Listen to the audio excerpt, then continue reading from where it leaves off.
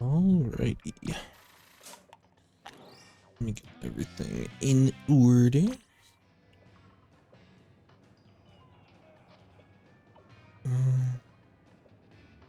Not that one.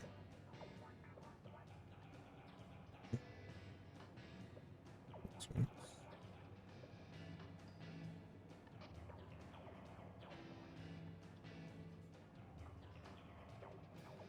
Okay. Sick.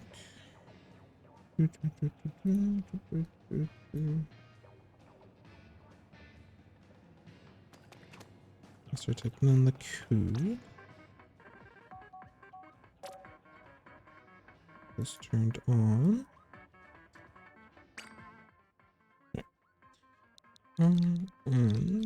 Oops.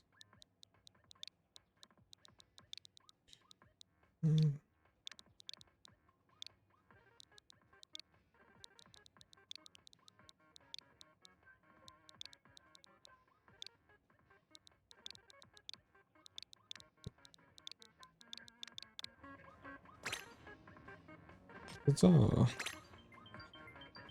Huzzah.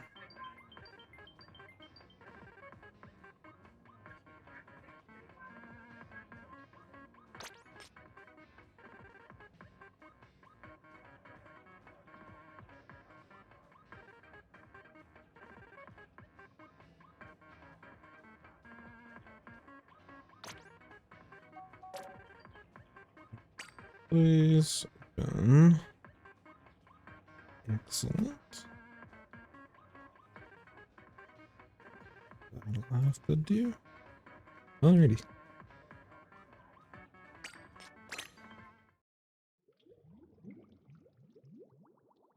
We have quite a few reviews to get through today, so I would like to just get right into it.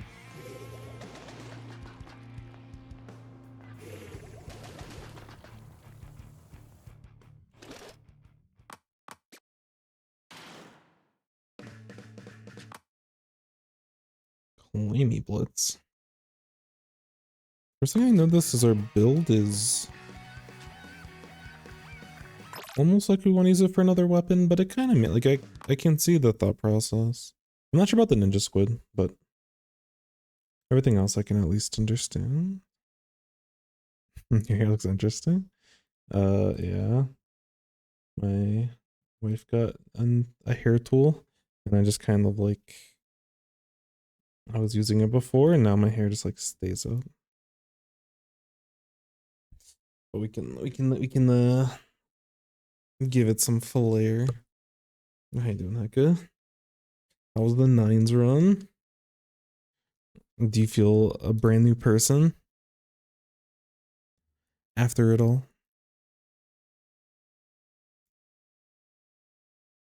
Do you see life through a different lens? How long did it end up taking? You actually might have said it in the post, like however many hours, but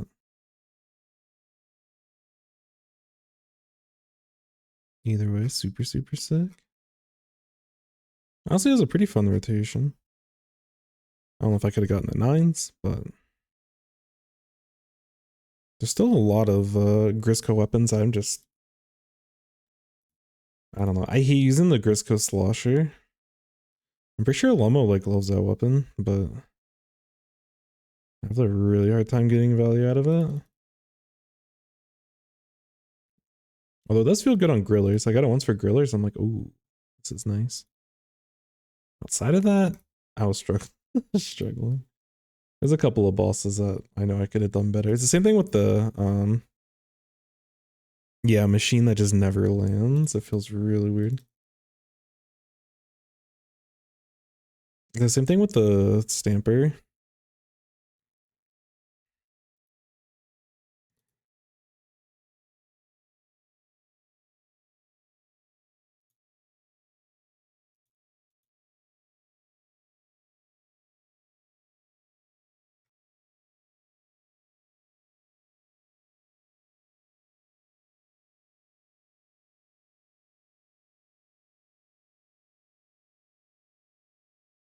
Give me 2 more seconds. I just have to troll the team real quick. In usual fashion.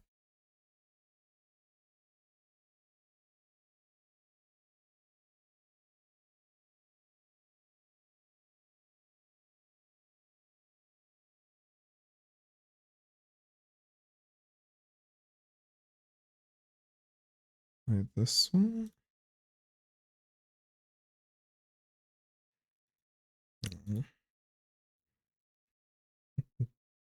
Alright, anyways, back to it.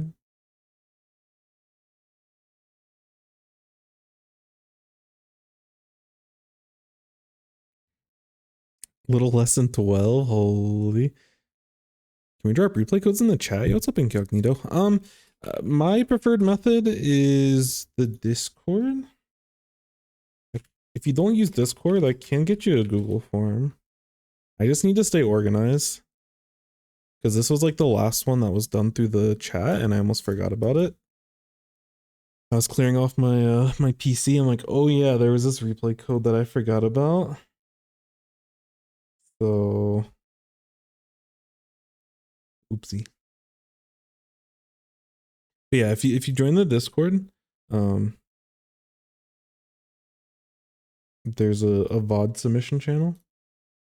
And in there, all you need to do is submit the code. There's a template if you want to use that in the submission rules. That gives me a little bit more information. And if like there's anything specific you want to go over, you can just fill that out. But yeah.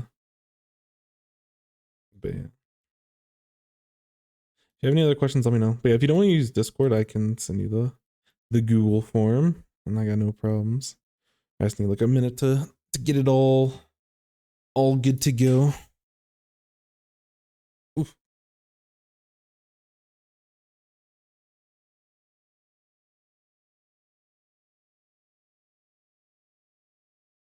Okay.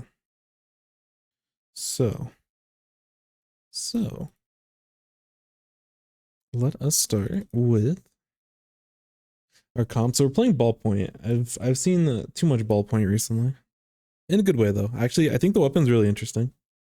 It's just kind of unfortunate that Inkjet is just so strong. I think it's neat though. In a very strong way.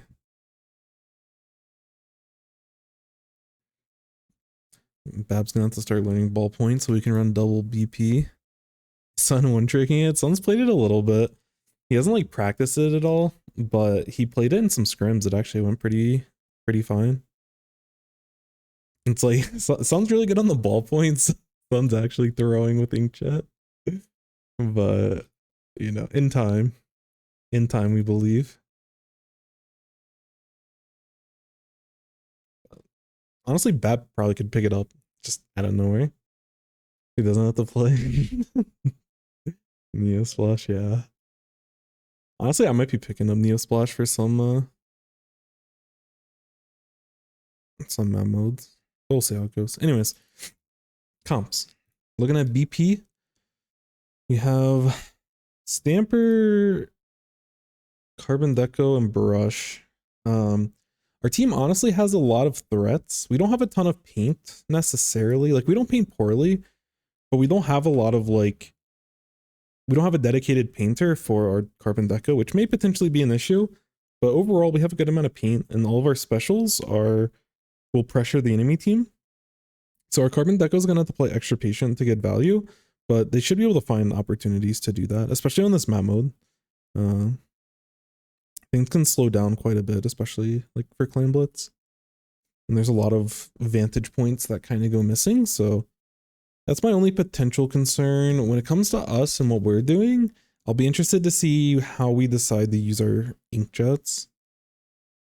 Like, we're probably just looking for little bits of cover to get higher ground on, you know, like some of these little things scattered about just to give us a little bit of extra high ground.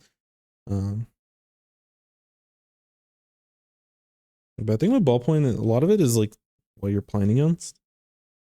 And they have, is that triple whale? Oof. And then an Octobrush, which could be a little bit of a pain, honestly. Not gonna lie. So both teams, I would say, are pretty aggressive.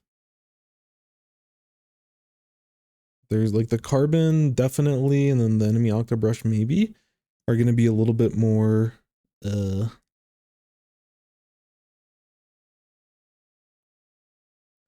they might have some shark opportunities. But I do think as a ballpoint in this kind of match, we probably can play it pretty slow and like look for opportunities to use our specials. Because if we're able to like pop specials, it makes fighting these things a lot easier. Because they have a lot of walls to like slow down our aggression. But we have ways to get through everything. So we'll see how it goes. But I think for us, we just paint for specials and try to get a feel for how our teammates want to play. Because depending on how carbon, like how patient they play, depending on stamp, like how brush, you know, when they decide to go in and stamper, we need to find the way to stay coordinated, and we have a lot of forward aggression. Yo, what's up, Tra? Let's buff Machine. I mean, I'm okay with Machine. Machine is a very powerful weapon, but for me, it's never been like a frustrating weapon. Except on Flounder. Flounder is actually kind of oppressive, but every other map, I don't mind it too much, even when it can ledge camp. Yeah, I think this is the worst thing. I think ballpoint's actually a really cool weapon, but a lot of people can just play it to just literally spam for inkjet. So they either need to make inkjets themselves weaker, or yeah, not give them as often. Was in a scrim? Yo, let's go, let's go. Yeah, we have a Subsaver main. So I'm guessing that we're gonna want to leverage fizzy bombs a lot more. When I've watched, and I haven't watched a ton of ballpoints, but ink efficiency can definitely be an issue. It's less of an issue when you are able to get specials as often as you can. But I feel like a lot of times we don't really look to fizzy bomb until we're either, you know, using the extra ink because we're about to use our special, or you know, there's like we're kind of using fizzy bombs around when we end up wanting to use our special. So we'll see how we use it here. We're probably going to be a little bit more liberal with our use of fizzy bombs, just based off of the build, but we'll see how it goes. Oh yeah, and also for positioning, I think this map is actually kind of interesting for like backline positioning. I feel like there's a lot of different ways that you can play it. Like dome is safe, but honestly, I feel like you don't get as much value. I think on opening it's totally fine, but like you can use this area. Obviously top mid feels really nice if you are able to hold control, but as a ballpoint, you can play a little bit scrappier in like these long lanes on both sides to be able to fight against the enemy team. And that's extra important against their comp because we're not really playing against a charger or any other long range weapon. We really just want to try to take as wide of fights as we can. That's the one benefit of us as an inkjet. Like our team has a lot of aggression, their team has a lot of aggression, but during kind of the neutral and everything, we want to keep playing around these open lanes about as best as we can. Did it? Let me see. Let me see. Awesome. Thank you. Appreciate you. Alrighty. Yeah, we'll get into it.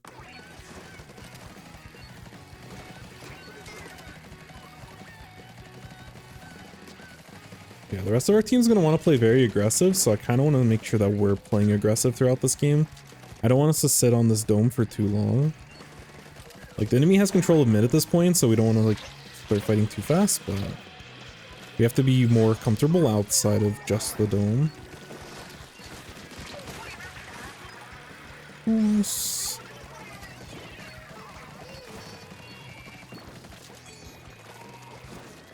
Yeah, this is looking like problem one is that we're gonna be probably giving up most of mid because we're unable to be able to assist.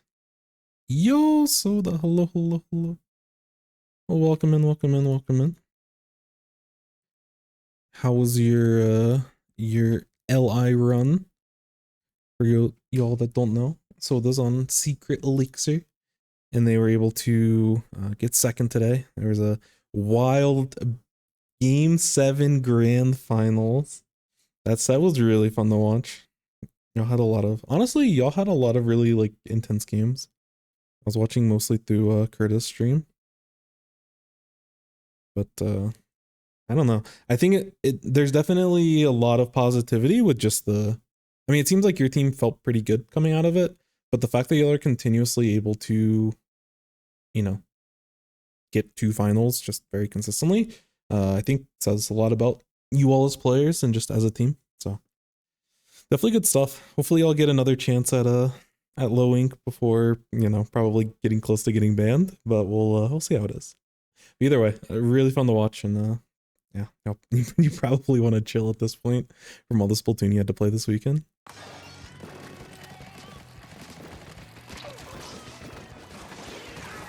What?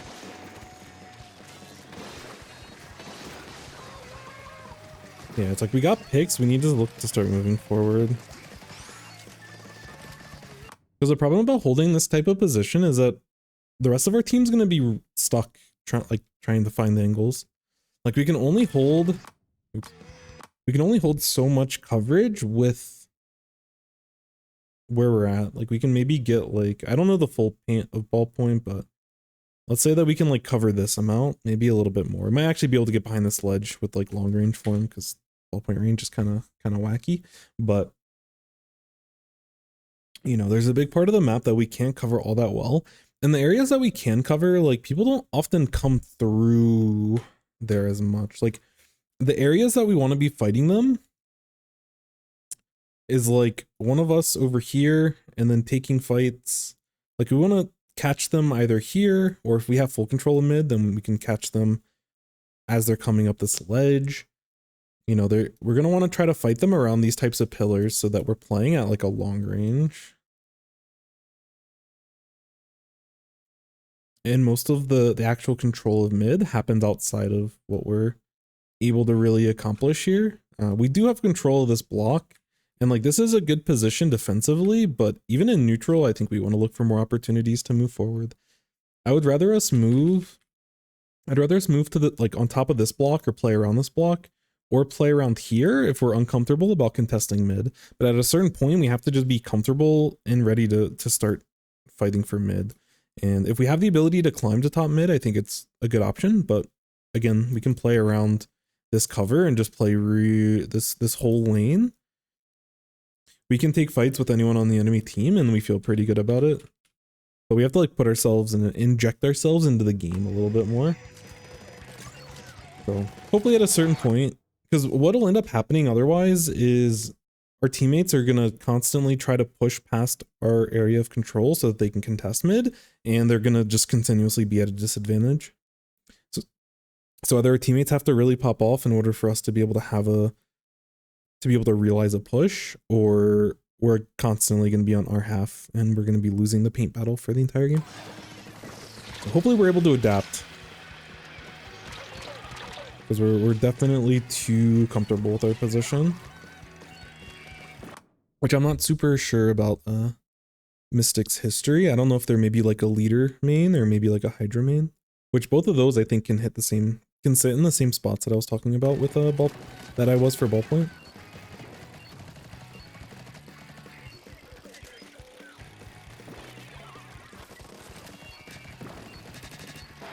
Yeah, like even in these types of scenarios, if we swing really wide, we get more angle and we're still safe to everyone on the enemy team.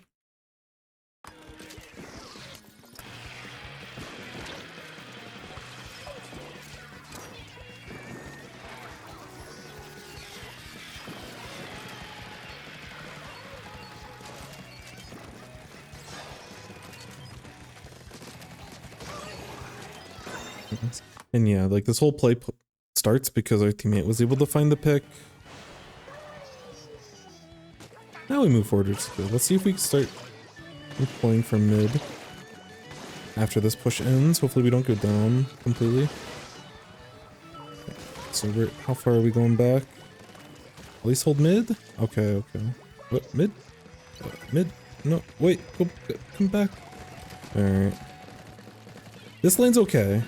The enemy team is pushing holding this open lane is totally fine. But again, at some point we need to look to move forward. And I think our defensive position might be our default position for this game. And that's going to be a problem.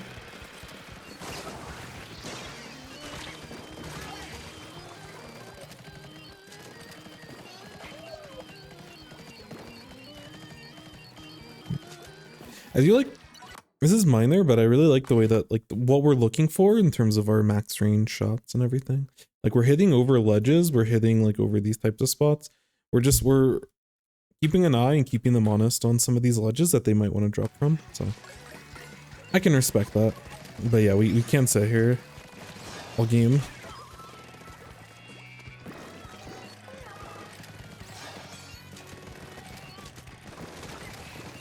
Because we're losing a ton of advantage of us playing a long-range weapon. Alright, honestly, I'm gonna speed it up a little bit. Because if we just sit here this whole time, I might need to...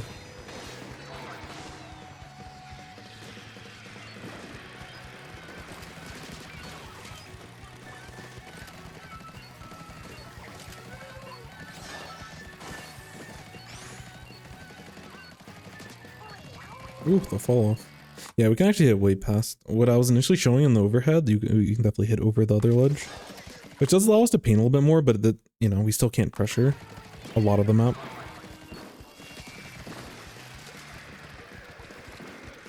Because realistically, if we hold these types of positions all game, like the enemy team can take advantage of that and actually look to coordinate all of their specials together and make a coordinated push. Is it Junketsu? Welcome in, welcome in. Hello, hello. Hope you're doing well, my friend. We're doing some VOD reviews. If you would like a VOD review, feel free to hop into the Discord. There is a VOD submission channel where you can post replay clips. All I ask is that you read the rules and use the template provided in the submission rules.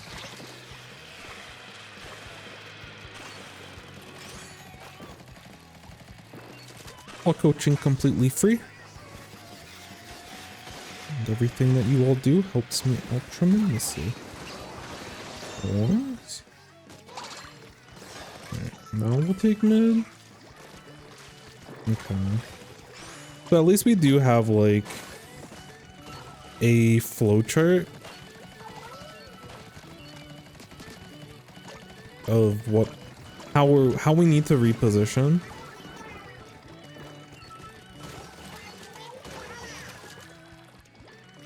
Because we understand that there's definitely opportunities that we need to move forward, but we're not... Our flowchart needs some updating. Ballpoint on clams. Yeah, I think ballpoint in general is pretty good right now. So yeah, this is going to be a short and sweet kind of going over stuff, because in this kind of scenario, it feels like...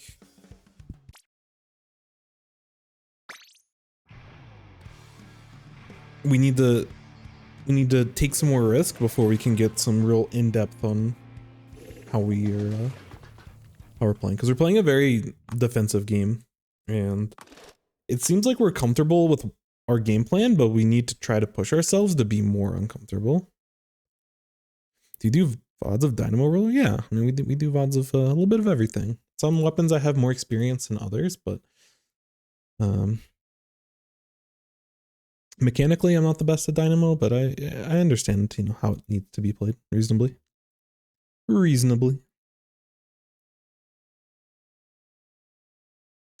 So yeah, I think the biggest thing here is we just need like aggression.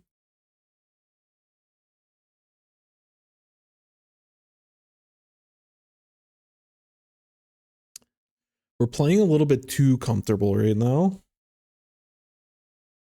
And like our two modes this game was we're here, and then if our teammates outplay the other team, then we'll sit on top of mid. And then once we've lost control, even if we can hold mid, we're getting to the point where we're coming back this way. So we need a little bit of adjustment And I think the best thing that we can do is look for like be more dynamic with our positioning.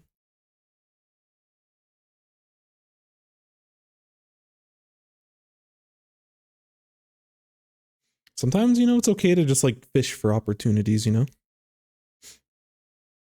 Like if our team can't push past like this area and like the enemy team has full mid control and stuff, then like this dome is perfect. But once our teammates are like fighting for this or like taking fights over here or like potentially, you know, being able to push over here, then we want to start moving forward and adjusting. So, you know, if we want to kind of inch our way forward, then we can look to move here first, and then we can move like in this kind of area. And then, you know, we can move this type of area, move this kind of area, and just hold this. And then if we're able to hold this, then maybe we can look to move toward like top mid, and then we can fight on top mid. And then like once we get to this point, we're probably at a good advantage. But, you know, there's a lot of minor position adjustments that we can make that gives us a lot more perspective on the map. And like on dome, if they do push through this right side, we can definitely see a lot of it.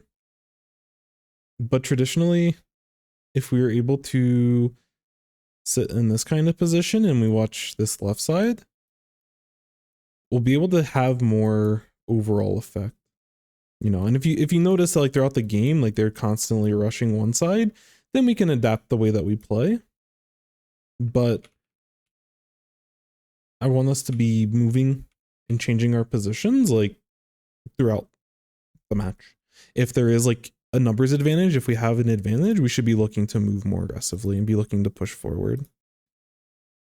And there's spots where we had a numbers advantage and we were uncomfortable, or like we lost the push and the enemy team starts pushing toward mid and we're sitting in mid, but we don't have enough.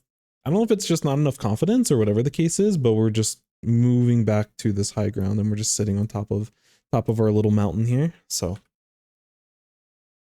you know, it's one of those things that, especially earlier on in your Splatoon journey, just holding this type of position all game can be enough to win games. And I don't fault people, especially if they are playing like a backline weapon, for playing very defensively, because, you know, the game rewards them with victories in a lot of scenarios. But over time, they're going to hit a wall and they're not going to be able to climb. So it's something that we want to be a little bit more proactive with. Again, I think with our actual weapon, we're more comfortable, but yeah. Advantage equals forward. So if we get a pick or someone's using a special, we're always looking for opportunities to move forward. I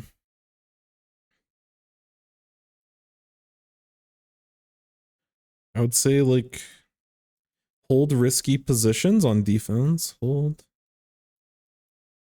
risky spots on defense.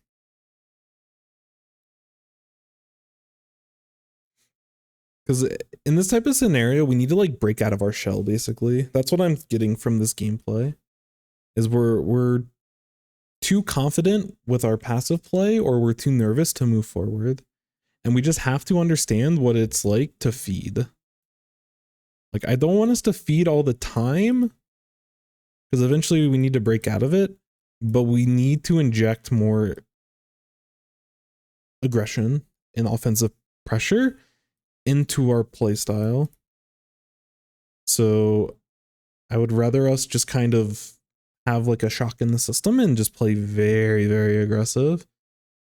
Just to know what it feels like, and to know, like, give us a better, it forces us to work a little bit harder on like understanding what positions are good when we move forward.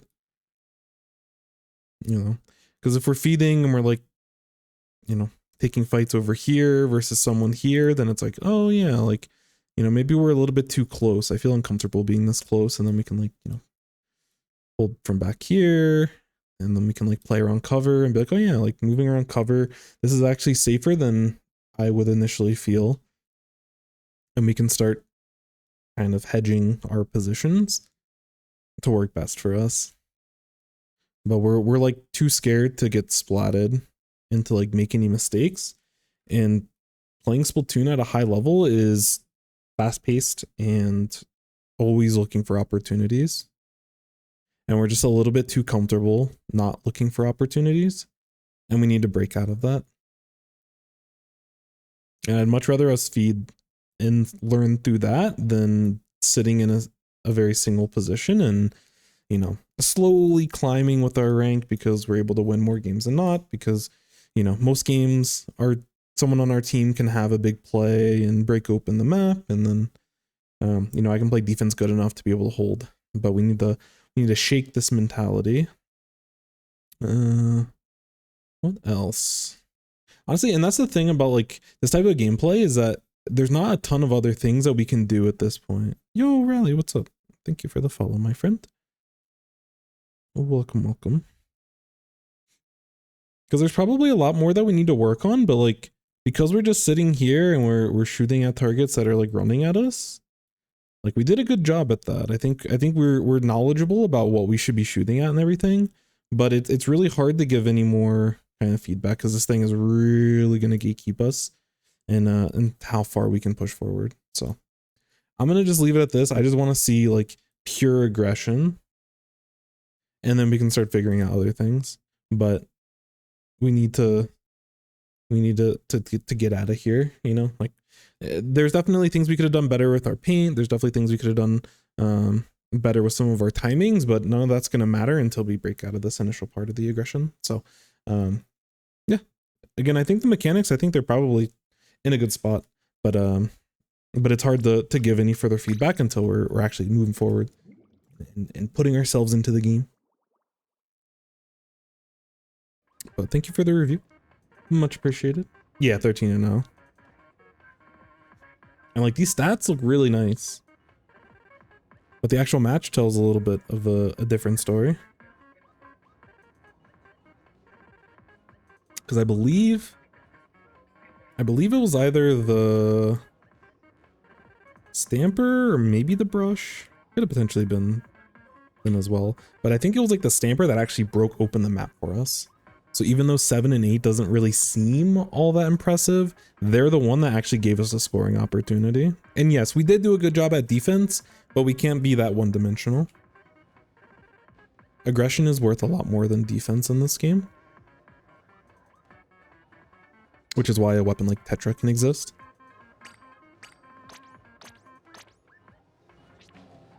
Because you just be super hyper aggressive and you provide defense by not allowing the rest of the enemy team to like move forward.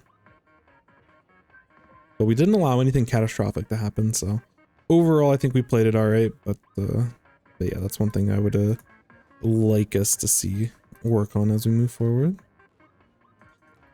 Alright, so last thing we're looking at Carbon. Saw Carbon in our last game, so let's get to it. W Q F T C G S Y.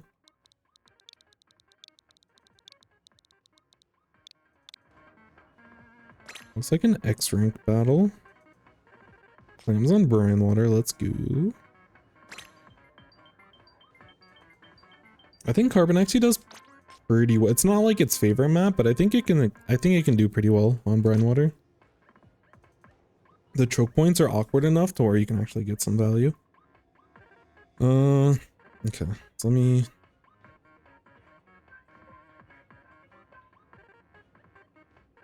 update this a little bit.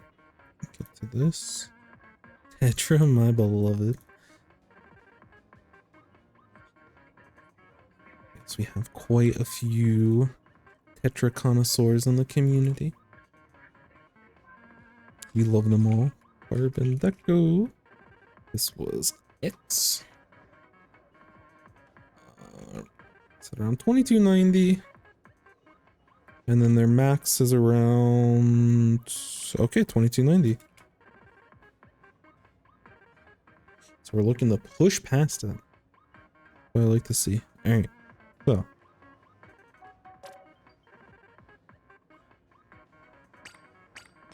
Sent on Discord. Thank you, thank you, thank you. Okay, yeah, I do see the submission. Much appreciated. Aggro Dynamo, that's what we love to see. I feel like the few people that actually do succeed, like a lot of people don't play Dynamo competitively, but the ones that do succeed are definitely the hyper aggro playstyle. So I think you're in good company trying to make that work.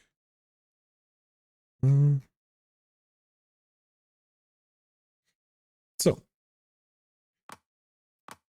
we are the Carbon Deco, and when we look at our comp, we have a splash, which is nice. We have a heavy, that's nice. Again, as a Carbon, we are very selfish as players. We want, like, we're starved for paint, and we need our teammates to really support us in order to make that work.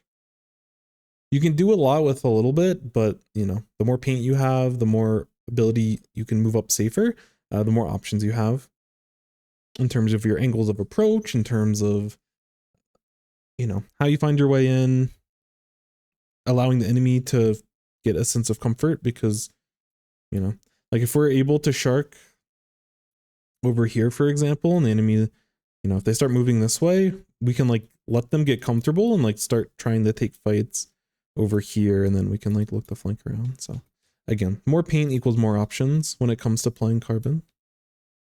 Brush can paint a little bit. I think there's like Ink Mine Hammer, isn't that the kit? Yeah. We're running all swim speed, which I don't know if we need to run all swim speed. Let me check if there was any extra additional comments in terms of stuff to look for.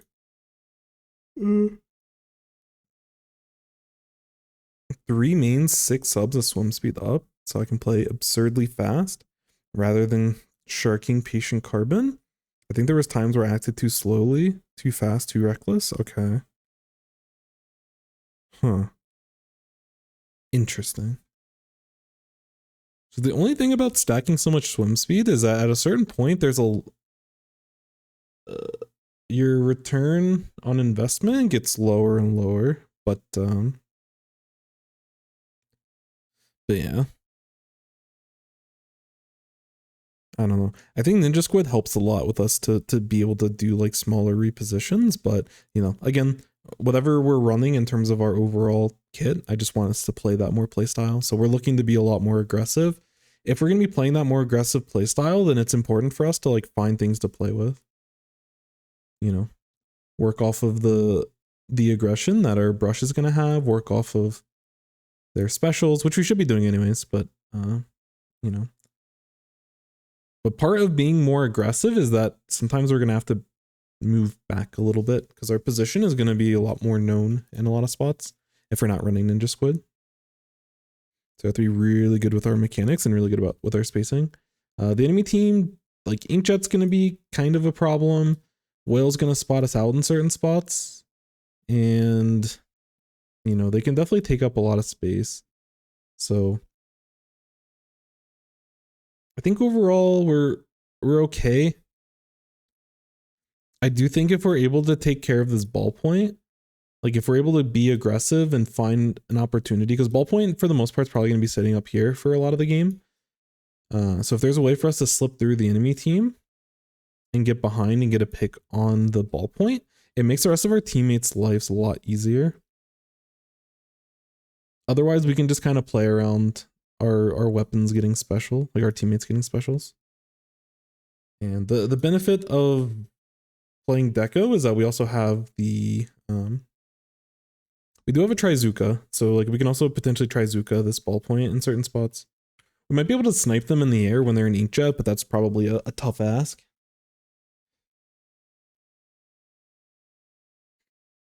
Let me catch up with chat real quick. I felt a lot of games you didn't win because The dynamo kit's a dumpster fire. Yeah, it's a rough life. But I do think in like in Clam Blitz and Rainmaker, you can get some value out of your cooler. So it's like it's not like the kit's completely bad, but yeah, it's tough. We do want that golden dynamo sooner rather than later. Also, thank you for the follow, Junketsu. Thank you, much appreciated. And for the replay code. I feel not confident to play X series because I can't carry games against long range weapons. When I use brush, it's much better.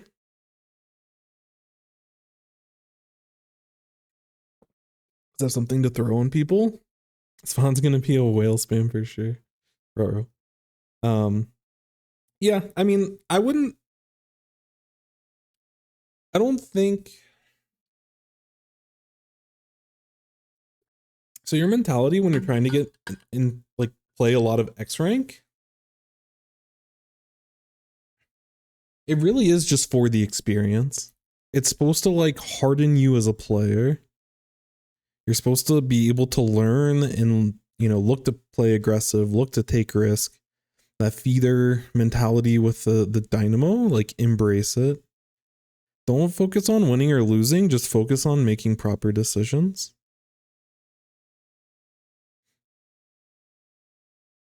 And over time, like, we'll get there, you know? Like if we don't put in reps and we don't play ranked, then we're not gonna learn. And we're gonna be stuck with, you know, if we feel like we're not confident enough because we can't play the playstyle perfectly, then that'll continue to be true until we start actually like getting games in and either change our mind or, you know, allow us to at least give us an opportunity to like prove ourselves. Because there's a lot for you to learn just through playing X rank. And I think people get too caught up in like wanting a specific rank. Like, oh, we need to climb, or oh, I need to like get to a certain scenario. Like I need to hit a certain threshold so that I can like prove to myself that I'm good enough. But sometimes you just gotta play. It's hard to explain, you just gotta play. Also, I never hide this thing on the bottom right. I'm gonna try to remember to do that because I don't need to know what the controls are. Also, AFK and Spets, thank you so much for the follow. Much appreciated, my friends. We are going to get into it. So yeah, I do want us to play a little bit more passive, but with triple swim speed means like we're going. I hope the one thing I do say with this build is that I hope that we try to pressure the ball point a lot. Yeah, I think the enemy was just caught off guard on the timing window there because you went so fast. Unfortunate. Oh, they're running respawn Punisher on a brush.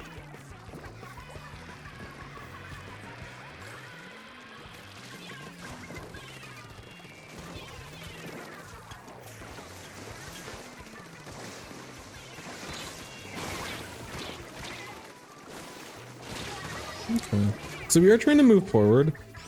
The one thing I would say with this kind of play is that I don't like that we're just kind of looking at the ground.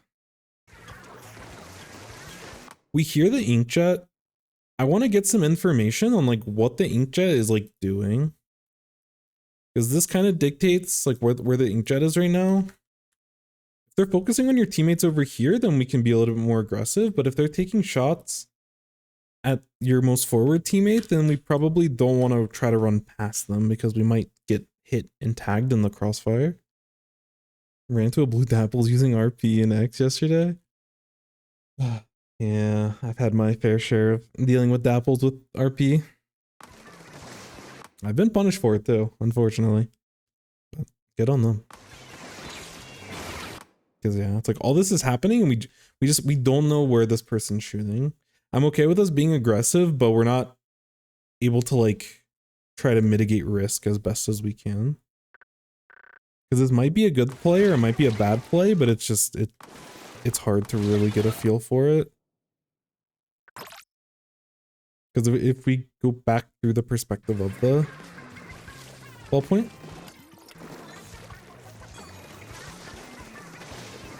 it's like they see you moving forward. They're a little bit scared about the hammer, and so they do focus on the hammer. Yeah, I think Ballpoint probably could have played it a little bit differently, just to not focus on the hammer, because that's probably a hard shot for them. But, yeah. That probably went better than it should have. And even then, it wasn't like the best play. But again, I do like that we're being more aggressive with our play.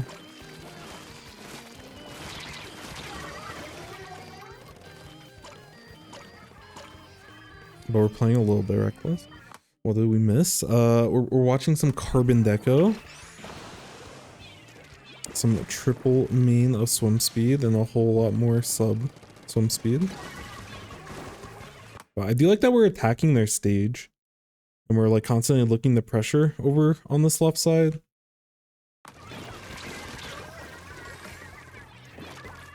Because that is the type of space that we want to be taking.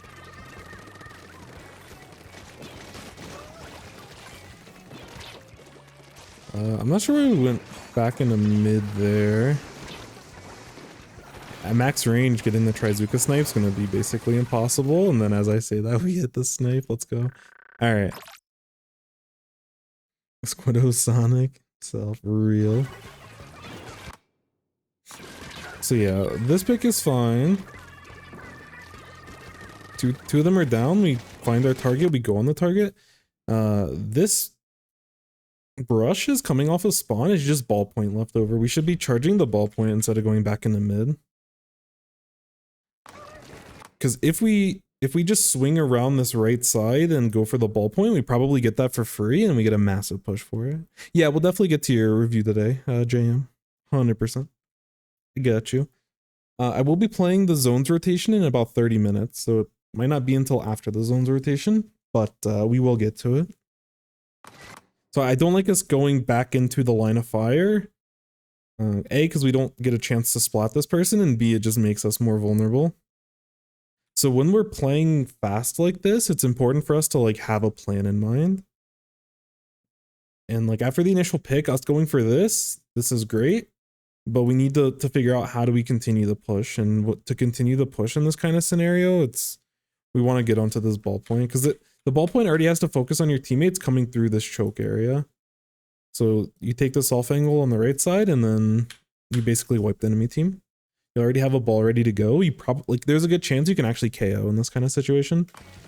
But we just give up the chance because we're I don't know. Maybe we feel uncomfortable that they might know where we're at.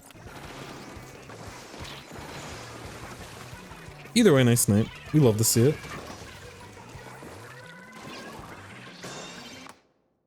I'm not really sure if it's always optimal to burst bomb before our flicks, but I like the times that we've used it here is good. Like I know that it's just a very common, like, you know, just kind of sures up that we're gonna get the 100 damage. So I think it's all fine and dandy. Yeah. So yeah, now we're at a clam, so either we want to look to move forward or we want to look to go get more clams. And I think for us as a Carbon Deco, I think you made the right decision that we want to be more aggressive and look to catch the enemy team because they're panicked not to get KO'd at this point, and we want to catch them as they panic move forward. Oof.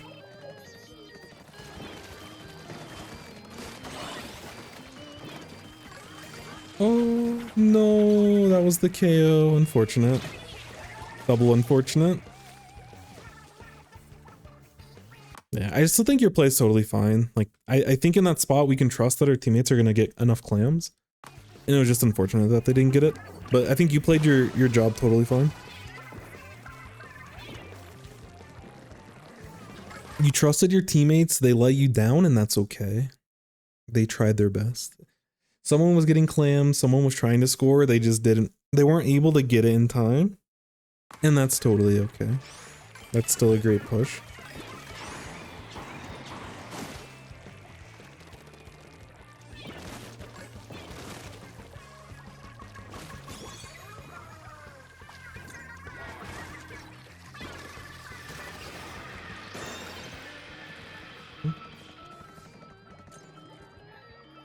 I'm not sure what we're looking for in this kind of scenario.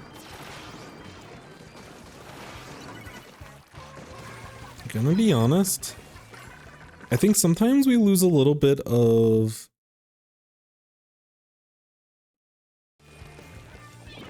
like, it almost feels like we're moving so fast, we're unsure on how we can actually help our team be successful, basically. Because like there's no reason for us to need to run back in this kind of scenario.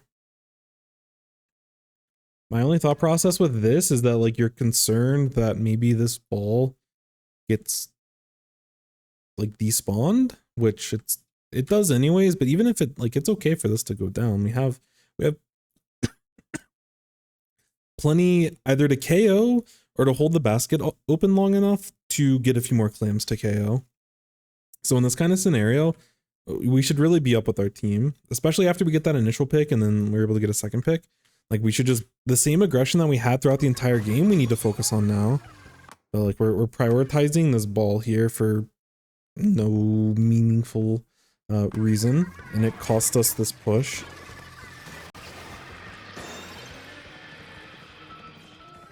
Yeah, because we could still just be moving forward and stuff. Like we're like trying to bait this jump, but there's no one to beat, you know?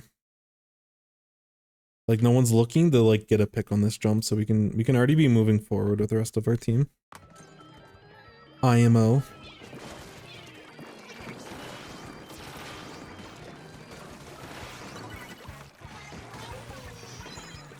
And we should still be in a decent spot at this point to like continue to hold, but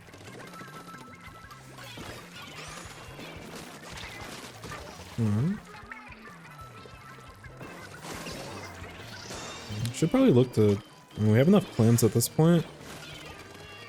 Oh no. No, not the miss. That's unfortunate. Yeah, it should have been a KO here, but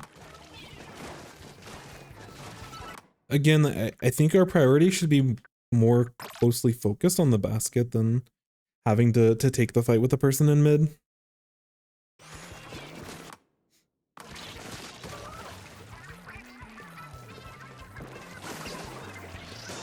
Like we have that initial play and like this person's out of play. We don't have to worry about this person. The initial pick in mid is fine, but like going back for this person, like you have enough clams to end the game and your entire team is like on this side, like they're in the enemy team's base.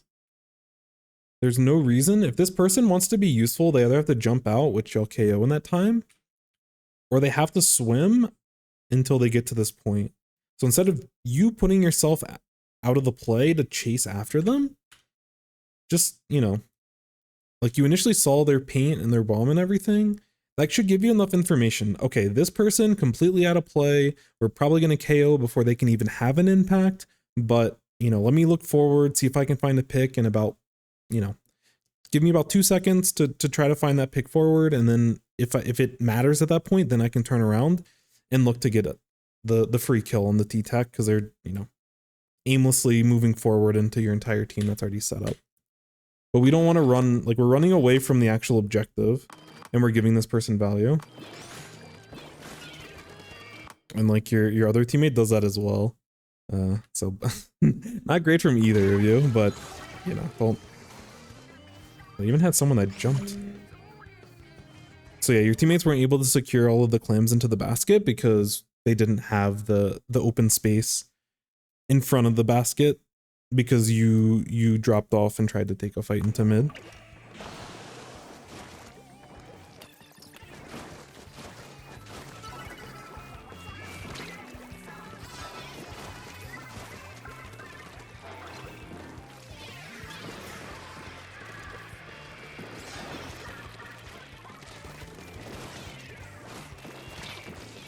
Nice. I like that you like kind of poke in real quick and then you quickly get back to safety.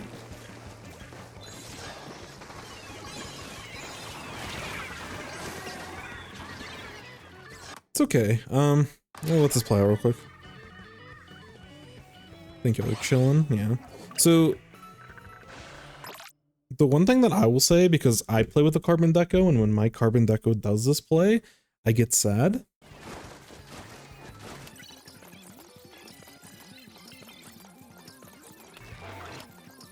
So we initially poke out. And like, I don't know why we're like positioned all the way back here. We have paint up to this line and the enemy team hasn't crossed through. So we should be able to play closer down here. Like it almost feels like because we have like a ton of swim speed, we feel like we can just kind of move wherever. And moving wherever is costing us a bunch of time. And it forces us to get maximum value out of our swim speed. But like it feels like we lose control over like how we should be playing because of the extra speed. And like it's okay to shark, even if we're not running Ninja Squid, even if we have a bunch of run speed. If you put yourself into a good position and you like are sitting in this kind of spot, or you're sitting like, you know, on the back of the stage or something, and like you're waiting for them to push through, like it's okay to just kind of chill. You don't have to keep swimming just because you're able to go fast. And like that's okay. This second horizontal flick here is probably a little too much, but we immediately move it back, so it's fine. But like in this kind of spot, like let's go back. Instead of like going back to our team, let's take the stage. Let's hold this space over on the right side. That allows us to better defend. When we have something like a heavy and we have a backliner, they're gonna want to sit up here anyways. And anything that they're gonna do as a heavy over here is gonna be way more valuable than what you would be doing like behind the basket. We don't want to find ourselves like behind the objective because it makes our pathing very obvious. And we lose the threat, because part of the threat of playing a carbon or playing like an Octobrush or playing any sort of roller in general is that the enemy team has to worry about you anywhere where there's like little bits of paint. The enemy has to be fearful that like you might be behind the sponge. You might be, you know, on the back of the stage. So we're moving a little bit too much. Because holding this kind of position, we do get this kind of drop, but again, we're positioning redundant to what our heavy's trying to do. Like our heavy wants to sit here, and if you would drop down on someone and get a pick, our heavy could also sit here and just shoot at them. But we give up a ton of space. Which, okay, I guess our heavy ends up positioning over here, which is fine as well. But I would rather us be over here. Heavy can still be over here, but I'd rather us drop from this way when they're trying to push the basket than us dropping like right here. Because our teammates are also coming out of spawn and they're going to be coming in from this way as well. So if there is a chance that you want to like, if you want someone to drop from this type of ledge, one of your teammates is going to be able to do it. But because you're alive, you're able to move forward. You want to take as much space as possible. You know what's up, X-Ray? Oh, what is up?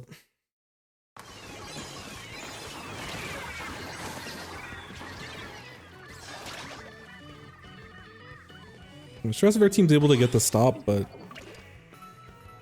I would have liked us to take a little bit more space in these kinds of scenarios. Take as much space as you reasonably can. I don't know what's happening with all these claims. Oh no.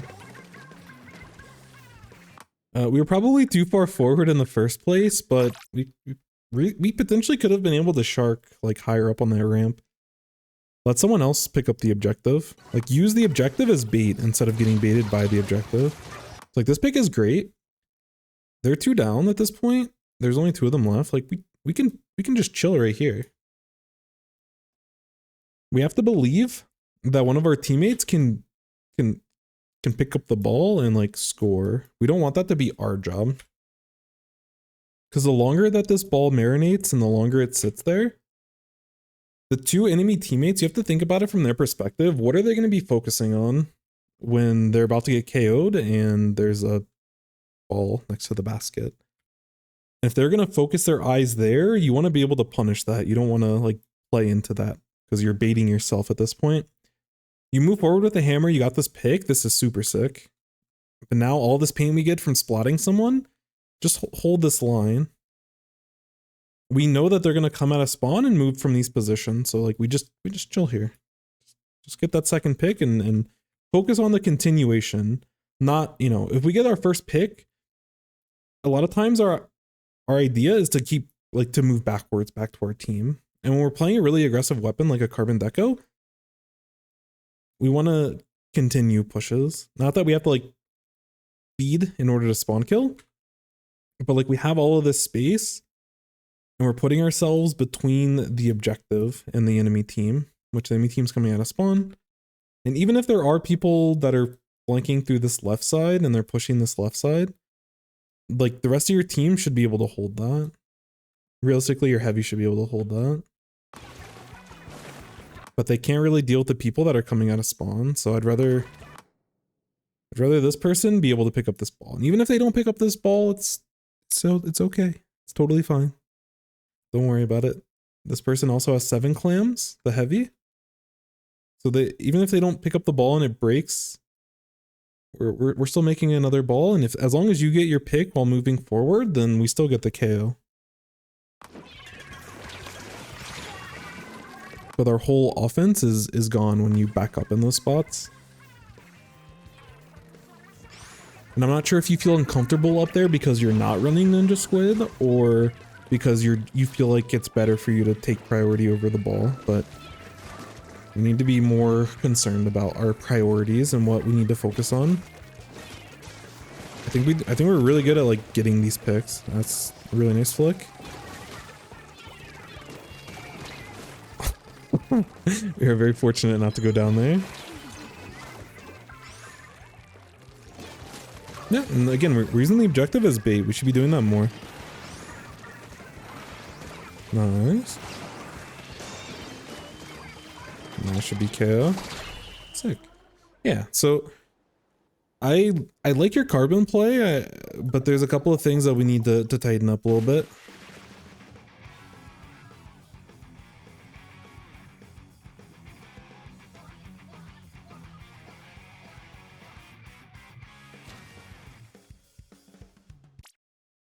Right.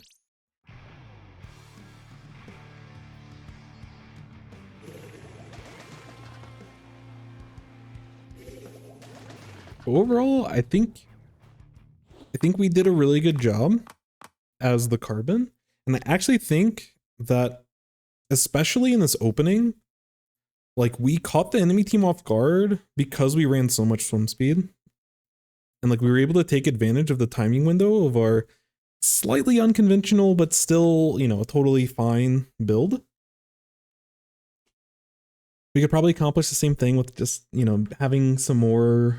I don't know what the other 3 parts, because we're running all swim speed except for 3 subs. So we don't have utility. We probably should have the utility. But overall, I think your carbon is really, really good. Again, I think you capitalize on timing windows and like you found the target and we're very quick and decisive and your execution is very, very good. So we love to see all that. The biggest thing here is gonna say your priorities.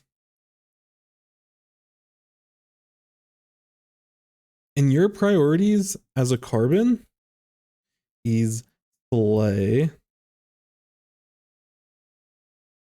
We want to hold forward and slay. And in order to do that, you know, we're making the right plays, but we want to continue. And another, actually, this probably be a separate thing, but it's the continuation. I think in a lot of spots we're really good and really thank you. Y'all are wonderful. But we get our first pick, like we're really good at getting that first pick, but then we're either we lack confidence or we lack knowledge of what we need to be doing next. So like we help our teammate with a pick in mid, they get another pick over here.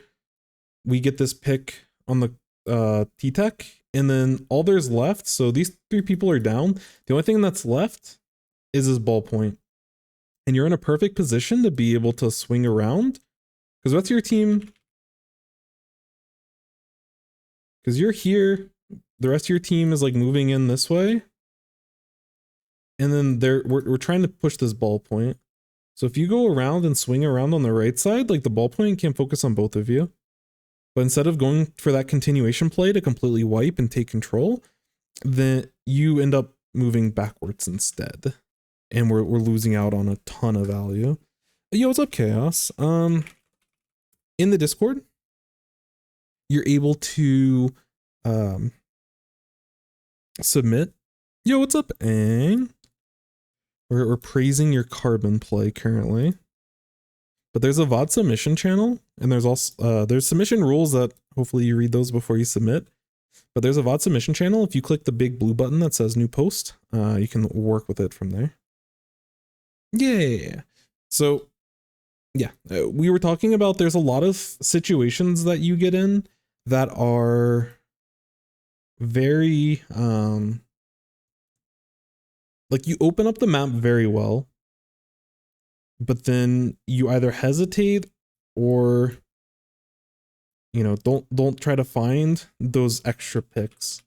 And there was a couple of times, like there's a lot of times where you move in and help, you know, either you're pushing in with a hammer or you're pushing in because the rest of your team is like using a crab or something, and you're able to push through and get toward the back line of the enemy team, and you find that initial pick and you're able to stay alive, which is super, super, super sick.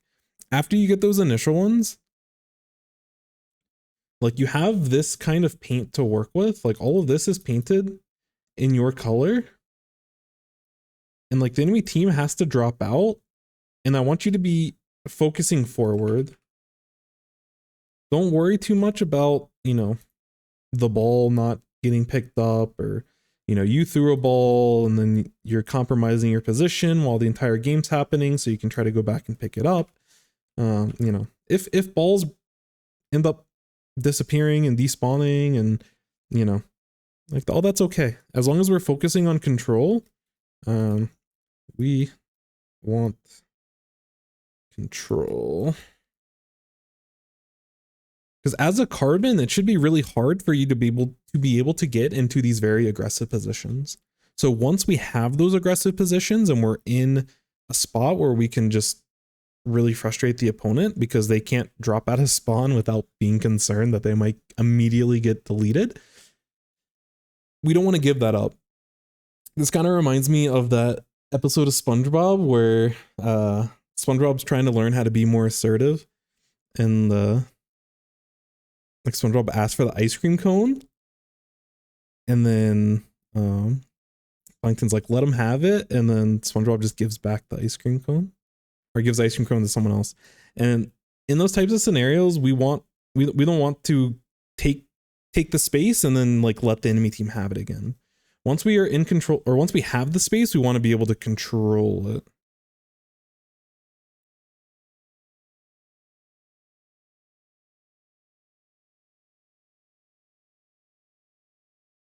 Yeah, for sure. I'll have links once they're ready on YouTube. I'll have all of those for you. No worries at all.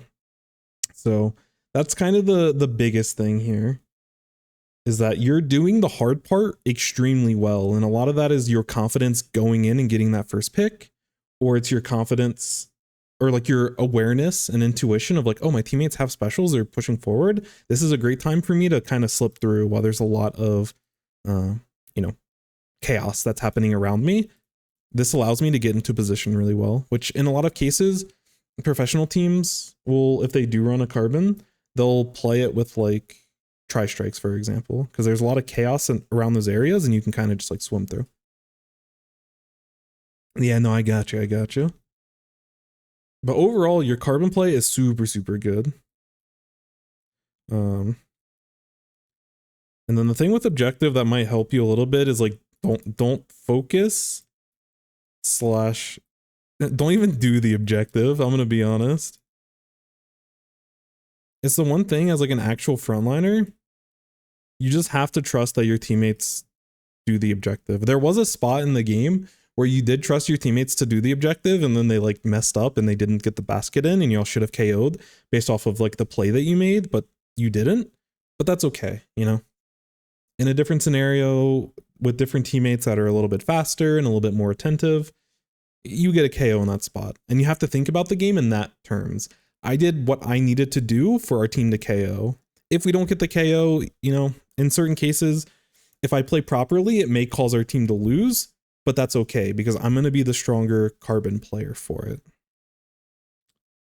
And you, again, nothing in Splatoon is absolute. I'm not saying never do objective, but you don't, you know, if this was TC, for example, you don't want to like get picks in the front line and be like, oh, like no one's on the tower because I'm the last one up, and then like move backwards and jump onto the tower, for example. When we have the aggressive space, we want to hold this aggressive space. Either stall the enemy team, because if you hold this space, hopefully you can get picks. Like your ideal scenario is that you're able to get more picks, and then the enemy team is just constantly staggering. But even if they're playing really responsible, if you're holding this forward position, they have to like throw bombs at you. They're scared to drop. You waste a lot of time from them. And you wasting their time means that the rest of your team is able to move forward, is able to get back into these nice positions, are able to paint, get specials. And that's what you need to judge your success off of. Is, am I enabling my teammates? Am I making it easier for my teammates to play the game? Especially after you get those first picks. I went into this thinking that it might be like you're going to have a hard time getting in potentially, but your speed of play is really good once you're in, but you just need to really like be focused in holding areas that you already control that are important.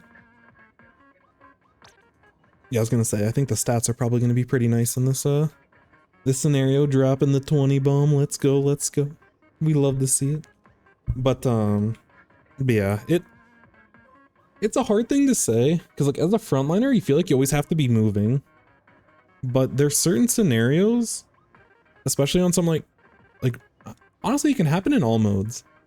But like if you're able to hold a really good position, then you don't necessarily need to keep moving. Like you might want to do like small movements so that if you're playing against like a charger or a splatling or something, they can't just immediately shoot at you and know exactly the exact pixel that you're still swimming in. But you don't have to like completely reposition and drop and look to move forward. Like we're doing too many movements when we've already like accomplished the hard part. And we need to be aware and mindful when we've done the hard part. And you were able to accomplish the hard part really, really efficiently. And you were able to do it quite frequently. So overall, great stuff. There were just certain scenarios we're trying to do a little bit too much, which caused us some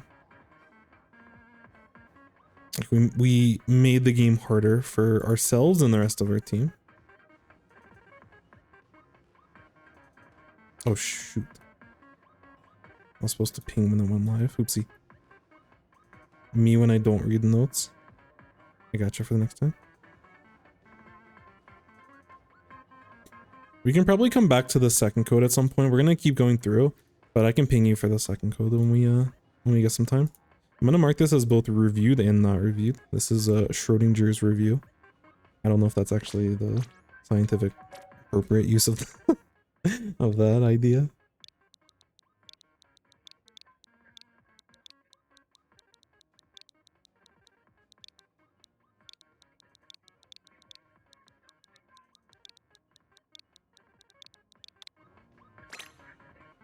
Uh-oh. Who made a mistake? Was it me? Could this be an L? Uh-oh. I'm gonna try this one more time. RNDC DX71 ARDW LGWR.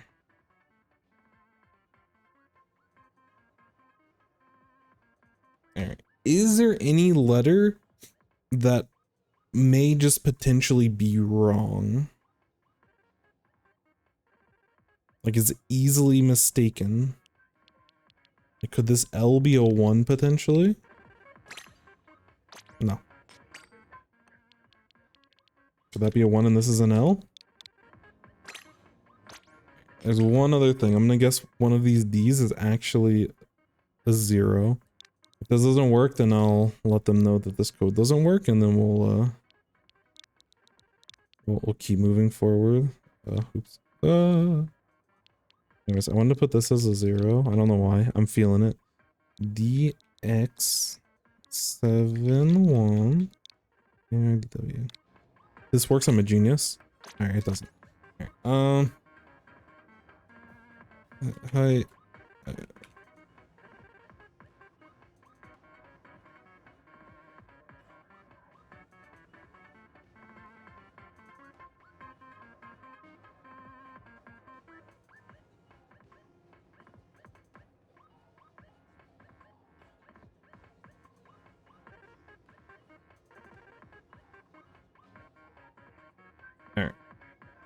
So we'll get back to that. Oops.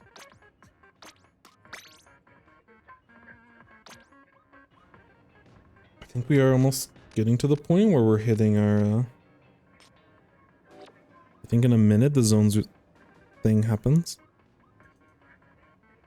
Copy and paste the code using the app. Yeah, probably. That would be the easiest way. No big braining, yeah, unfortunately not. Sometimes I can make it work, but I couldn't pinpoint. Yeah, it could potentially be too old. That's certainly another thing. Where it could be a scenario where it was from like an older patch. Oh yeah, I forgot I lost like 50 points last rotation. Unfortunate. Anyways, we've learned. We played Umami, we did research on Eeltail. I believe in us.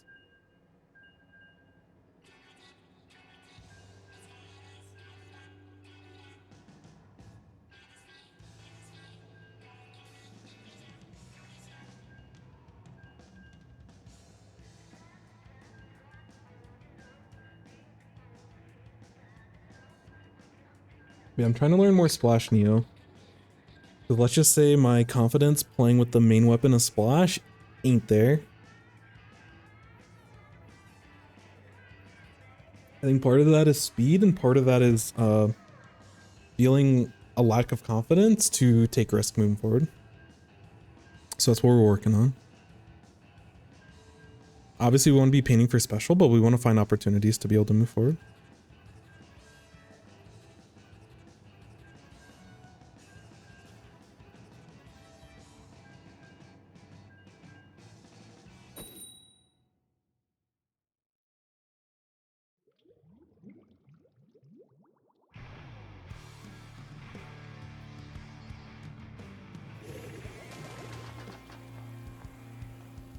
Okay. How do you feel about Umami? I've been an Umami lover for a while. Did I reposition my stuff? I think the map's super sick. I do wish that there was a little bit, like I wish in certain parts as you're trying to break through, like some of the choke points extend as a choke point for a long time. And I think that it could potentially be a little bit like...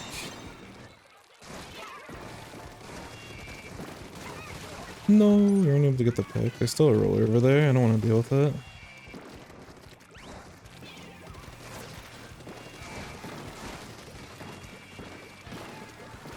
I can hold paint. I just need people to like move forward. The bomb? Oh no, I missed the bomb.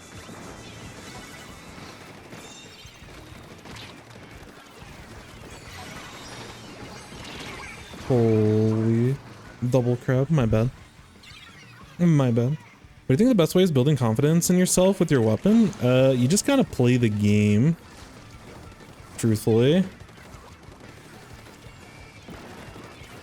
Is there a specific part of the weapon that you're struggling with? Like, are you having a hard time, like, taking fights? Do you feel like when you're, like your aim feels bad or something? Like, is there something that we can kind of pinpoint? Because that's a... Depending on the specific issue, things might feel a little bit, like there might be a better answer and a more tailored answer to your exact scenario.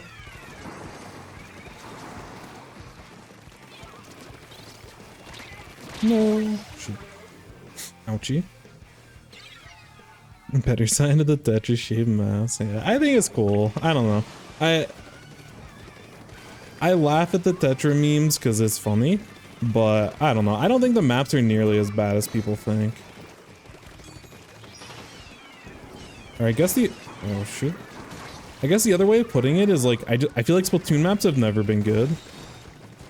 I think they're all... Oh, no. I think for the most part, they've always been pretty enjoyable, but I don't think they've ever, like... I don't think there was like a golden age of Splatoon maps, you know?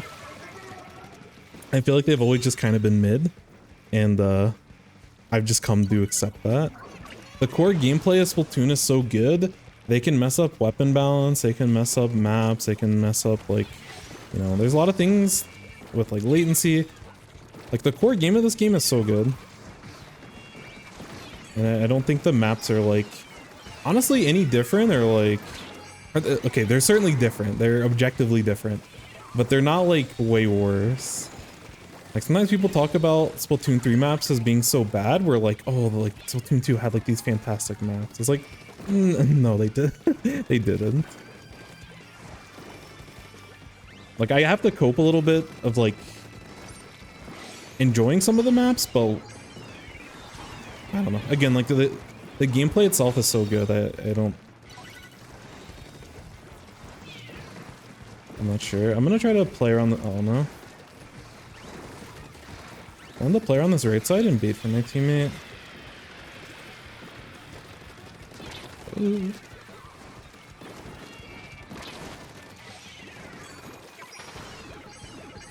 In case that person tries to push, I wanted to. Yeah, they're super low.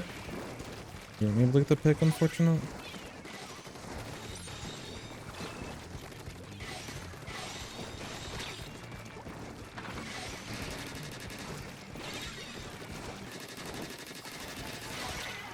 Ooh.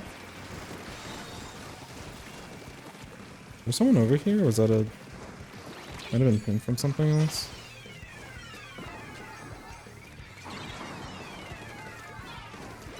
I can push in from the right side, because all my teammates are coming in. Oh, okay. That was very fortunate.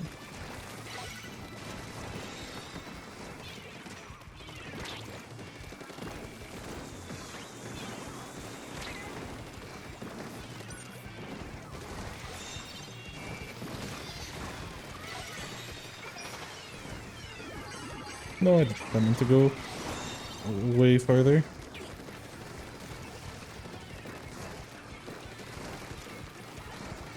I don't want to take this specifically, but I will say if my movement was better, we definitely could have got picks on these people. I'm close to special. I need to like kind of hard focus for it.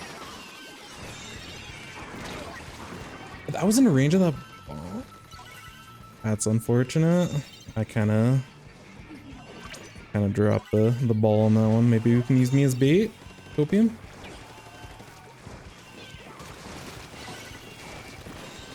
Oh, my aim is crummy. No! I was hoping we could paint our color. I ripped the rest of that. Unfortunate. Yeah, there's certain parts that I can like. I could have dipped in. No, I'll be doing more reviews. I'm playing the zones rotation. Right now, I enjoy zones. So whenever a zones rotation happens, I kind of take a little bit of a break, but we'll probably play most or all of this rotation, and then we'll get back to more reviews. Yeah, that bomb was a toughie. Yeah, if I'm gonna commit to this build, I have to like I have to just be aggressive, basically. I main T-Tech, and I struggle a lot with confidence. Yo, Teddy, thank you so much for the follow. Much appreciated. I can't count how many times I've dodge rolled off the map. Yeah, falling off on this map feels worse for some reason. I take bad fights, and I've been working on your aim a lot. Yeah, I think trying to get a better understanding of what bad fights means. being able to more clearly define that, you know, try to go back to your reviews and like understand when bad fights happen. Is it happening because you're pushing, like your timing window is different than your team's, and so you get caught into scenarios that you don't have the support and the paint and chip and whatever from the rest of your team? You know, do fights feel bad because you're, you know, trying to take a fight against a wiper in like an open space and you never should win those? Or you're having to play against the machine and push into a machine and you're never gonna win those? There's a lot of scenarios that the way that everything kind of, a lot of it's situational. If you had replays from like your lowing games or anything that you felt that welcome in, Teddy, that you felt really kind of exemplifies that, like if there was a certain match where, you know, after a play happens, like, ooh, that felt really bad, like I don't really know what I was supposed to do there, I might be able to potentially assist. But you know, usually there's some sort of deeper rooted issue, and we need to do a little bit of self-discovery, VOD reviews, look at our replays, you know, look at it with infinite time by pausing the game, look at it by watching other people play like short-range shooters and see how they play certain scenarios that you're trying to do. Like maybe the position that you're taking like isn't optimal, maybe, you know, there's a lot of like what ifs in this kind of scenario. I'm not trying to like dodge the question altogether, but yeah, usually it is like, usually aim is more than just like pointing your reticle. Like it's not like, oh, I had a hard time aiming. It doesn't, usually that doesn't mean, which I'm not saying like aim is your problem, but when people say that like and I've said it myself, like, oh man, my aim feels really bad today. Usually it's not like, oh, I can't point the reticle at them, which sometimes it is. Sometimes you go like, you know, like sometimes IRL happens and like you have to live a life outside of Splatoon, and like you have to go into playing the game without any sort of warm up and any sort of practice. And if you're not warmed up before and you haven't played some games to like get comfortable before you start playing into a tournament, then like, yeah, your aim might feel bad because we're not doing warm-ups. But you know, again, all that's gonna be, I needed to back up even farther. It's gonna be a little bit situational. Yellowtail Zones is so bad. I'm a little bit of a fan. Only a little bit though. Mahi Mahi and Turf War. Mahi Mahi has at least, like in mid, there's like a sidewall that you can jump off of in order to, I can't push past this because of the leader. It's not the worst thing in the world.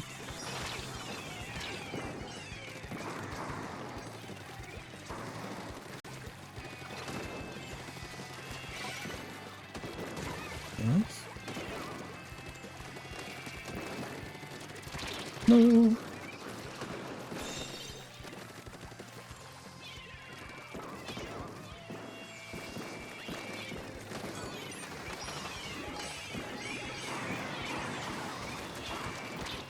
I've gone too far.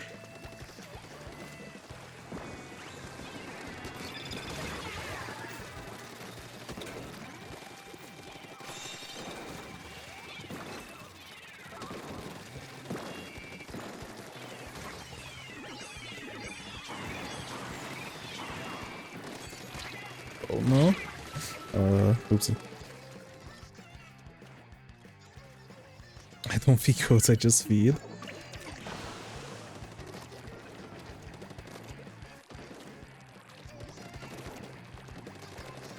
I think Mahi might be one of my favorite Turf War maps. Yeah, I think Mahi's cool, but I also don't play a lot of Turf War, so. I just think it's like kind of unique and it has like a gimmick, and I can respect that it has a gimmick.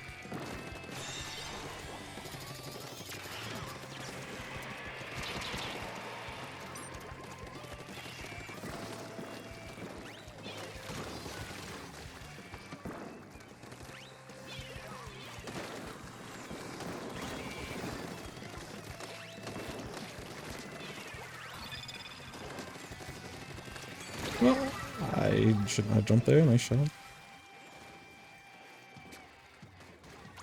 Because like right now, I feel like I'm doing bad taking fights. Part of that is because I don't think I'm a... Sometimes I don't feel like I'm taking the right fights, and then in other times, like that last play, I wasn't moving forward enough in order to actually like take fights properly. Like I think like the last death that I had when I ended up getting spotted by the what's it called? When I ended up getting spotted by or I was fighting the reflux, but like I wasn't moving forward enough in order to like actually take fights. It's like I'd start shooting them at max range, but they're still moving backwards, and then I'm like stuck, and then I try to jump and everything. But I need to like move forward a little bit more to get into the range in order to like hit shots. Which like that isn't like consistently always my problem, but yeah. I feel like I'm too passive. Yeah, no, definitely. It's something that I need to like work on and like just find opportunities to go in. And like looking at their comp, like I should be able to go in more. I think I'm so conditioned to play against like stampers and stuff where it's like I don't want to move forward. But I need to like really be dialed in to like the actual game that I'm playing and being focused on like the very specific scenarios.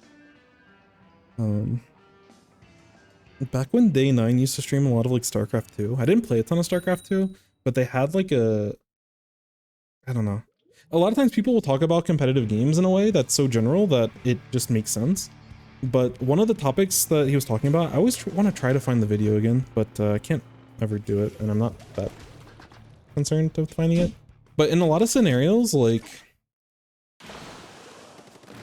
in our heads, we'll kind of think of like the worst case scenario where it's like, oh, the enemy team has a leader, so I feel like the leader's always going to be watching me, and if I ever poke out, the leader's just going to snipe me.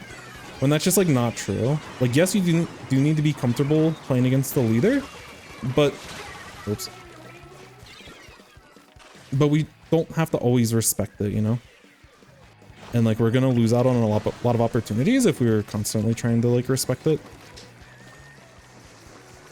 And it happens with a lot of stuff where we just feel like there's always something that's after us instead of looking at the specific scenario. I'm so dead.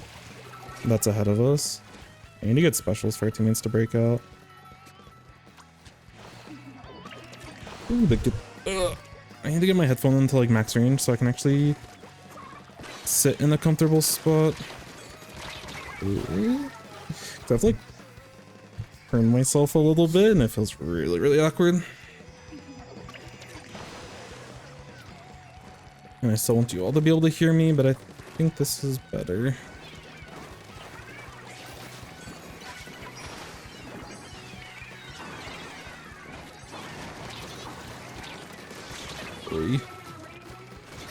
And yeah, we kind of just staggered that entire game. That was my bad.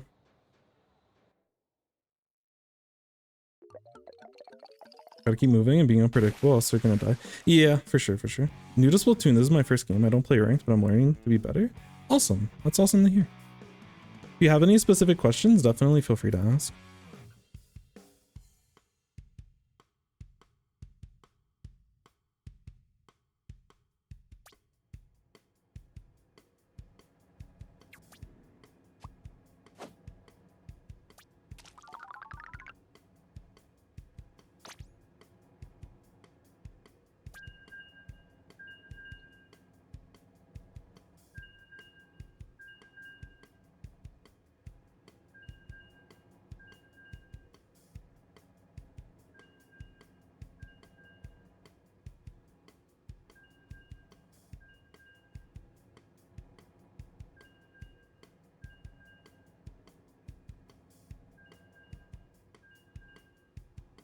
Zones X, yeah.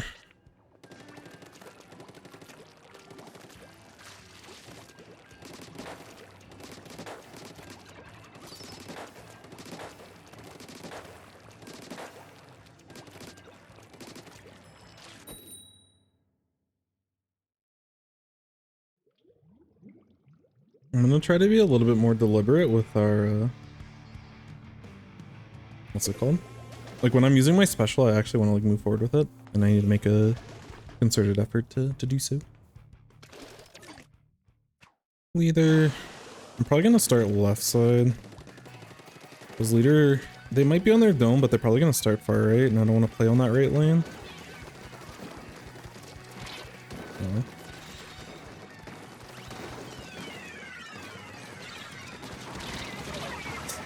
I should have waited for their final roll. The other thing that I'll do sometimes when it comes to aim is like, I'll like press into my knees too much and my range of motion is like actually limited.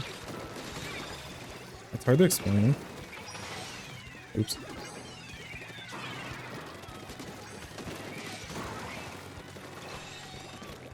Yeah.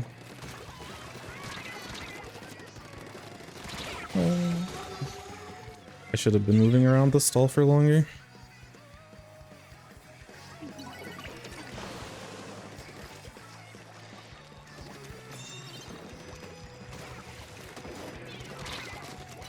Oh.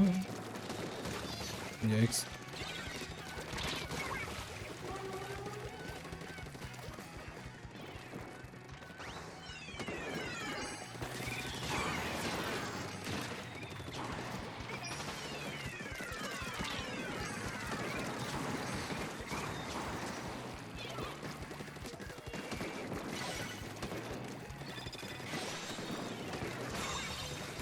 No.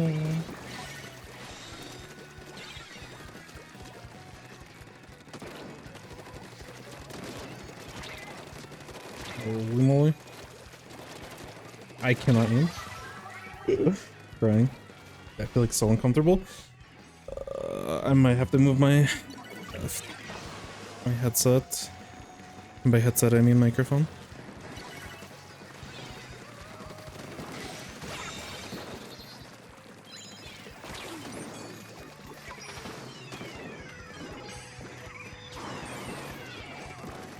Can you like take this space?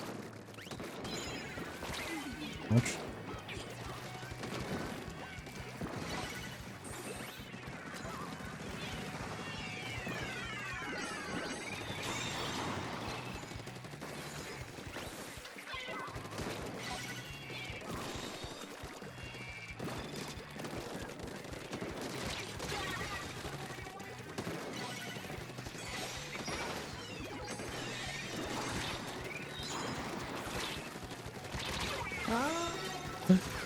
Nice.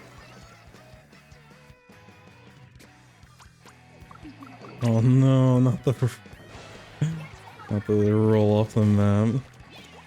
Like in this spot, I just need to like move forward. Like there's an opportunity to be aggressive, and I need to make sure I'm taking it. No, I don't have a teammate with me. I'm dead. I should have just taken the fight with the Tetra. That's a lack of confidence. Going around the other side of the map, there's no opportunity for me to do something.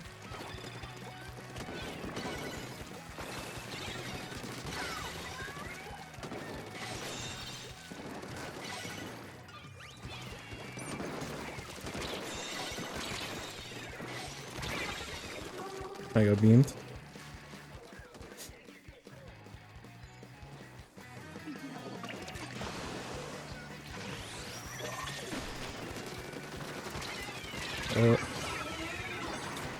Yowzers. Nice.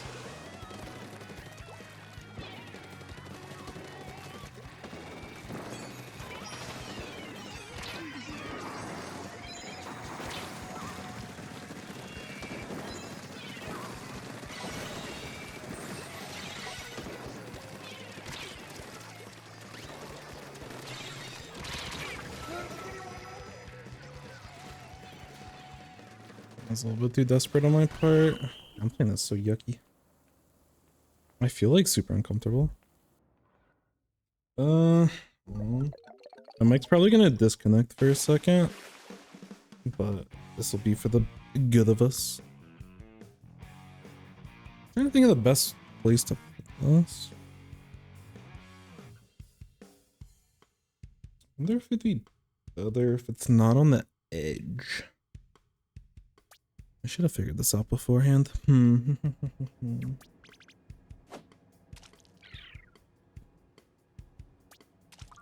1 second.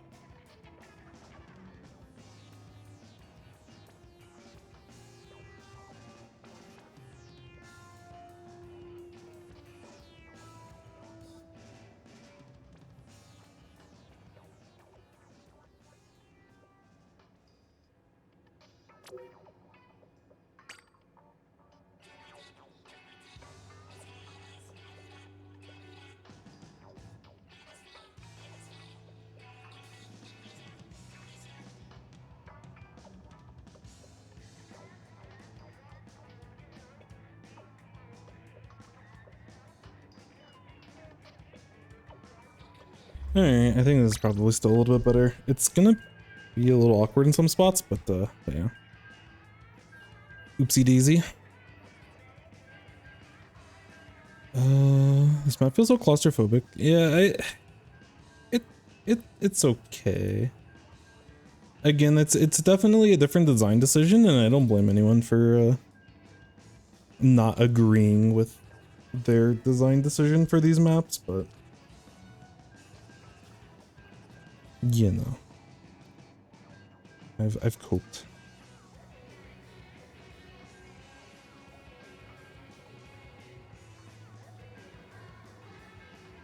Considering switching to Takaroka next season? Yeah, that's what I ended up doing. It's not worth. If you actually want to play the game for solo queue and you want to play consistently, then you can't play the Tentatech or whatever the non-Takaroka region is. I remember toward the end of last season and I was waiting like so long between matches, and at a certain point it's just like I can't do this. Like sometimes the longer I've played, like latency, definitely you can feel it, but it's hard to explain. But when you play an online game enough, like you'll start feeling like you're able to better play around the latency stuff. Like it doesn't fix the issue, but it usually lag feels bad because something happens and you don't expect it. But the longer that you play in a region that has higher latency on average because you're playing with someone across the world, like those latency issues don't feel as bad because like even though like the game gets laggy, you're expecting the lag basically.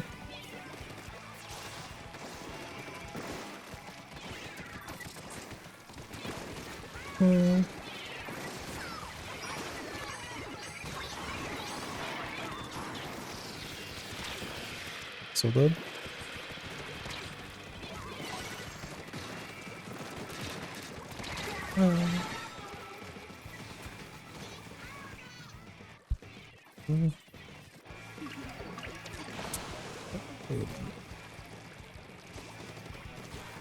Holy frame rate.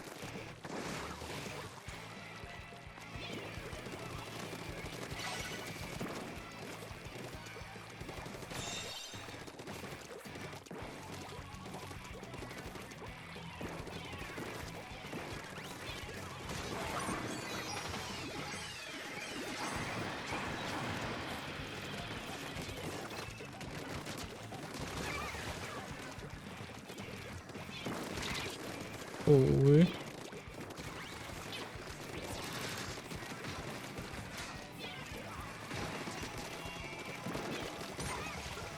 Yeah.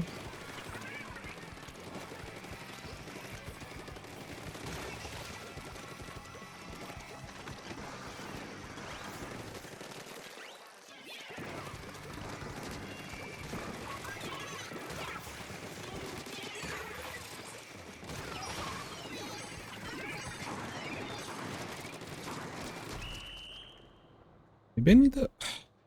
I feel like too close to the left side. Maybe I need to swing... My IRL spacing needs some work. How does this... How would this make the most sense? Because I could move farther this way and then I move backwards, but I think... I need to move this way, I think. And then I swing farther this way. And this should give me more room and still be able to be like... Cause it's like really important for me to be like centered whenever I'm playing. And I think I need to play a little bit farther back. So that I can still stay centered, but I'm not like bumping into the desk. Or I'm not fearful of bumping into the desk. I'm not good enough for Takaroka. My peak isn't that high. I mean, there's no... Don't listen to people on the internet. There's no good or bad. Like, there's no too good or too bad. It's solo queue. The game matches you up based off of your skill. There's a larger population in the other region, so you're going to be playing against people that are closer to your skill range on average anyways. Like, the only drawback is, like, on average, you're going to have more latency in your games. It's not unplayable, but the more you play and the more sensitive you are to latency, you're definitely going to feel it. But the negatives of playing Tentatek is that you just don't find the match in a lot of cases, especially as you increase and you play, like, your levels are higher. Like, there are people that want to climb and they, like, legitimately can't find a match. And if there's someone that legitimately cannot find a match, like, I'm not playing in that region. It's just, it's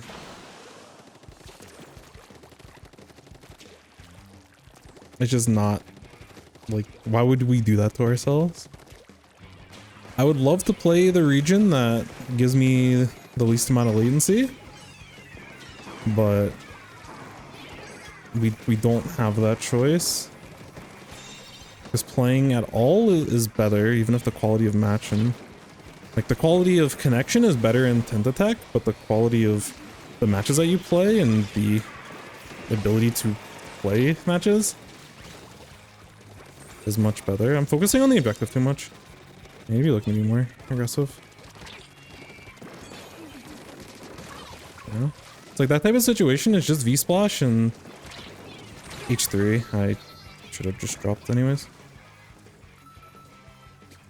I was hoping my teammates would be able to move forward, but that was my bad.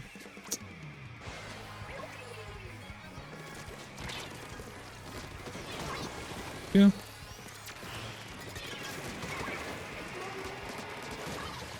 Yeah.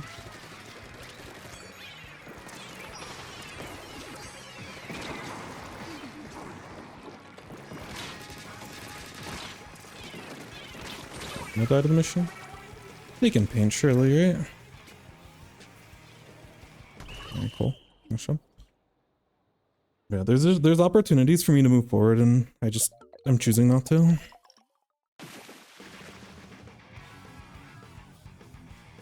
But with a lot of American friends, I got used to 100 plus ping.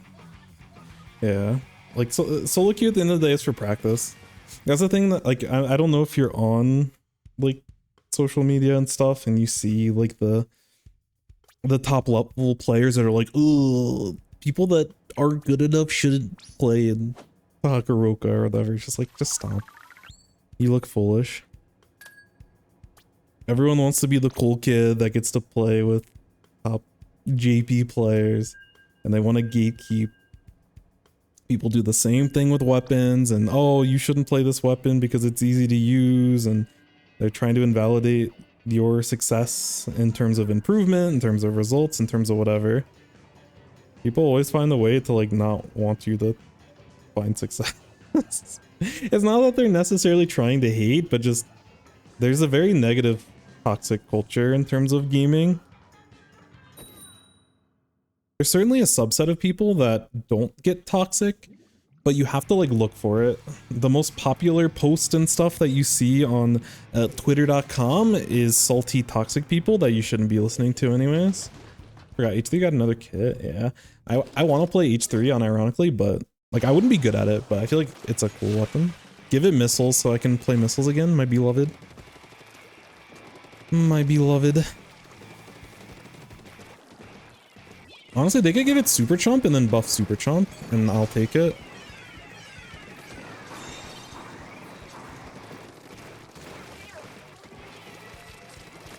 Holy tent gameplay. I like that I moved behind cover. I should have gone for them first. Oh, it's Bandit. Hog. I don't feel comfortable jumping. I probably should have just jumped anyways, but... Bro, where did they put that beacon? Whoa! It's like, that's just like latency that you just have to get used to.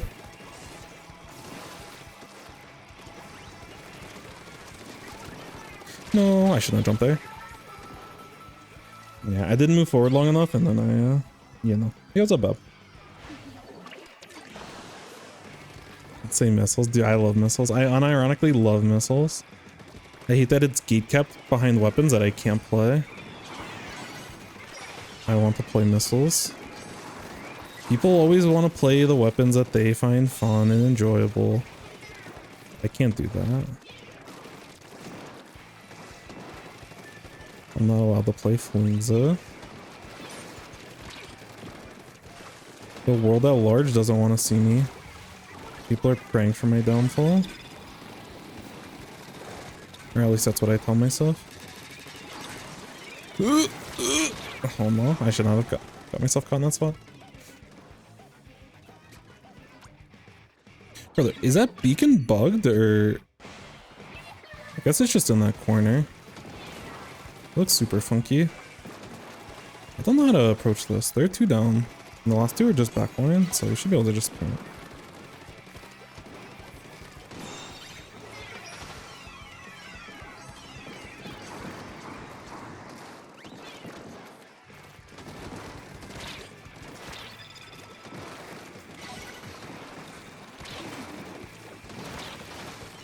It's a terrible place to be.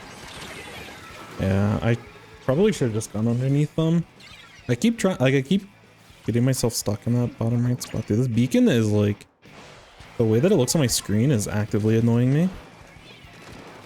I don't want to see it anymore. I want it destroyed.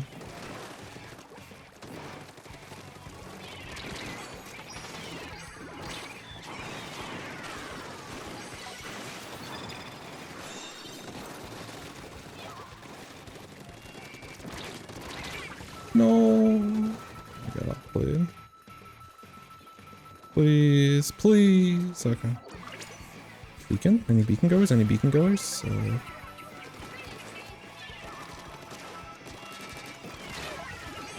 Okay. I'm getting absolutely destroyed.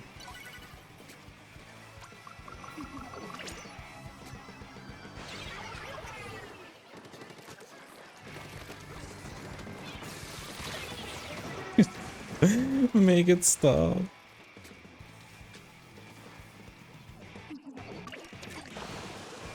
They're gonna take lead, we just need to take control back.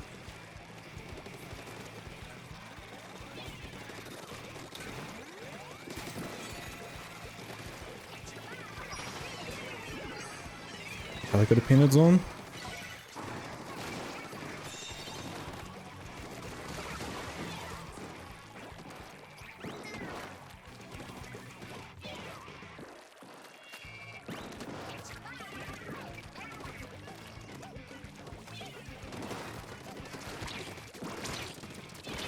No. I stalled for lead, but I wish I jumped out. That's fine.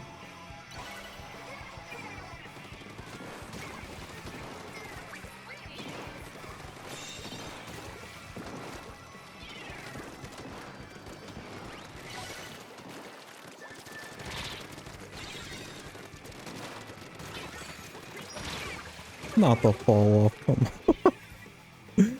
Why?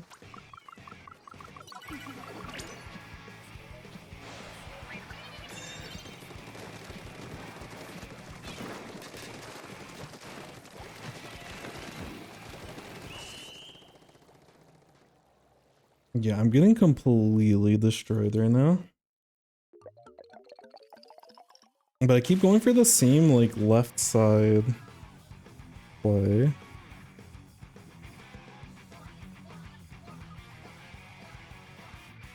And that's a problem.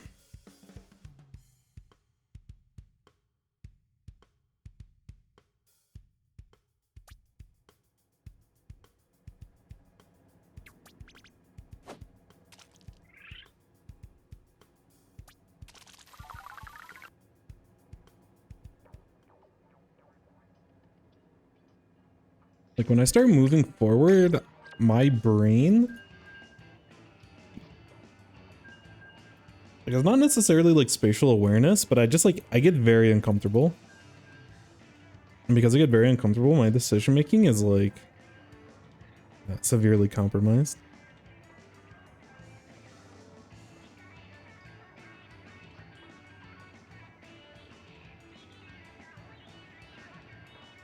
Like, on average, I'm playing too passive, but part of playing too passive is, like, I'm putting myself in situations where I'm, like, I'm too in the middle of stuff.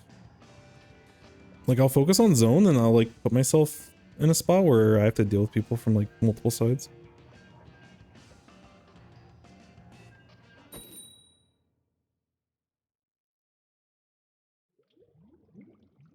And I think in certain spots, I just need to play a little bit farther back initially and then be ready to commit.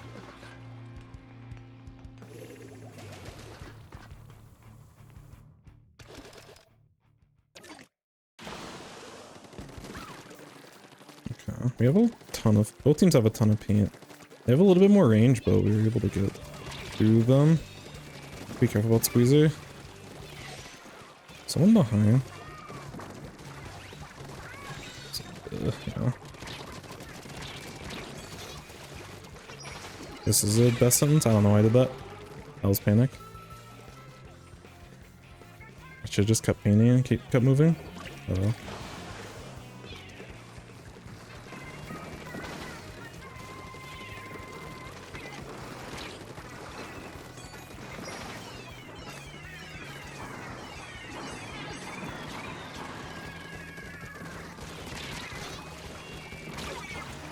Those bombs, they always roll down. How do they always roll down? I hate the physics that they gave on splat bombs in this game. And actually, okay, that was my bad. I was self-inflicted. It's actually so bad.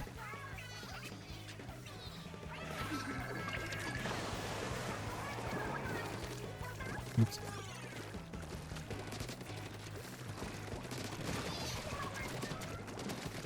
Please. Still behind us. One's like sitting in our spawn.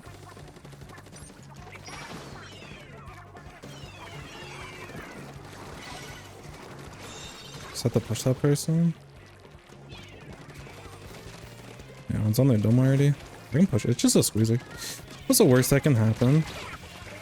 I got fucking destroyed. Oopsie. I should have been free. Again, I'm playing this super uncomfortable.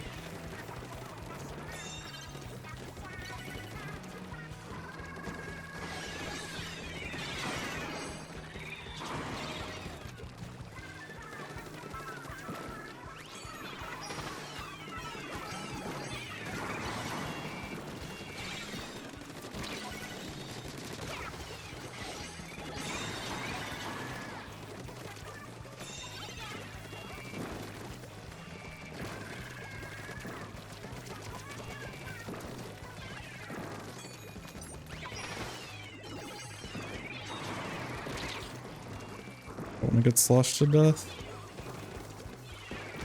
I can push with this though. Okay, I can't push with that. No. It's okay.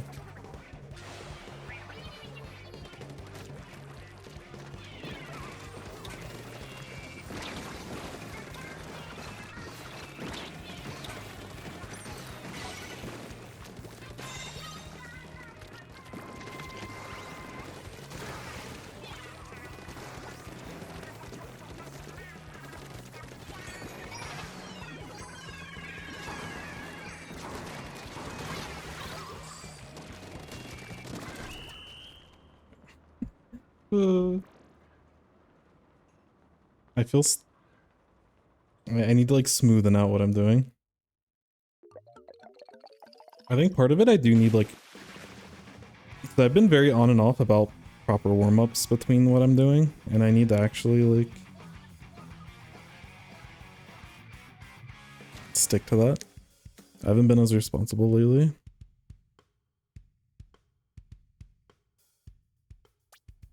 But there's also a lot of angles that I play on this map that feel very awkward. And I'm able to take advantage of like, or like, I'm more comfortable with like playing with crab versus playing with what I have now. And I need to figure out how I can like move past that. And I think in certain spots I just have to be ready to commit and be like that more aggressive player.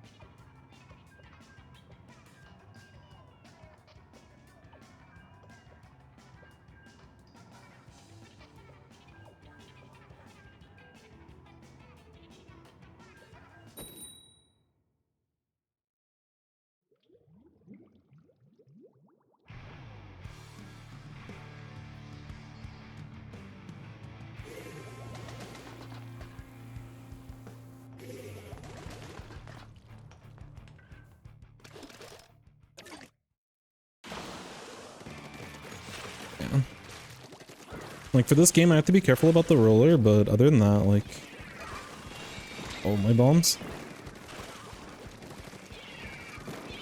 Like I should be a lot more free to like look to move forward. Probably shouldn't push behind like that. I'm so sorry, team. Oh god.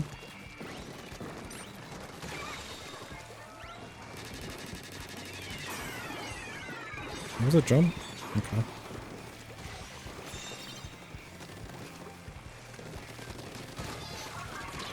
Probably.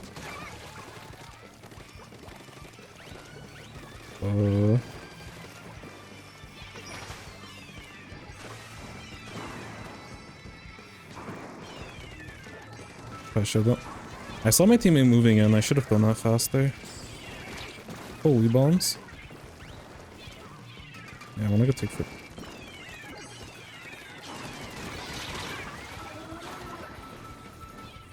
Dang.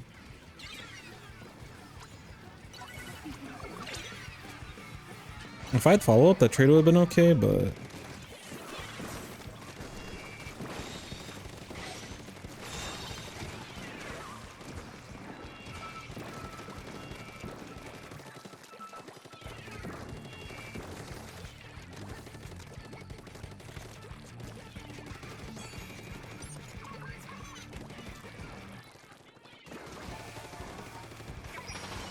just want to stall with this. Oops.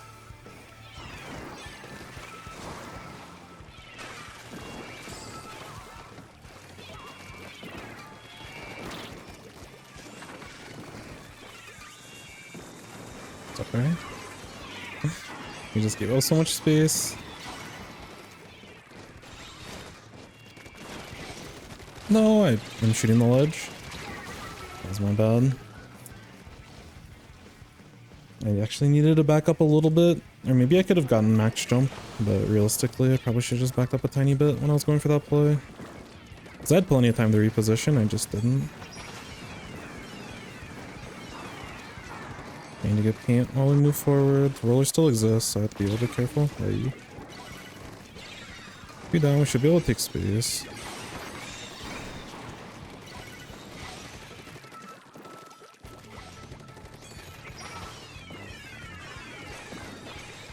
Swing wide in case there's someone here.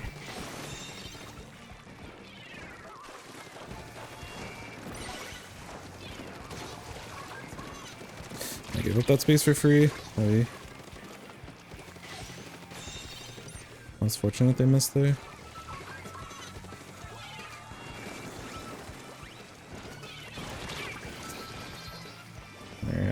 bit too deep there.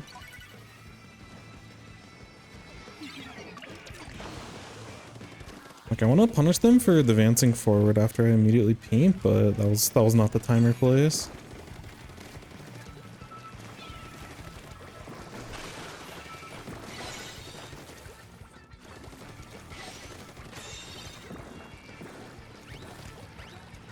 Okay, this person is cut off. There you go. That was too far.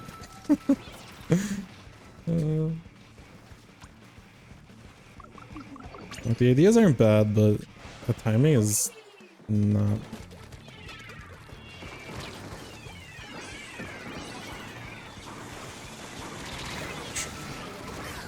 Hey, they're waiting for us. I'm playing this so poorly. Ugh.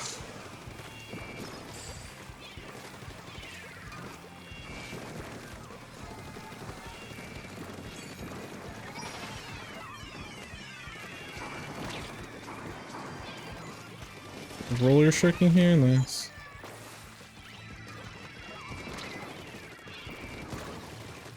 I can't drop on that person. Oh no.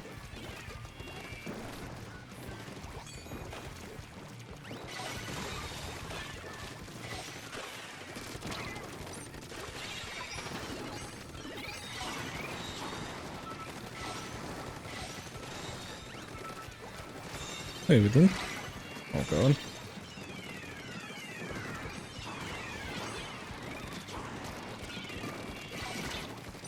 I keep running out of ink.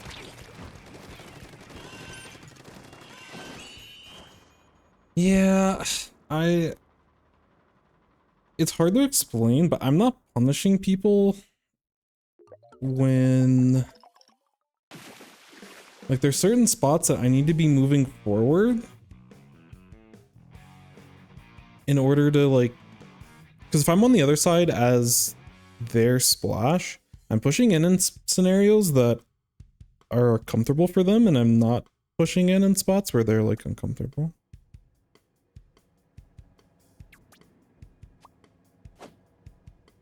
That was definitely my B. Is it not better to use T-Tech instead of Neosplash? No, you're fine. Asking those questions is good. So, it depends. It depends on what you're trying to accomplish. If I'm just trying to take fights and stuff, then, like, sure, to a certain degree. Like, having extra range when taking fights, especially when I'm playing against a lot of other flashes, will provide an advantage. But the thing that I'm at, like, and this goes back to, like, when you're playing solo queue, you have to, like, if you're focusing on something, like, what are you focusing on? And I need to focus, reset catalog, oh my bad. I'm trying to focus on using my main weapon of a splash in order to be aggressive. Because a lot of times I overly rely on, like, on using burst bombs or using crab to get in. And I need to, like, find those opportunities more honestly. Like, we have numbers and I should be able to, like, find this stuff, you know? Like, how do I get in a spot where we have, like, good numbers? You know, we have an advantage, and how do I actually look to use that advantage?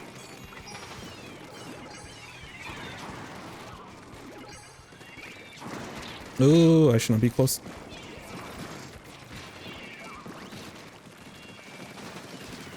No. Oops. And that's the biggest thing. It's not like for me right now, it's not about, like, I don't care about winning and losing. Obviously I want to win, but, like, I'm not playing the exact thing that, like, I'm more focused on practicing scenarios that I'm, like, very uncomfortable with. And, like, there's a lot of spots that I get in that I feel very uncomfortable. When it comes to just, like, using your main weapon. And that's something that I would rather practice on more so. Like, I'm not, it's not focusing on, like, winning and losing. It's I play Splash, and, like, even when I'm playing, because a lot of times I'll be playing V-Splash, and even when I play V-Splash, like, I still need to work on this type of decision making. Like, it doesn't feel as punishing because I have things when I'm actually trying to win that'll, you know, that make my overall stats like feel comfortable. But there's a lot of other things outside of the weapon itself that I need to work on in order to actually significantly improve. Oops. Wait, we're not gonna retake zone. I should have just focused on.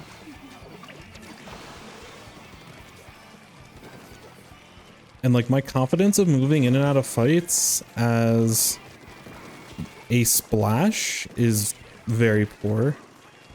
When I have a burst bomb that I can play around, I'm very comfortable, and it's something that I have a lot of practice on, but... Oh no. Oh, I didn't throw the third one. Holy.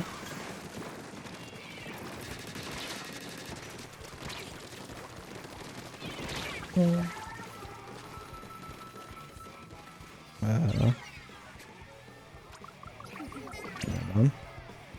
And that's the main thing that I want to focus on. You play for a team? Yeah, I mean, we're like mid-level, so it's like whatever, but... there's people that we play with relatively consistently whenever we can all get on. But while I'm not playing with them, I want to focus on like my own like weaknesses. And I need to like nail that stuff down. And like feeding and like leaving stuff on the table when it comes to pushing, I just need more practice. Like I watched a lot of high level Neo Splash and I studied it and now I'm trying to apply it. And I'm hitting a lot of gaps. So now when I go back and watch more Neo Splash gameplay, I can think through in scenarios that I feel uncomfortable. And I can be a little bit more fine-tuned in what I'm trying to focus on and improve with. And there's that like kind of back and forth process. And that's why like solo queue is important. Like I'm not trying to push for a specific power. If I was trying to push for a specific power, I just play V-Splash because that's what I'm comfortable with. And, you know, Crab is really good on both of these maps. But there's other stuff that I need to work on. More wherever your teammates are at. Yeah, for sure. That's a definitely a really good assessment. Because sometimes I'll like go in and my teammates are like moving backwards. And it's like, yeah, this doesn't really make sense. Trying to get Tetris and Wipers to 5 stars.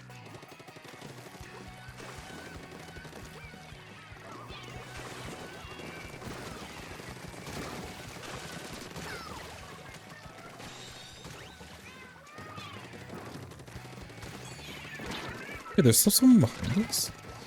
Oh, bud. Oh, we spotted them. Yeah, my awareness is yucky. Because I knew there was one more behind, but I just kind of assumed.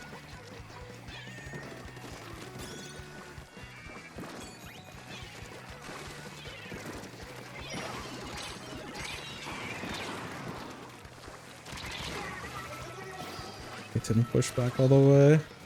I'm getting clapped nice.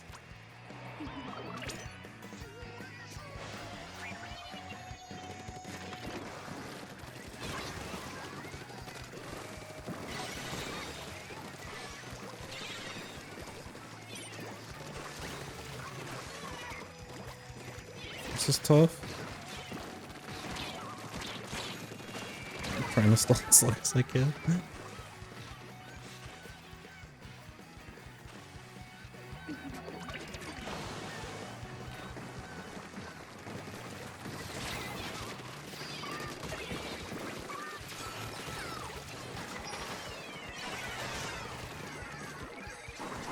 There's still someone behind me. Oh my god. Nice damper shot. MB. Yeah, you'll play against a lot of the same people.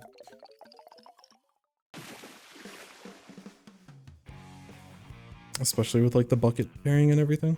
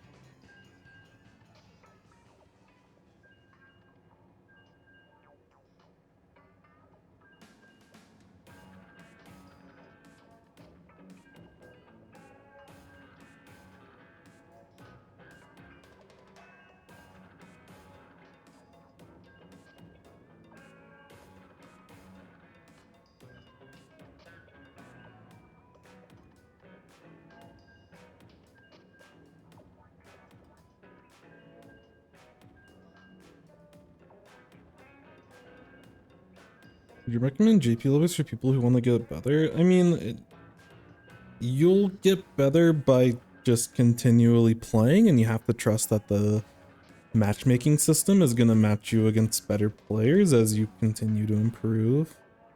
That's like the whole point of the system.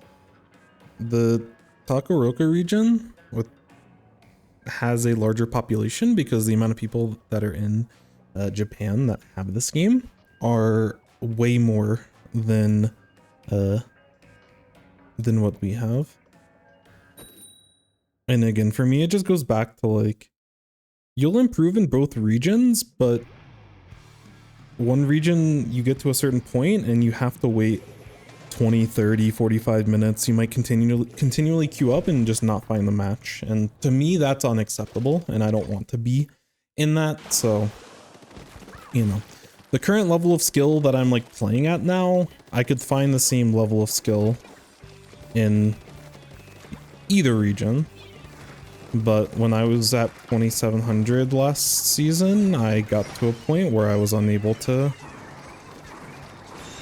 actually like find games, and I don't want to get to the point where I can't find matches. To me, that's not very fun. Nice. I played that differently, but that was the same bomb setup that Kurokuro had. It's cool that it worked. It's unfortunate I got completely blasted. But yeah, I wouldn't worry about like the region too much. I just like, at a certain point I couldn't find the match. So like if you get to a point where you can't find the match, or if you're concerned about it, then I would probably switch regions. But like if you're playing your games, you feel like you're getting a good challenge and you're able to find matches like often enough, then, you know, switching the region may not be better or worse. It's just, you know, you'll play against different people and sometimes it'll be laggier. So I'd rather like, you know, not put myself in a situation where I can't play the game and then I get sad.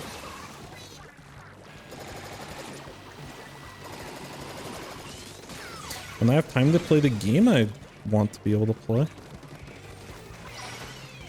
Which, like, maybe things change with, like, League Battle and stuff coming out, but I'll probably stay 10th, unless they make, like, or Takoroka, I might, unless they make significant changes in the way that they, like, I don't know what they'd have to do in order for me to, like, switch back to 10th attack, but I don't know.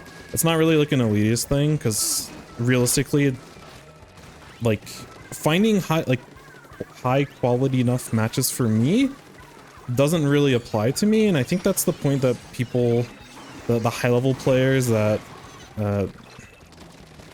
try to be an elitist and say like, oh, like you'll give us a bad name because you try to join the JP region and you just feed. Like it's just like a very silly way to think about the game. But yeah, I don't want to not be able to find the match. I very much value solo queue, which is like the biggest thing. Hey, what's up, Nitrous? Yes, we have there's a rules section for this under submission rules. There's like a VOD review category in the Discord, and then there's a VOD submissions channel. So if you take the template from the submission rules and fill that out, as long as you don't have a turf war match, then I'm good. Anything competitive, I can certainly look at. Okay, we have like another hour to go, so we got plenty of grinding in front of us. Let's try to dial it in. I have a friend who has Brimewater as their favorite map. Each their own. I think Brimewater is neat. I don't know. I think it's fine.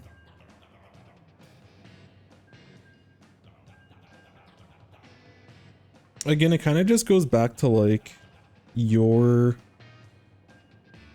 perception of stuff. Because some people, because like Brimewater, for example, like E-Leader and a lot of backline are very, very strong on that map. And some people really don't want to play against backliners that are super oppressive. But if you have tools to play around it, I'm generally okay. Like, I don't love Brimewater, but especially when I have a leader on my team, I'm confident in playing in Brimewater. But it's just different at the end of the day, you know? Solo feels like 2100 power. Yeah, probably gets worse over time, honestly. Because, like, more and more people are, like, moving away. That's, like, for Nintendo. I don't know if they're ever actually gonna do something. Yo, Nitrous, thank you for the follow. Appreciate you. Like, I don't know if they're gonna actually, like, change the system or, like, just make it a single region and just go back to, like, how it was in Splatoon 2 with matchmaking, because one region has a bigger problem than the other. Oh, shoot.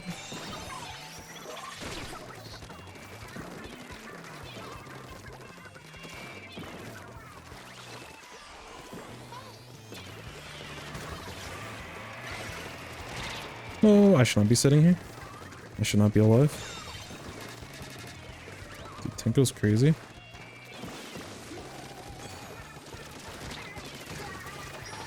Oh, this is not a crowd? This isn't... Wait a minute, I'm not using craft hero. Uh-oh. Yeah, we're probably gonna lose.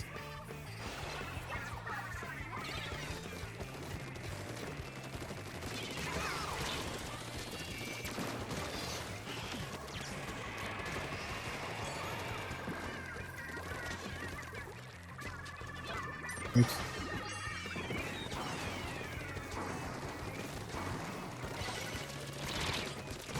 No. I need to do a better job of painting. I'm just like going in and feeding. And I keep trading instead of getting clean picks, which, to be fair, like, they're probably going to be doing a lot of trading against their comp. Like, as a...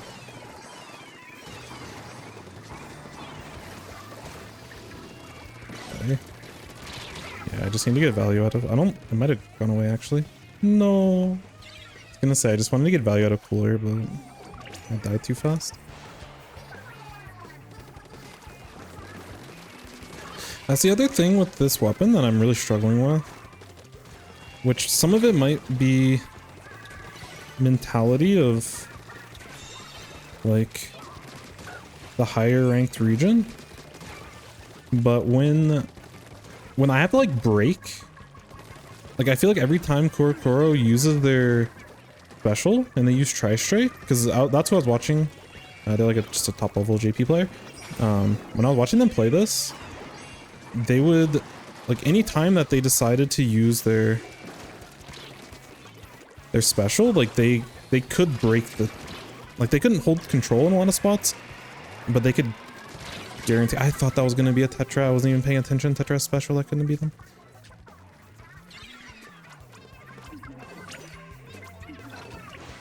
And, like, I'm losing a lot of points because I'm not actually able to play around that properly, which, you know, I could cope and say it's my teammates that are the problem, but I'm not super, you know, I don't have a super cohesive game plan when it comes to it, so...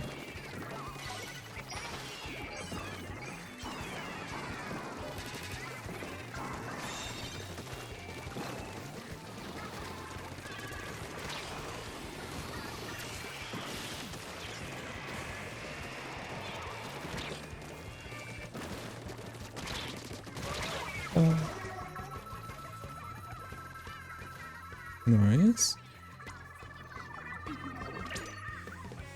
Could probably jump to mid, but it's whatever. There's a lot of paint. We need control though, is the only problem. I need to hold paint around their choke and I need to not get spotted.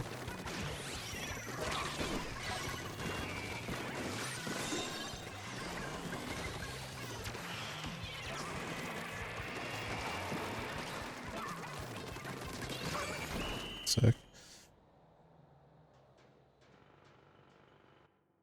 Play charger, Pog.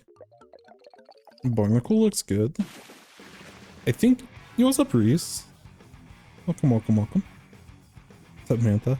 I like the look of Barnacle. I think people, and this is, I don't know. This is my small gripe with the competitive community, is that we really kill the hype for every new thing that comes out. We're just like, I'm totally fine with analysis and I appreciate it. Like those conversations I really appreciate. But the overall consensus, oh yeah, Bab said I need to change my catalog. Let me do that real quick. Or reset it or something.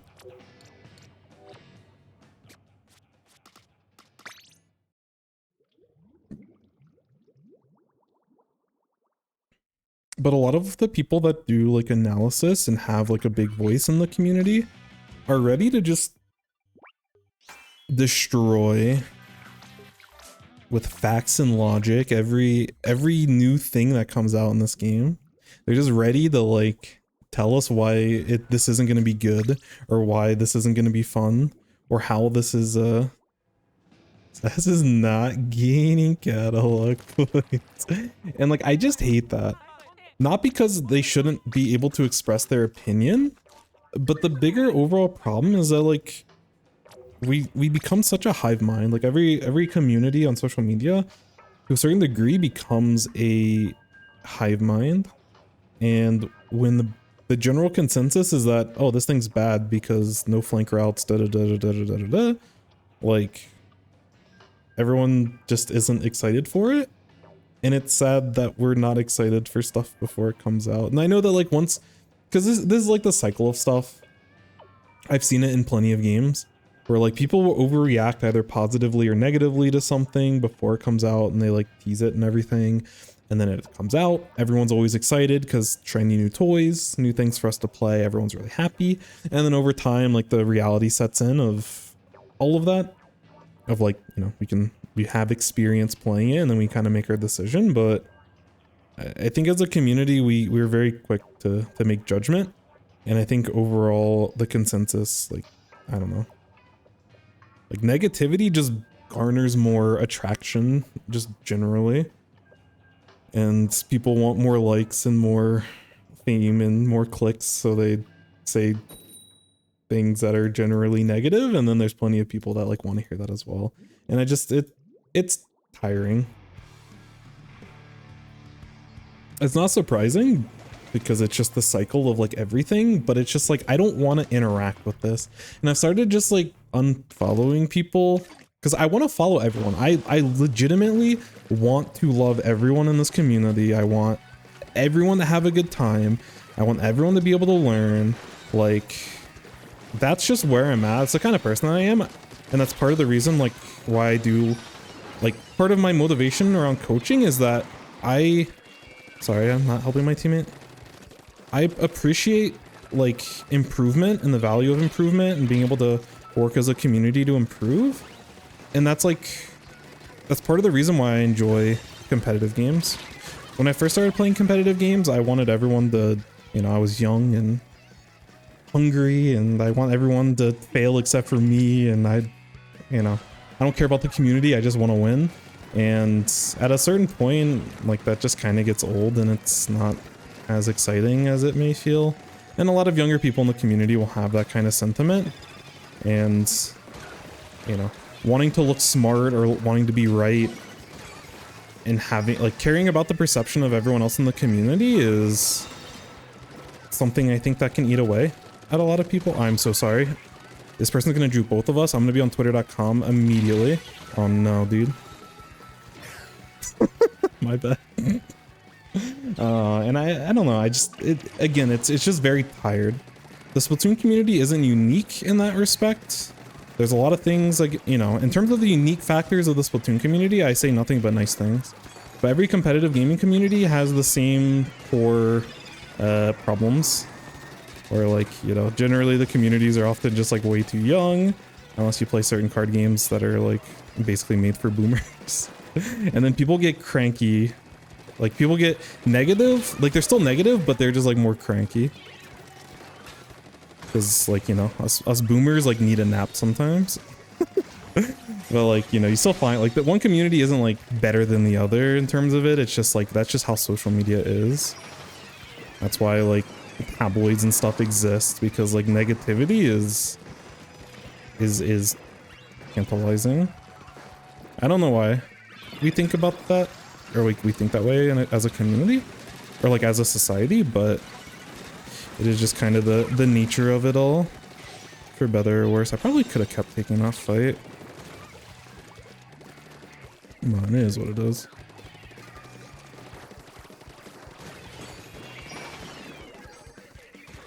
Nice.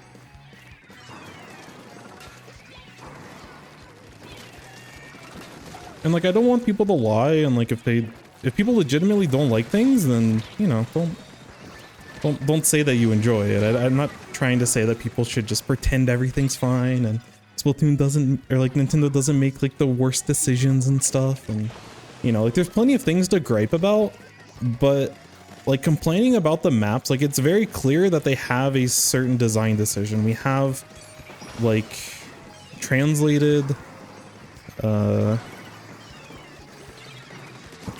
post from the developers of the game that they said that this was a very like deliberate decision on the way that they've made the maps. You know, they said that like, oh, we wanted, which is just like a lot of it's just general bland PR speak of like, oh, we thought this would work best for the tools in the game and stuff, but like they made a statement that this is the way that they're designing the game. So why every time that there's a new map that comes out, like, yeah, you're gonna complain that it's, you know, an issue, because that, you know, if you don't agree with their overall decision, then you're not gonna like every time they make a new map, basically. But, you know, again, at a certain point, it probably can feel like a little bit tiring. Either accept it or like move on kind of thing. But I don't know. Again, that's just like when it comes to my enjoyment of the game, I usually try to focus on like improvement, because it's always something that you can focus on in terms of like having a more analytical approach.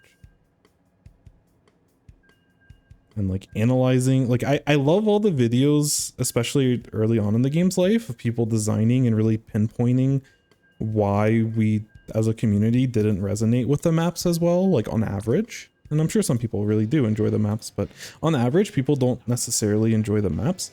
And I think us being able to articulate those feelings and everything is like good. You know, I think that's healthy.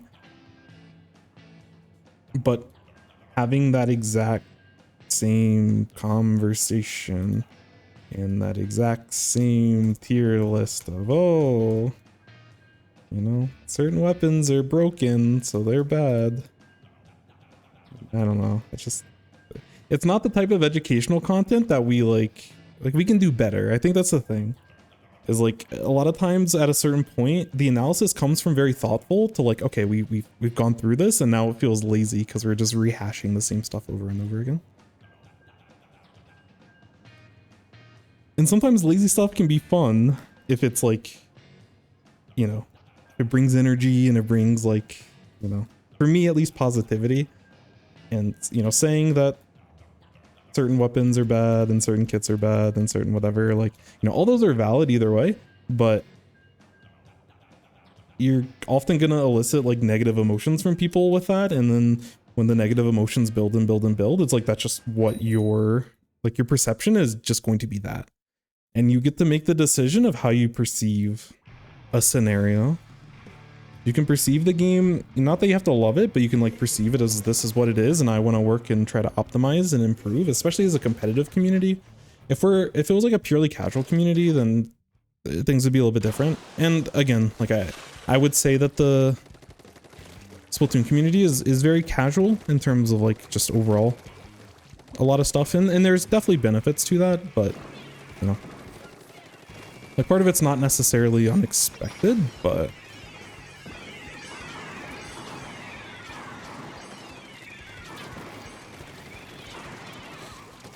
it feels weird that we're like we're a more casual community in the way that we look at things, but we're also very there's a lot of negative sentiments about stuff, or like a casual community you feel like would be able to just kind of accept a lot of things a little bit faster so we can get back to enjoying the game. And the other part of it is the unfortunate reality that no one likes to do, because video games are like an escape for a lot of us, or it can be an avenue of making friends and everything. And this is like a lot of people's first rodeo with being in like a community that about something that they're really passionate about. But like at a certain point, like if something's no longer for you, it's probably better to just let it go. And like I've had that with other games that I've played. Like I've been in other communities that I've been very passionate and I care about a lot. But there gets to a certain point where, you know, if it doesn't put you in a healthy mentality, and you know, always being positive isn't healthy, that's not what I'm trying to say, but if you're constantly just have negative emotions towards playing the game, and every time that you play solo queue, or every time that you play the game competitively, or you know, try to take it serious or whatever, like if you only feel negative emotions, then some of the problem might be you and not necessarily the game.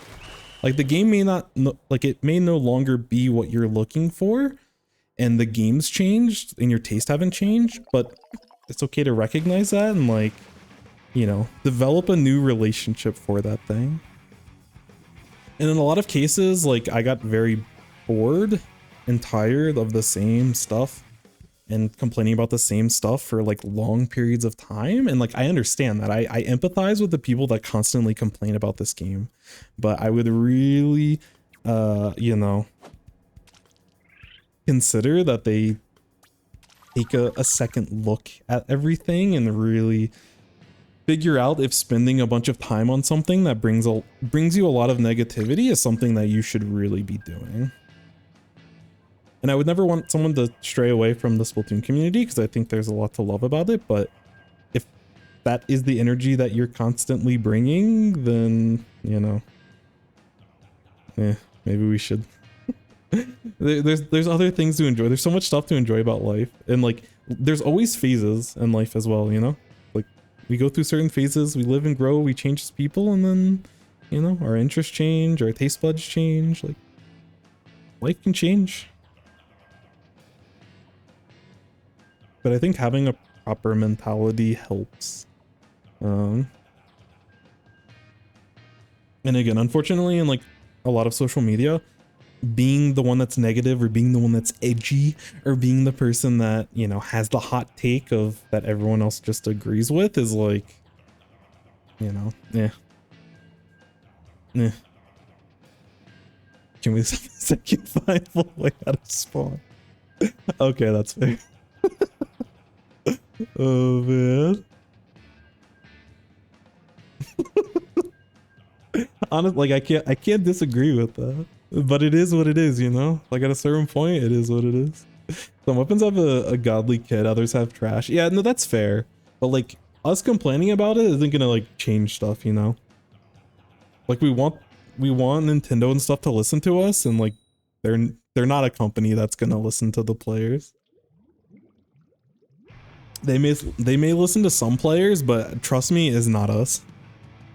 It might be a casual community where like the very casuals that play like a little bit of Turf War, and they like fill out the little cute Nintendo surveys that they do, and they give you some like Nintendo points or whatever. Like they may listen to that and get general feedback.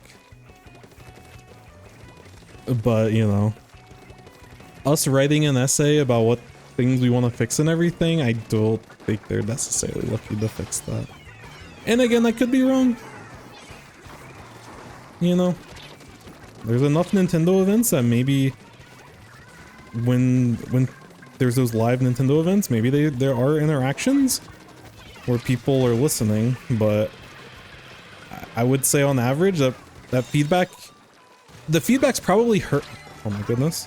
The feedback's probably heard from Nintendo, but it's not like the devs are like, oh my god, like the Nintendo Open just happened and like we got a bunch of feedback from like the top players of like Starburst and like they said we should fix this, and this. Or like ProChar had the video and there was like 1 million people that watched and like the video and like, you know, they just like they reconstructed the maps and stuff. It's like, I think that thought exercise is cool. I'm not trying to like trash people for giving their opinions and stuff, but you know, being able to go through that thought experiment and then still being upset because Nintendo wasn't listening, like that's not a realistic approach to a lot of this, you know? Because some of those conversations I like, but some of them are just like, you're just tapping into people's negativity. And I think that that is, to a certain degree, like, the nicest way of putting it is that it's like exploitative, but it's also just not healthy for the community as a whole. And I'm not saying these videos shouldn't ever happen, but it's like, why are we having the same conversations every week? Why are we doing this to ourselves? Meanwhile, like, JP's playing in tournaments and they're playing like zones on on Scorch and zones on Eeltail. And they're still learning and improving on the game. And I'm sure, you know, I'm sure there's plenty of people in their community that are equally as toxic about certain things. And I'm sure the top level players don't love, like, they love competing, but they don't love the state of the game. But it's like, you know, let's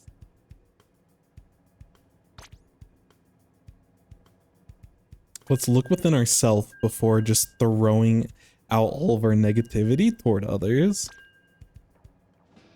I wish some people would know it's okay to have their own opinion. And not my favorite creator said this one must be true. Yeah, no, it's a lot of community thing.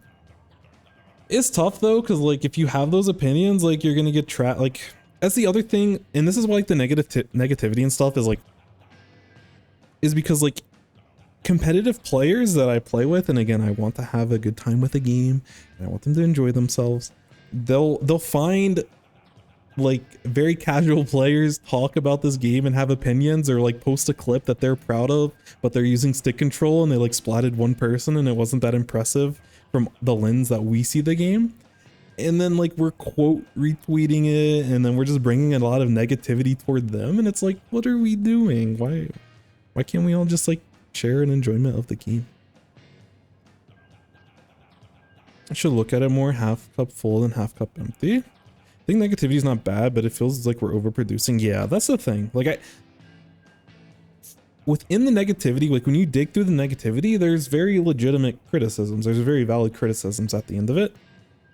But, you know, you have to focus, and this is like the same mentality when you're grinding solo queue. There's certain things that you need to focus on as like, or like your goal as you, especially as you get older, you like come to realize that there's certain things that you're in control of, and there's certain things that you have the power to make the change over. And the things that you can actually make a change over, you should try to change those for the better, improve your life, improve your outlook, improve, you know, whatever it is that you're looking to better about yourself. But when you start focusing on things that are no longer like, oops, I got very lucky that I'm not dead right now. I'm so sorry. You deserve the better, my friend. Oh my. There's someone else. Ooh! No, I'm so dead. Unless, that's crazy. But yeah, like getting constantly angry about stuff that you're unable to control is such a, like, it's such an easy trap to fall into, because I've been there. I've been angry, and I still get angry over stuff that I can't control, and it takes me, you know, thinking about things and like really taking a deep look at myself and being like, you know, is this healthy for me to do? I understand that I want things to change, but like, is it really worth putting in the effort to complain about it all over the place? Like, yes, having a silly statement does give me likes on Twitter, but is it good for my overall outlook. Oh, that's honestly, that reef slider is super based. I can't believe I got baited into that. I was so sad that my bomb didn't. It got stuck to the wall prematurely. I threw a bad bomb.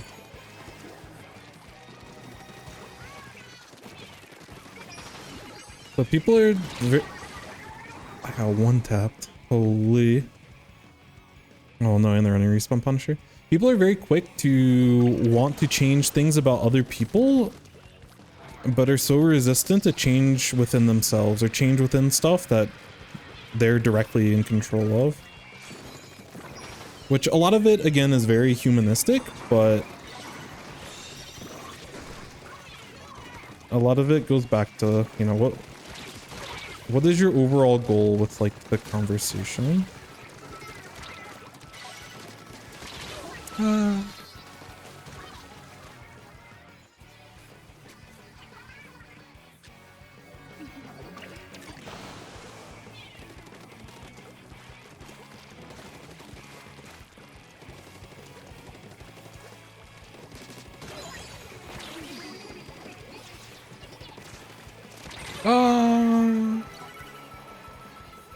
I'm so annoyed.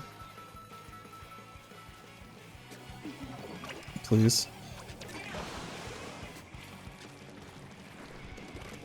I should be able to take zone back. Scared to jump to anyone? Alright, y'all are killing it.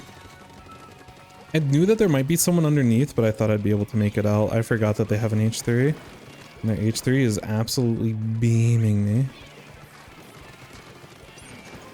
We're hitting some good shots. I am failing.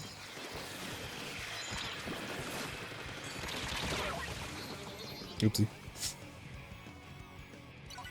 Yo, Red Hot Pants. Hello, hello. Thank you for the follow. Really appreciate it, my friend. Hope you're doing well. Splatoon tilts more than Overwatch. Depends on the scenario, but it can definitely be true in certain cases. Like voice chat and Overwatch and a lot of other non-Nintendo games are very much a gift and a curse. And sometimes I really wish that Splatoon had voice chat, and then there's sometimes, or especially like, I watch my wife play a lot of games and I'm like, okay, yeah, no. I can appreciate that solo queue for Splatoon in certain lights is structured in the way that it is. Okay, I'm just gonna ignore that person.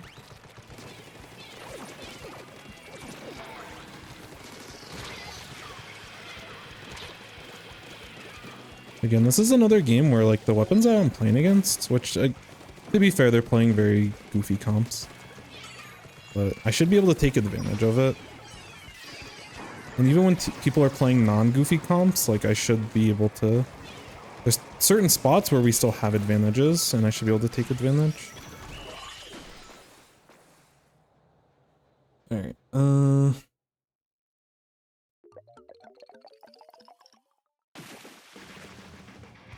I missed something.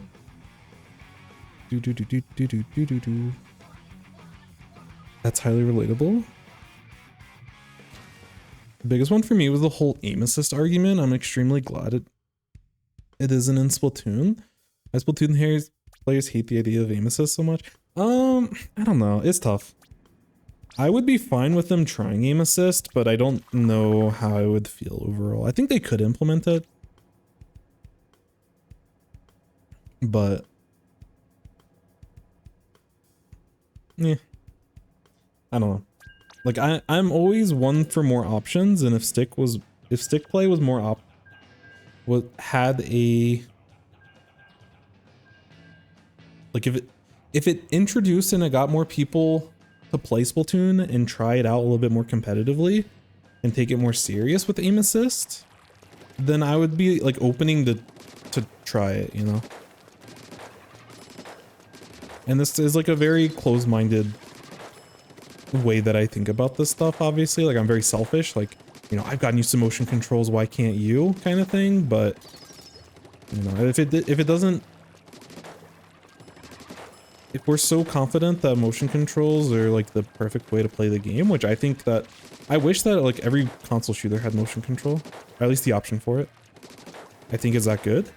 But if we're that confident in the way that we think about it, then why are we scared of aim assist, you know? Like I can understand that it may change the game in a way that like people are really sad about and like it's no longer good, but you know, like if someone that's like doesn't have very good control of their character and you know they haven't mastered the movement in this game and they haven't mastered and practiced their mechanics as much as you have and they're able to compete with you, then yeah, it's like that definitely feels bad. But like at the end of the day, regardless of your aim and stuff, like I don't know. Like you still have to like turn your brain on and like play the game. And all the time that you put into Splatoon, like it's at the end of the day, it's not mechanics, you know? Like if you're not confident that your decision making can't hang with people that may have a more easy time and a more accessible way to approach the game. Oh my lord. I don't know. Like if they could try it and not have it in the game anymore, if I should have waited until I was not marked anymore. That was really bad for me. Like if they wanted to try it out, I'd be totally fine. Again, Nintendo's very stubborn in the way that they want people to play their game. And I think Nintendo's very, they're very set on people playing with motion controls.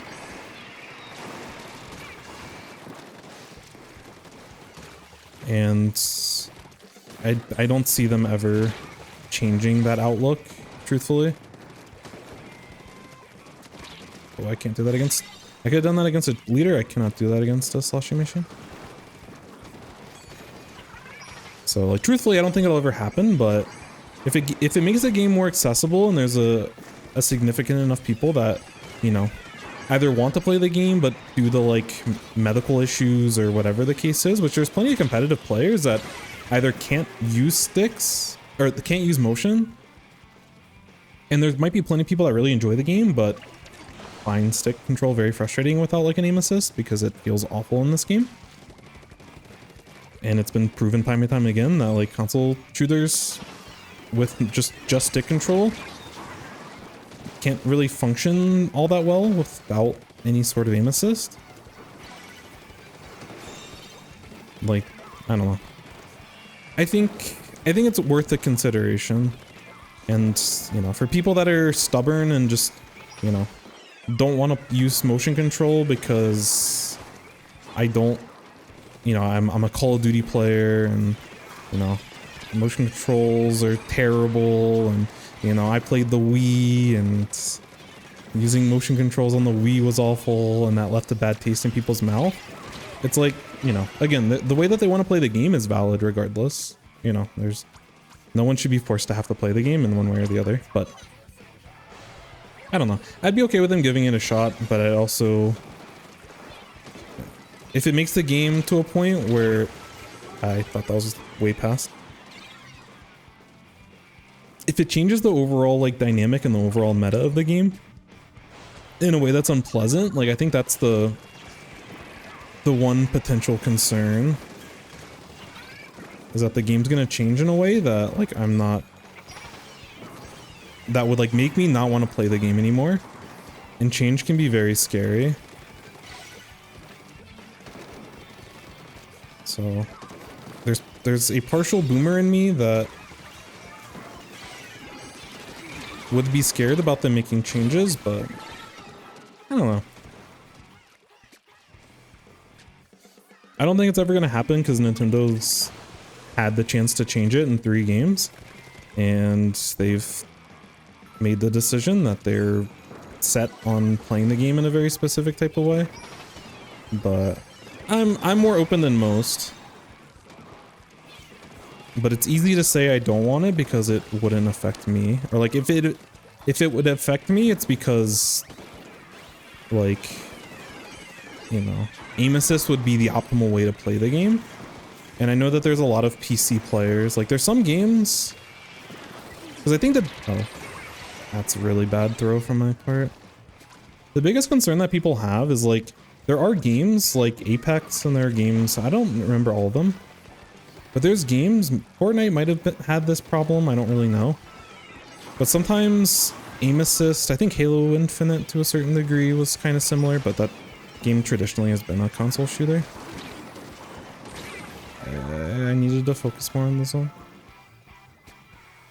Like, those games have had like competitive PC communities, and the competitive PC players play motion or play controller and play sticks instead of using mouse and keyboard, because aim assist is just that strong. Like the magnetism and just the aiming is so much easier that it's not worth having the better controls. And I think people are scared that they can't use motion controls anymore because like I'm losing percentages.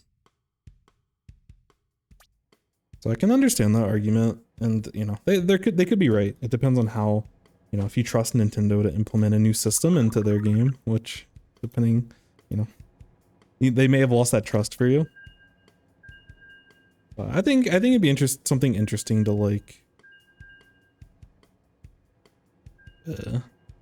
to consider. I think it would help a lot of people who don't use motion. Yeah, it would definitely, I think it'd be a net benefit, but as a competitive player that dedicates way too much time on this game, you know, there's definitely a scare that it changes the game in a way that is worse for my interest.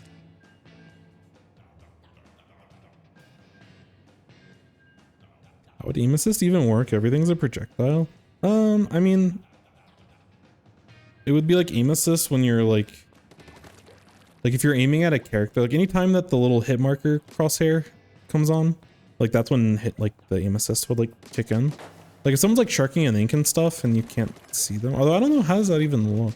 Because I think that if someone's swimming at you, I think you would see those crosshairs. So I don't know. It would be interesting. I know that the mechanics in this game are a little bit different, but like for me, it would be like any time where this crosshair, like the little lines come out of the crosshair, like it would help.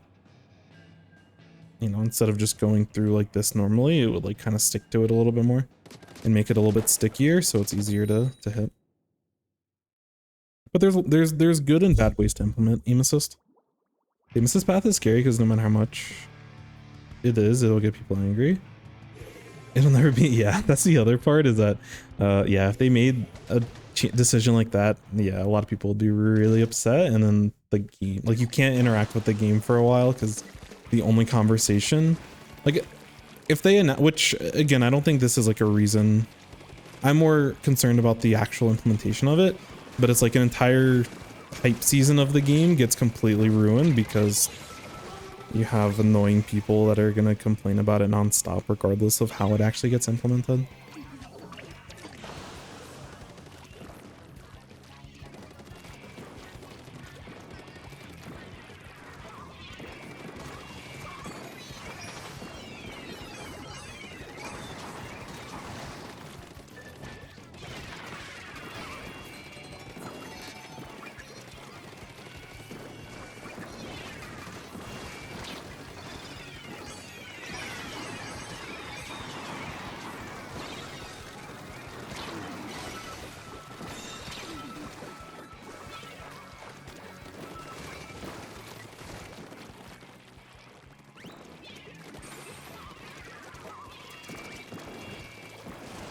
Yo, Mr. Anonymous the Goat.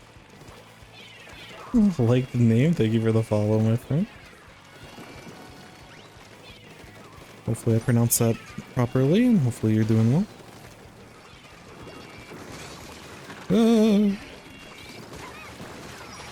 I don't know why they didn't stay in their bubble, but I'll take it. I don't feel like taking that fight directly.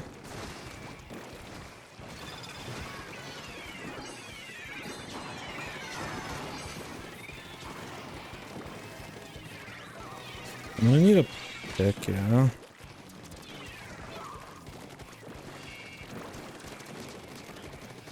I'm dead.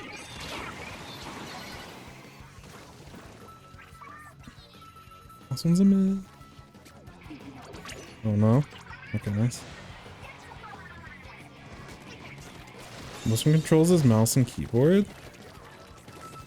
I mean, it's effectively like mouse and keyboard. It's the closest you'll get to that fine tuning of controls for like a controller, which I prefer playing on a controller. I always just have it feel like it's always felt more comfortable, but that's also what I played with the most when I was growing up, so that's just what I'm most used to. But I like the ergonomics of like a controller. Like motion controls really resonates with me because it really does feel like the best of both worlds. But again, that doesn't mean that there shouldn't be like options though.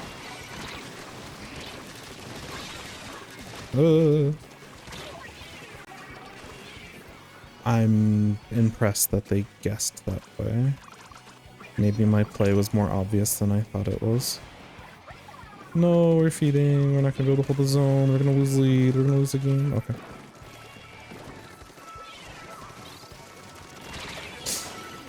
I needed to focus. I didn't know two of them dropped behind us. My awareness is yucky. Okay. Oh, shoot.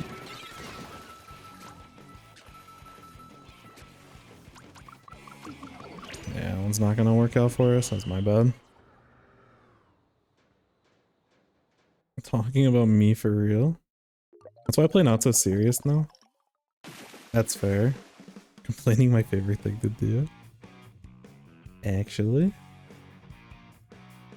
Gonna play X when new Dynamo comes out. Let's go. But I learned a lesson of what I can control my anger about going into this game. Yeah, and that's the other thing. Like, I think people need a lot of, which, again, a lot of people that are getting angry are, like, younger. So, their brain's still developing. That whole, you know, as you get older, that part of your brain is, like, continually developing. Like, unironically, not, like, right when you hit 25, but throughout my 20s, I've, like, felt that experience of, like, the feeling of clarity when it comes to certain stuff.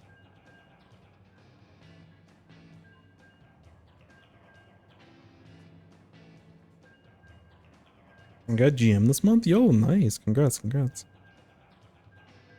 I would never want VC in Splat solo queue. I really love VC, but I don't know. I can understand for the betterment of most other people that it's probably better not to have that, but it's sad that we can't, like, our behavior as people is so poor that we can't work together with people that share a common interest.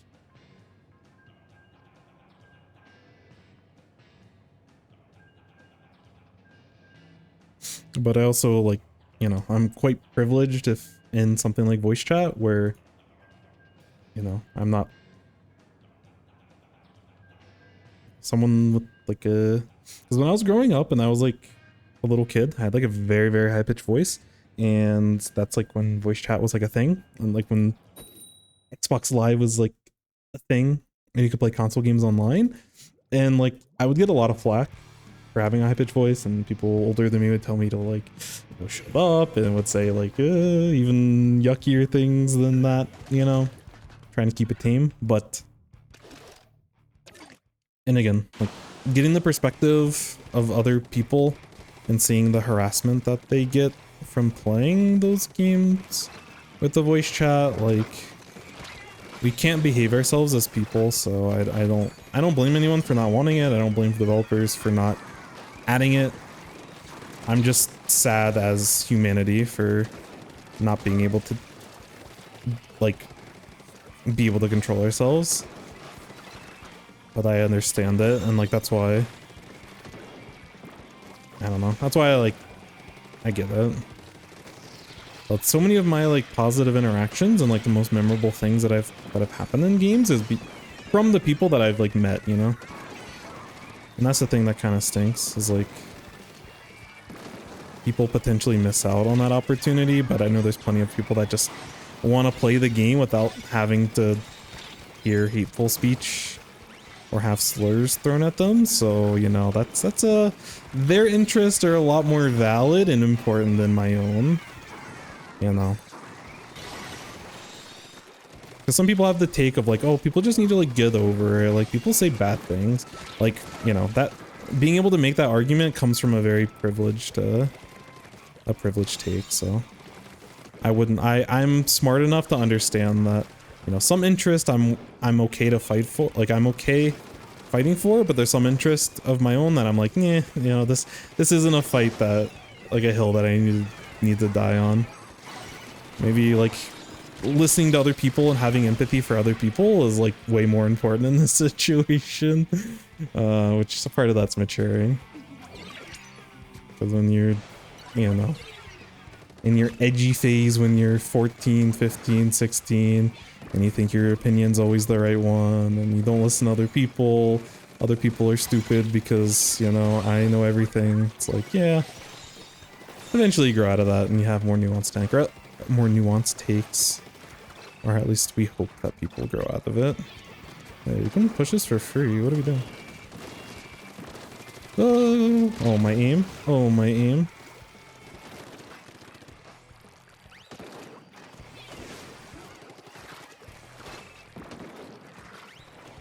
Throwing this bomb's not worth it, but it's my own side quest. To see how people react. I'm gonna paint over zone on them with my own.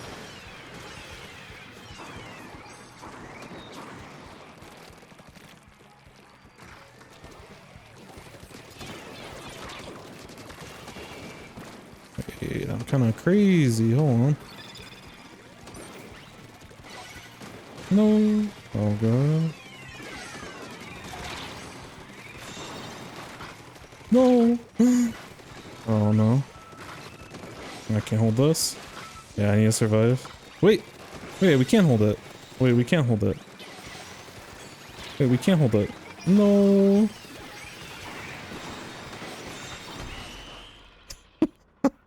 I don't know how we killed there. What the? I'd cry if I had Tommy's cursing me out. That's fair. I feel like in my mind, the Splatoon community is generically more LGBTQ friendly and less toxic and stuff. Still wouldn't want to VC. Yeah, no, I'm with you. Fortunately, there's enough technology nowadays to where if you want to make connections, if you want to have VC, you know, like there's structure in place for you to be able to. You can have like an organized environment to play the game competitively. So you can have both, you know. We probably have time for probably not a full set, but we'll play the rest of the session out. I felt a little bit better about these games, but I think I'm playing against worse people. You know, it's like, oh, like I still feel very uncomfortable, but I don't know. I think the biggest thing is my awareness of knowing when I can go in and when I can't go in. Because if I build up my awareness and I like go in when what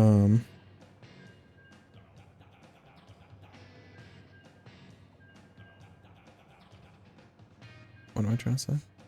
Like if my awareness continues to increase, then I can make better decisions, and if I make better decisions, I can fight more confidently.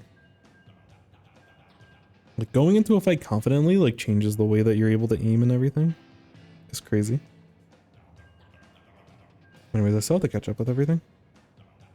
Aim assist feels like a cheat code. Yeah, again, it's an accessibility feature, and there's some people that can't, like, there's a legitimate, probably a good amount of people that want to enjoy Splatoon and physically cannot due to things outside of their control.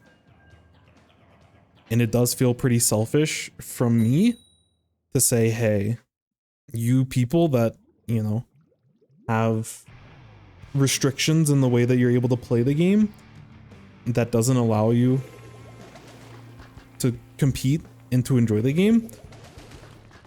I'm sorry that you can't do that, but it's better for you all not to be able to play the game so that I can enjoy my, you know, hyper niche competitive environment in a way that's ideal for me.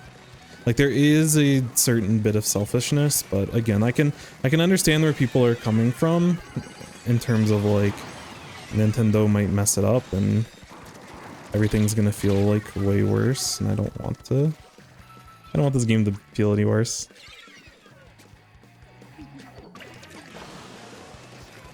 But I don't know. I'm surprised they haven't at least like tried it. Like even if it was like a light amount of aim assist and everything. Like I feel like they kind of owe it to some people to use. Everyone's rolling.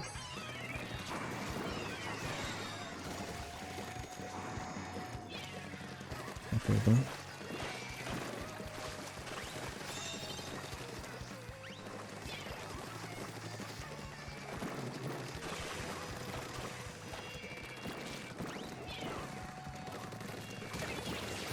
Where did I push the early? Holy. Oopsie.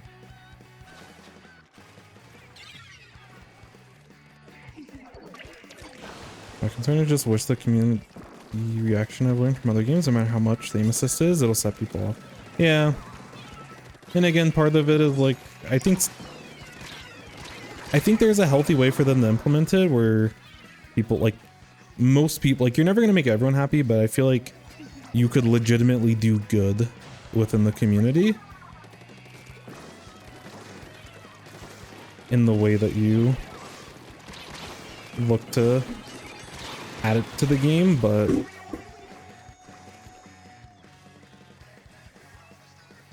I don't know.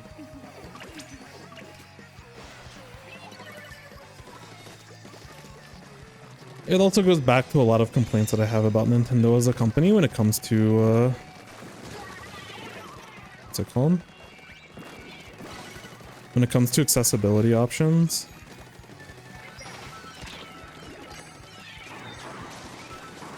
That's the one thing a lot of Western companies have actually, like, they deserve, like, a lot of, like, praise.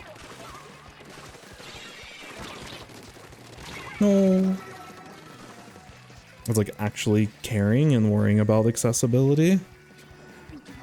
When it comes to little things like the size of text, to like having proper colorblind options, and not just like, oh, we have color lock, but like legitimate options and different options for different types of color blindness.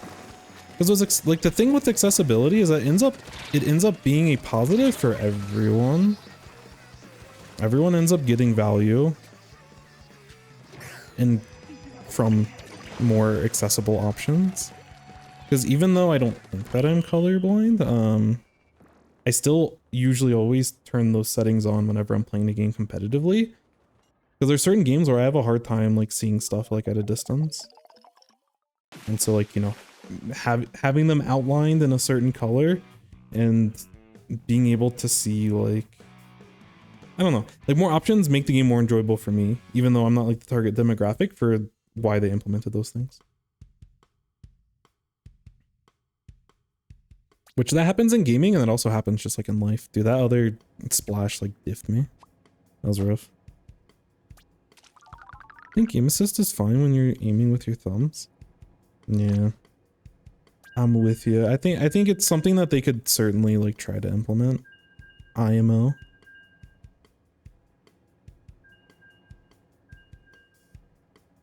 I'm gonna go on my 513th Joker arc. I don't know. How's my matches going? It's been okay. We're learning. We're doing a little bit of learning. I need to go back and watch some people play this weapon though. We have a long way to go, but we're doing a little bit better. Funny, when I first started playing Splatoon, the thought of motion control wasn't real, and like, how did every stick? Yeah, I'm in the same spot. I'm sure a lot of people feel the same way. Yeah, for sure, for sure. I would never play sticks. Being able to jump while turning the camera is too important. Yeah, I mean, I can do that. Like, I claw, so I can jump and use stick control. I had to learn that from other games without motion control. And you can also change, which, at least in other games, people move jump to like one of the bumpers, like one of the top buttons, to make this achievable as well. If you don't want to hold the controller like a quirky gamer such as myself.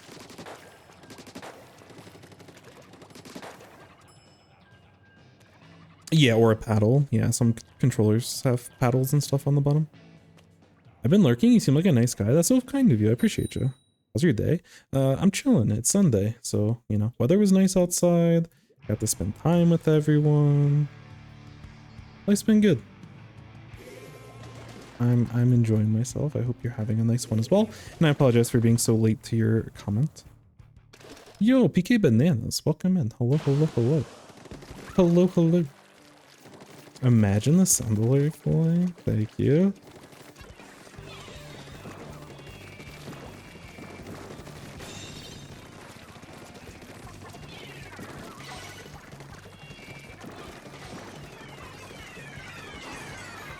Oh, I cannot be here.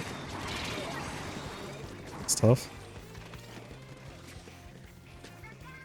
If I swung out too wide, I was probably dead to the Hydra, but I should have. There's no way that I avoid the Tri-Strike, and there's a non-zero chance that the Hydra doesn't spot me. I missed my shots? Okay. You would have had that shred more consistently if I actually, like, hit my shots.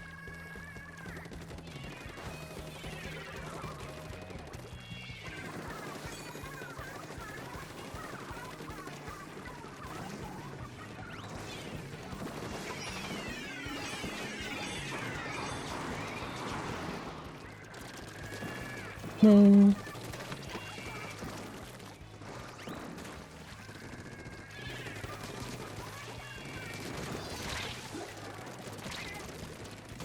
Holy. My teammates are so good.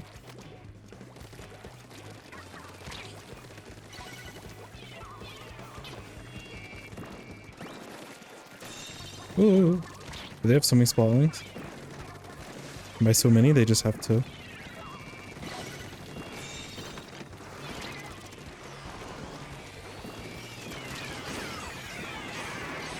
There's so many things happening in the zone. Sick. You shot 2 months. Had the stats a little bit. So silly. Society broken heart emoji. So real. If VC was opt-in, I'd be fine. The problem with that is that when you get to a certain, like, there's a massive competitive advantage. So while on the surface and for more casual modes, I think that is a proper resolution. But the reason, as much as I really enjoy VC, if you play in a competitive environment and you make it opt-in, it forces everyone to opt-in, or else they're throwing, you know? Like, you legitimately lose percentages by not opting into the VC. So I think it's something you either implement or you don't, and the way that stuff has been, I'm okay with them not implementing it, and it just kind of, it is what it is. It's totally fine. All right, back to coaching. That was fun. Playing this game is fun. I think that's a nice thing about doing reviews and stuff, is that it motivates you, and it's like, okay, it's my time to play, like, let's get it. But now I need to watch a lot more replays because I'm getting closer to the root of the issue with my Neosplash, but against better Neosplashes and just better weapons in general, like, I really falter. But we're working on it, certainly. So wait, what's next? What's next? What's going on? Unfortunately, anyone that submitted a code today, like, I really appreciate y'all. We'll definitely get to it. I don't think I'm going to be able to hit everything tonight.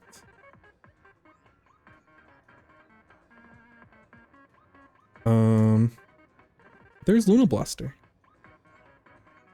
Uh-oh. Wait, this is a Luna Blaster gameplay, but I see ability doubler. Hopefully that means that you were playing during Splatfest, but this isn't actually the Splatfest. You went through the trouble, so I'll at least give some feedback, but if it is Turf War, I probably won't give super in-depth analysis because that's not what I'm good at. But I can definitely give some tips, you know. We'll see how it is. Oh, Splat Zones. Oh, we're chilling. Oh, Splat Zones mincemeat. You're my favorite person. I love this. Love this map, love this mode. I've changed my tune so quickly. I do want to catch up with chat as I like start getting this going, but let me plug in the little doodad. So I'm just gonna go with King as their name. Wait, is it Link? Oh no, they're Their name in this game is just Marina Simp. Okay. Alright. Fair. Respect. So they're S rank gamer. They didn't specify where they're trying to go, so we'll just, you know, this is I didn't look.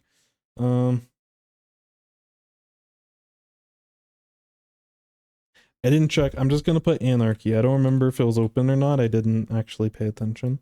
But this is a Luna Blaster, so I definitely know that for sure. And we'll get to it here in a second. Yeah,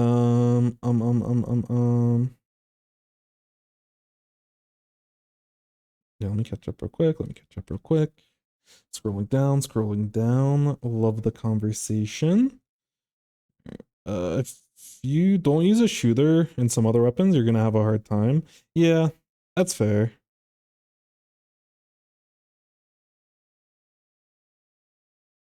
I think some of it just comes with like getting more comfortable, because like using something like a roller, like it's very different than most other games. Like Splatoon is so unique in so many ways, there's really nothing like it. So some of it it will become more natural in time, but again, when it comes back to like aim assist and stuff, I would like them to at least test it. I would be surprised if they never tested it, but it would be nice. Anyways, keep going.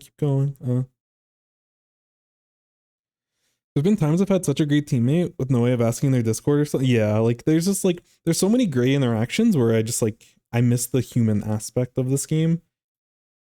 But I understand that some people play video games not for the human aspect. And if I do want to play this game for the human aspect, there's easy ways for me to do so. And there are easy ways that I'm already using it. So it would be selfish for me to force that onto everyone else. But no, I'm with you. There's times where I'm like, I just want to say, like, you know, this game has been awesome. And like it legit, like, so there's certain games and there's certain like teamwork that happens that like legitimately like makes your day. Like maybe I'm like super like cheesy or super corny or something about for that type of perspective, but like there's certain teamwork where like I don't know, it's just is actually beautiful, is actually art. Oh no. Who calls you slurs for playing a Splatoon weapon? I mean, that's I've seen that happen in real time on twitter.com.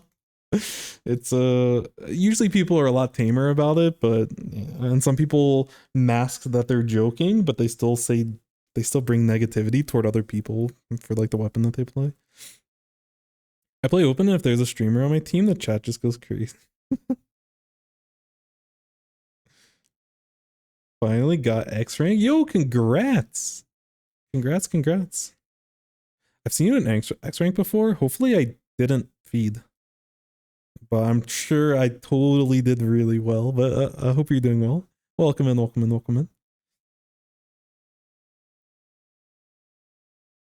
Yeah, don't let that get you down. Yeah, it's messed up.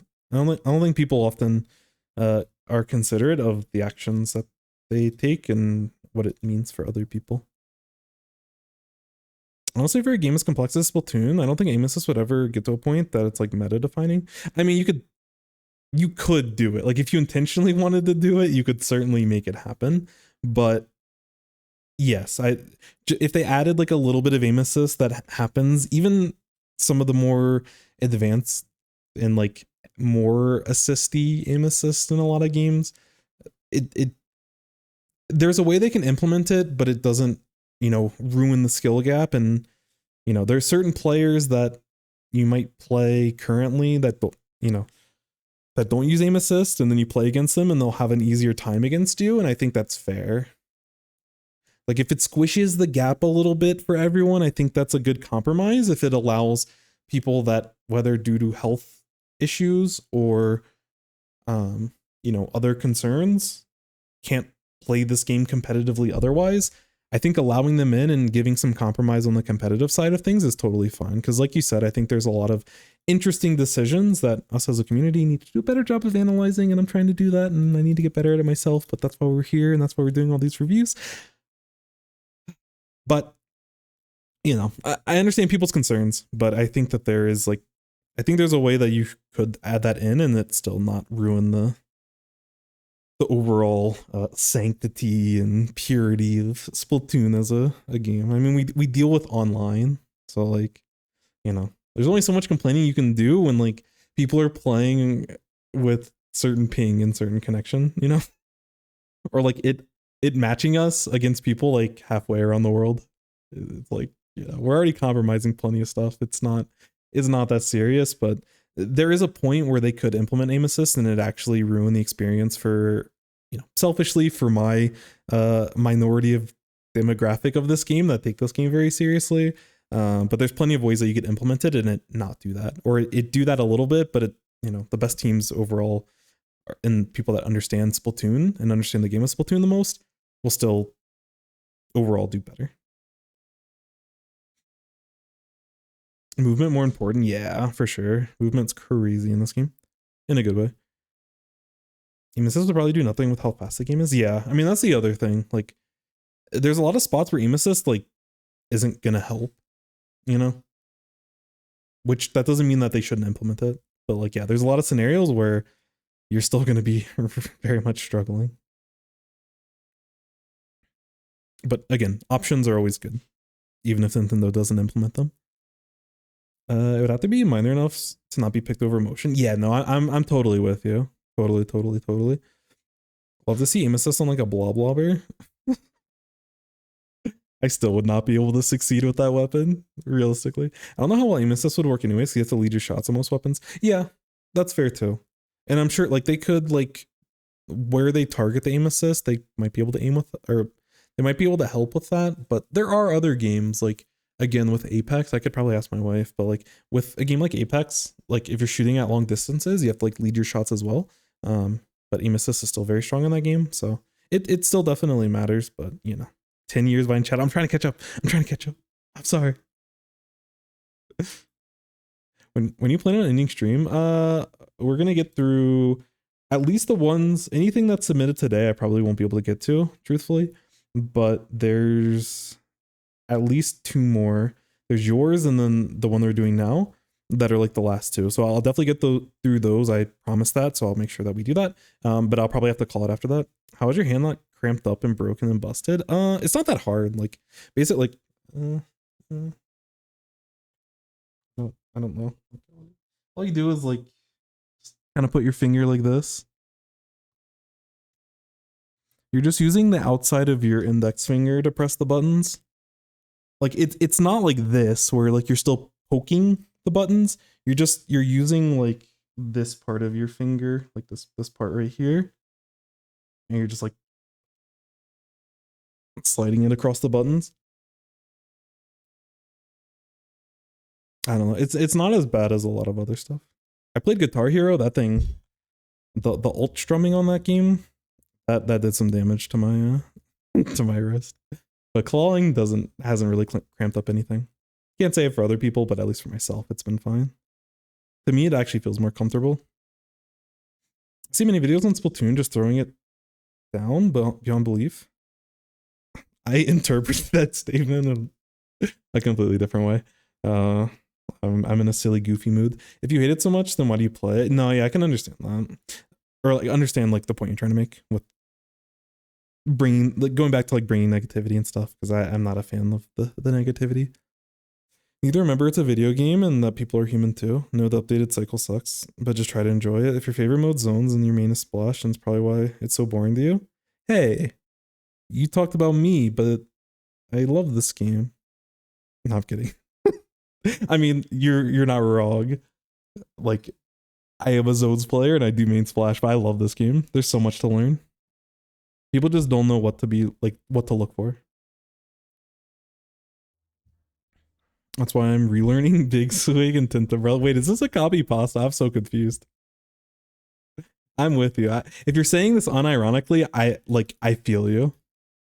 But for people that favorite mode is zones and their main is splash, like myself, there's still so much to learn about this game.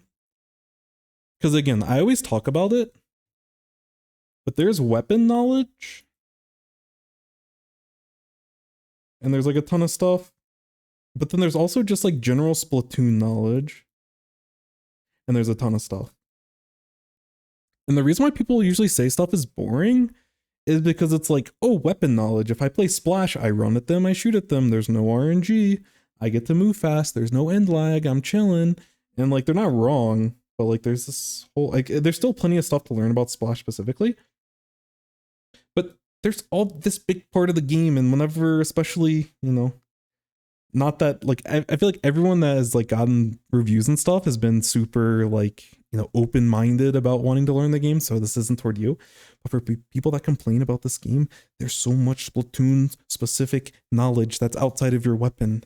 And your weapon is just a vessel for you to be able to play the game and think about the game and understand how to play Splatoon. And I hate when people don't put that into perspective and they're like, oh, you know how to play Splash and your weapon doesn't hinder the way that you make your decisions? Oh, then the game must be like easy and stuff. And it's just like, no, there's so much more. Like, play an easy weapon that you understand so you can like actually get to learning the Splatoon part, because everyone fails at the Splatoon part. Whenever I watch people that are like at a lower rank than me, I would say most people actually have better mechanics than me. And some by like quite a significant margin. They just don't understand how to play Splatoon. And like, you know, hopefully I can help them learn that, but you know. Unventing. Yeah, the competitive people I can understand, but even a player like Kyo, it's so hard to interpret their mentality when it comes to the game because they're constantly trolling, they're constantly baiting, and the few times that I see the serious side of Kyo, you know, like I really respect their opinion on the game. And I can appreciate the way that they think about the game. And obviously I appreciate the skill and being able to like understand the game better by watching them play. But yes, to a certain point, the trolling is very frustrating because it riles up people that don't see through the sarcasm. And then, you know, then there's like actual people that do that. But, you know, Kyo knows what he's doing. When he puts out the like whiny takes or whatever, he knows what he's doing. He's a very smart individual. Thank you for the hydrate. This was probably from like an hour ago, but we're hydrating. I think ProChar has influence over most of the community. The range blasters in every match. Blasters are kind of based. We're gonna be doing 2 reviews here. Yeah, we'll get to that after this. I think you got silver. Tri-strike badge, Pog. I've had a suspicious amount of big swigs in my game recently. It's a good weapon. They're farming, yeah. Front speed only Luna. Oh, is that the build? Didn't even look. Oh no. Oh yeah, we're running. I think our build kind of makes sense. Speed, obviously the ability doubler, you know. But being able to jump out fast and jump in fast with quick super jump and building specials, I can understand the theory behind it. We'll get to the analysis in a second. I'm trying to power through, catch up with you all. I'm living in the past. Mickey Mouse comp for the Mickey Mouse man. Look at the enemy team comp. Yeah, double blob, double gold arrow as based, unironically. Teamwork makes a dream work. That's so true. Competitive Ninjala gameplay. That game always seems interesting, but I never got into it. I never bothered to actually learn it. But I think it looks interesting. Honestly, something I didn't think about with aim assist is technically only affect shooters the most. Shooter privilege. Yeah, I mean, you could still use it. Like, there still is like a middle point that can work for every weapon. But yeah, it would definitely feel a little bit weird.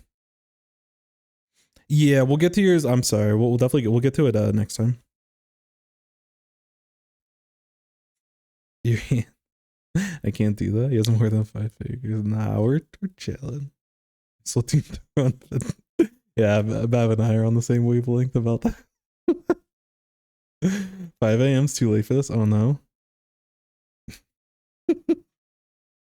Splatoon part is the best part.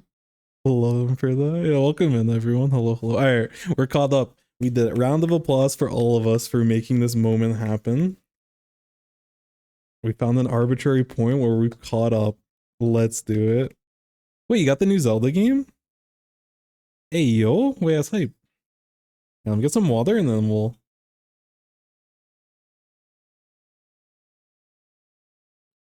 get into it. So,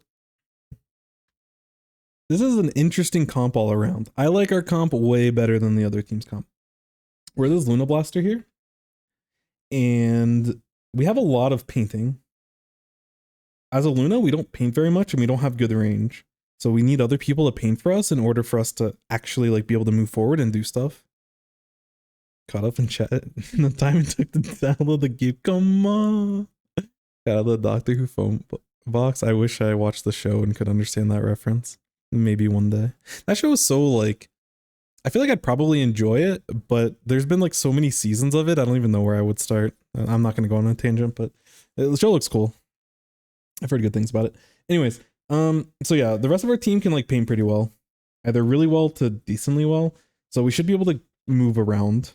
So part of what we need to do as a Luna Blaster is allow these people to paint and play off of their paint.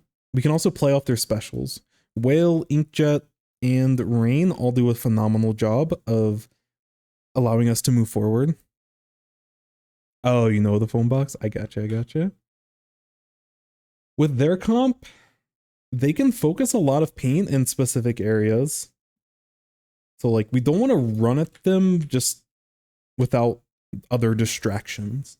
Fortunately, we have like a wealth of distractions on our team, and us personally and like something like an Inkjet can also get up very high where these weapons have a really difficult time dealing with it. So I think we have plenty of options to be able to go in. The one thing we have to be concerned about in this match is like we're not running directly at them, especially on a map like Mincemeat where you don't have a ton of options when you're pushing through choke points to fight them. Something like a Blob can control certain areas really, really well. So we don't want to play to these people's strengths. And that's the only thing I'm concerned about. Otherwise, I think we're chilling with this comp overall. And I need to move this microphone a little bit. Hopefully I still sound okay. Let me double check. I think we're probably fine. If I sound weird, let me know. But I moved the microphone around a little bit so I can actually play a little bit more comfortably. So hopefully, still need to fix it a little bit more, but this is better for me. But if this sounds bad, just let me know. And in about another hour when I catch up with chat again, then I'll remember to reposition how I'm sitting. So yeah, so we'll just get right into it, you know? Just play the game. Marina Simp, our hero.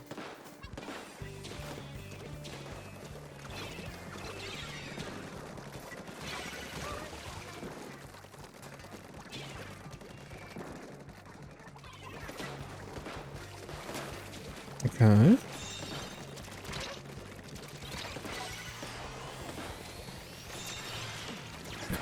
Ooh, that's tough. That's tough. There's a couple of things going on here at the beginning. I like your patience at the very like at this kind of point you do need to like paint around and chill a little bit. So I like your patience waiting for your teammates to get paint before you start trying to contest mid. Because realistically all you can do to contest mid right now is with a bomb. Personally, I'd probably drop down and like watch this ledge because you can control this ledge really well as a Luna Blaster. Alternatively, you can play on the right side and you can potentially play on top of this side and like drop off of the right side if you catch someone out of play. But you want to find yourself in like close combat. We want to close the gap against people and find short range battles that our weapon can like actually thrive in. So yeah. So like throwing bombs and stuff is okay. Again, I'd probably look to like get some paint down on this left side, but it's okay. We wait until we find this first person. We get the pick. At this point, when there's two people down, we need to start looking to take space. Again, we can't just hold forward at them and we end up holding forward at a awkward time and we're playing into their control of paint. But you know, you can tell thousands of money has gone to Gacha for the Marina fan title. Honestly, I respect that dedication. Because like at this point, we should already have control of zone and we should be bullying these people like to move backwards. Again, we don't want to push through mid. And like the reason when you push through mid, we got trapped because they have a bunch of paint that they can just throw in this area and we don't have a lot of room to maneuver. And that's kind of normal for that to happen. And it's going to be tough for us to be able to push through mid like that. And that's why we want to take advantage of either sitting underneath a ledge or sitting on top of a ledge, looking for an opportunity to drop on them. And we can use bombs to help with that spacing. But I want us to be doing more than just sitting here because, you know, if we stay at this long range, especially with an advantage, like we're just wasting time. So this is good. At this point, this is probably where I reposition around a ledge. I don't want to be out in the open like this. It's just awkward. I do like once this Booyah Bomb goes out, I like you climbing the wall, but you should probably move like, you should stay on high ground. And like the jump off the wall is a little bit too cute. And even if you didn't die to the Booyah Bomb, someone else is going to splat you in that scenario. Like if you keep swimming, like you can swim past and drop over here. You can swim over in this corner and then like look to drop back if they look at you after. But yeah, we want to get out of the death zone, which is the zone itself. Just because like when you look at their comp, the blobs are just going to be shooting stuff at the zone the whole game. So if you get caught in the zone for an extended period of time, there's a good chance you're just going to go down. And we don't want that. We want to thrive. So that's the other thing when we're looking at this map specifically, you know, Luna wants to play around ledges and like this ledge is good. You know, we can also potentially hit like up on this truck a little bit. And then the other thing is playing up here. And if, you know, it's very common that people play over in this angle and then you can look to drop on them. Once your team has an advantage, then you can look to like move toward this right side and you can play around this right ledge or play around this ledge if they drop this way. But that's kind of our goal is as a short range weapon, you want to take short range fights. It sounds obvious, but I think it's easy to lose track of. And I often lose track of that even when I'm playing like Neosplash in certain scenarios.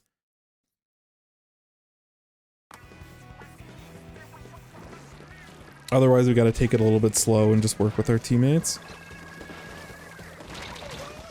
Yeah, again, being caught on a grate when they're throwing a bunch of stuff at the grate, it on average it just is not gonna look.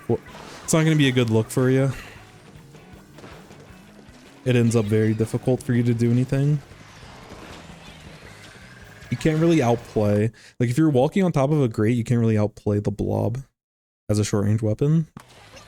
You either like disengage from that scenario or you're probably gonna get splatted. But like you're painting for yourself a little bit, getting some space. You probably can look to take zone with rain and then you probably can look to special after this. So that'd be cool to see that. Yeah, cool. Nice.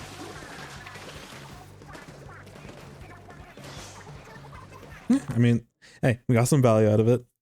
One thing I would say, when we're initially using our special, I would try to use like farther walls. Like the second one that you jumped to was good, but instead of jumping here and going over top this wall, that's a little bit predictive. And again, we look at their comp. If they see you use your Zipcaster on this thing, they're just going to throw a bunch of stuff. And if you go vertically up from where you initially use the wall, you're going to probably get a bunch of blobs into your face. So you want to start, like you want to go high and wide, and then you can look to drop on them. And then when you look down to drop on them, that's where you can get in close range. Ideally, you probably want to get behind them, or at least in a spot that makes them uncomfortable. And you can play patient to get there, but you know, you found your target. I like the timing of the Zipcaster there, but yeah, we could have gotten that first pick a little bit safer, but overall the idea was fantastic.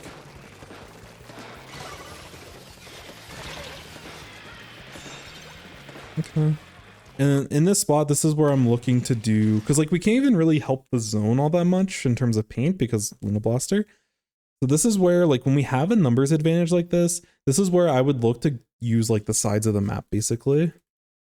And like, you know, realistically your best chance is to like flank around here, which is still pretty uncomfortable honestly as Luna, but you can play over here and like threaten these people because like the enemy team so far in this game hasn't really played this left side a ton.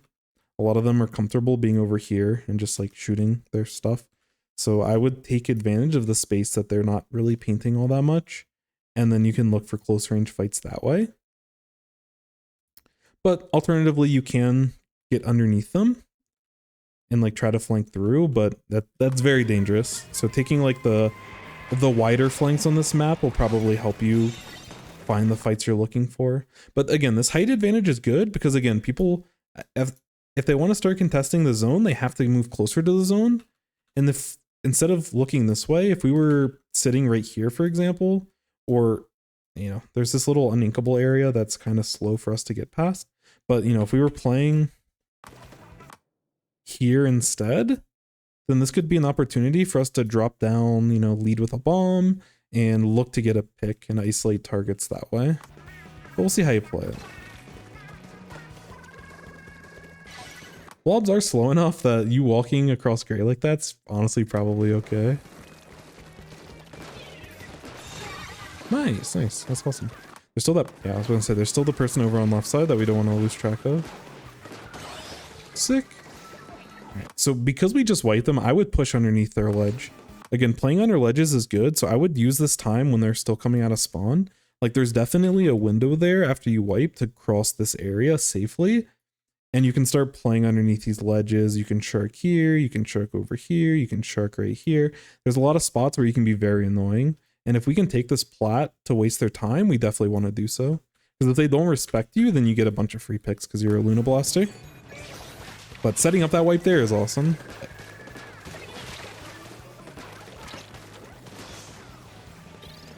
That was good. Again, minor thing with the Zipcaster, but try to focus on getting more height and more distance.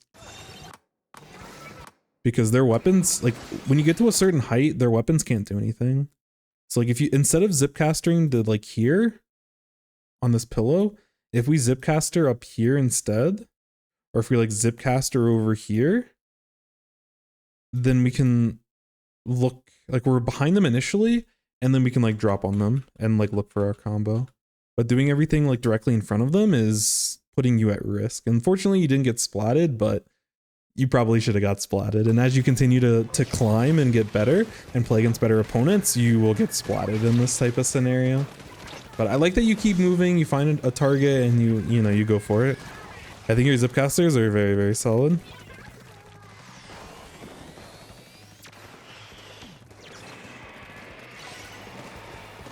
Oh.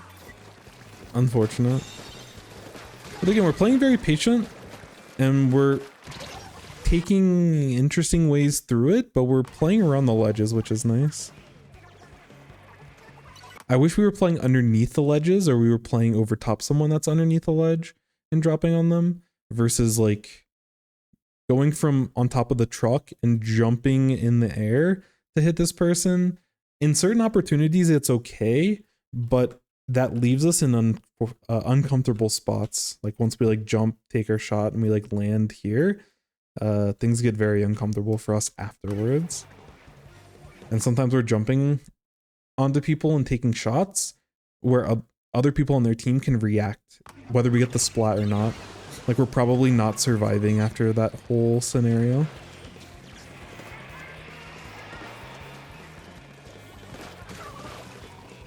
Nice. But we're doing a really good job staying in the ink and finding good opportunities when other people don't know we're there. So I really like that. Again, I wish we played around this right ledge more, and like we're looking to drop on them through this right side. I think that's really, really good for the Luna. And we can like the same patient playstyle you're doing is great, but I think you could probably optimize the ledges and your positioning a little bit better. But the overall idea is like super, super good. Oh my. It feels so random if we get splatted or not by the blob. Nice.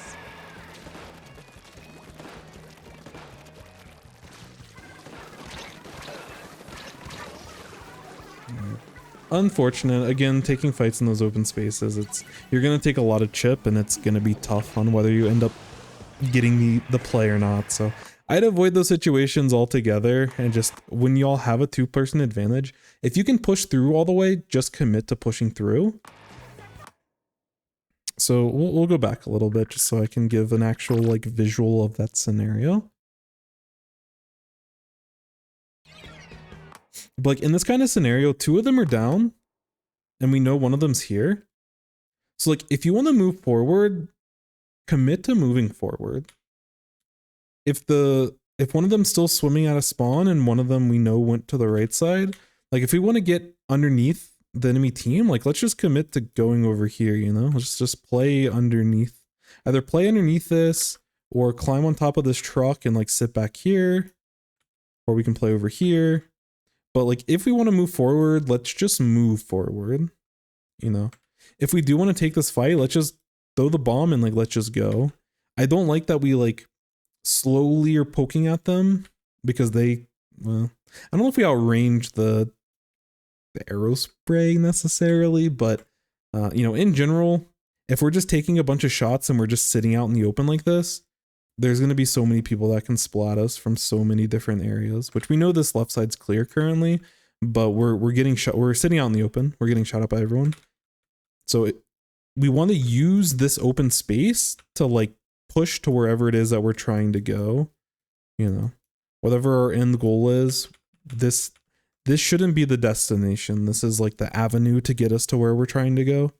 So like, you know, if you're like driving on an interstate, you don't want to just stop in the middle of the interstate and be like, yeah, I'm comfortable here.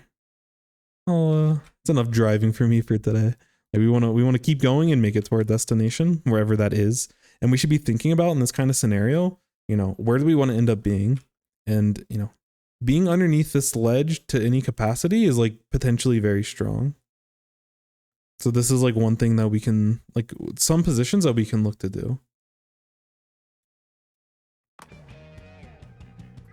But like we get caught up in this area and we're taking fights in this open area, which there's a clock on us that if we don't move, we're eventually going to get splatted, regardless of the comp that we're playing against. Some comps will punish you faster and splat you faster, but we want to try to avoid those situations altogether. Nice. Ooh.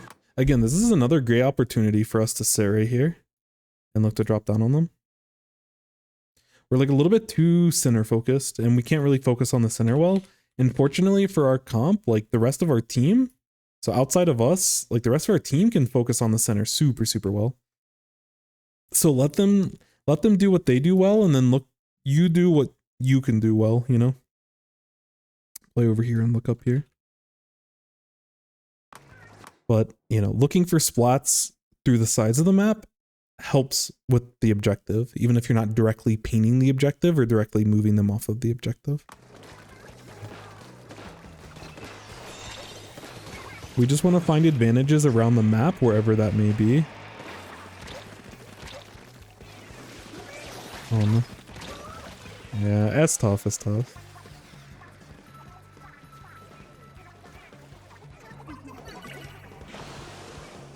But I like that we moved out of the open area to start taking those aggressive plays. We didn't quite have the paint we were hoping for, but, you know.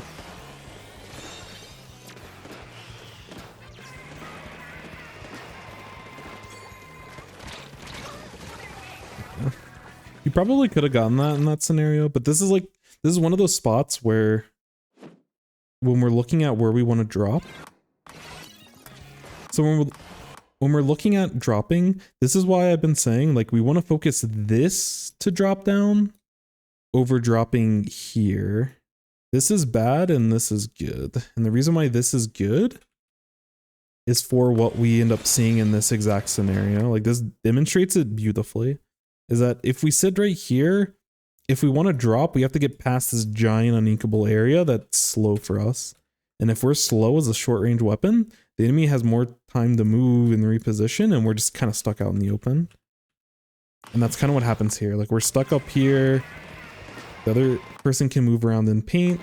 You know, unfortunately, we don't get the splat here or here, and they're able to splat us. But in general, we want to make sure that we're able to get those splats when we're looking for them.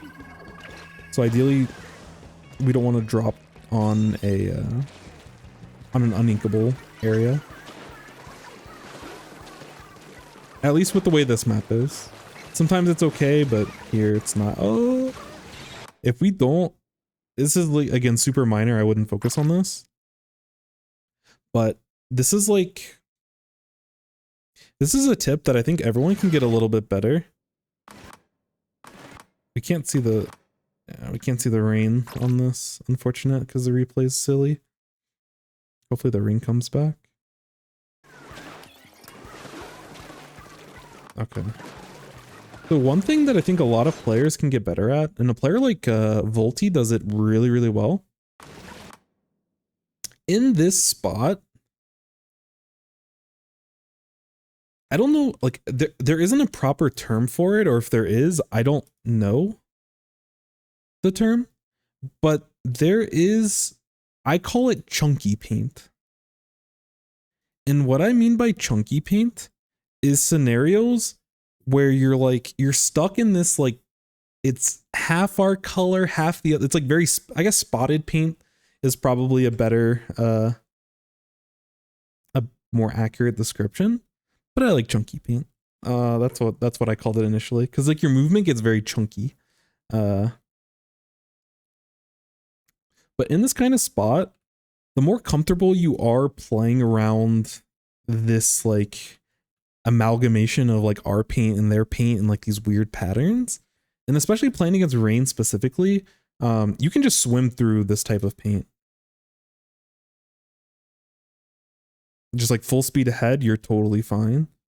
Something like this, like these bigger splotches that aren't just caused by the rain, we have to be a little bit more careful, and depending on the momentum we have going through them. Like if we had full momentum swimming through here, then we could make it through this no problem. Some of these bigger splotches, like if we try to swim through that, then we would get stopped because it's just like there's too much enemy paint that we have to swim through at once. But anything done by the rain, like all this rain paint, we can just swim through that no problem. We will take some additional damage, but we need to get out of range as fast as possible, or get out of the rain as fast as possible. And you know, again, Volty does this really well because as a carbon, you don't have the luxury, like you're playing in the front lines, so you don't have the luxury of playing around like very nicely, this is all our color kind of paint. We have to like fight through this like chunky paint a lot. There's actually like drills that I kind of work on in the, like using the copy bot or whatever, that thing that's basically useless, but this is actually a decent use for it. Is that they can create chunky paint in a way that you can navigate, like you can at least practice navigating through it. Salmon Run's another great mode to help navigate through some of this, and understanding how much paint is safe for us to cross through versus how much paint might be a little bit more awkward, and just getting comfortable with this uncomfortableness. Because this extra shot, especially with a slow weapon like the Luna, is what gets us splatted here. We still might get splatted potentially, but if we swim through, I think we're actually safe as long as we get out of this rain range. That'll be close. But it's unfortunate. Overall, the idea is good, but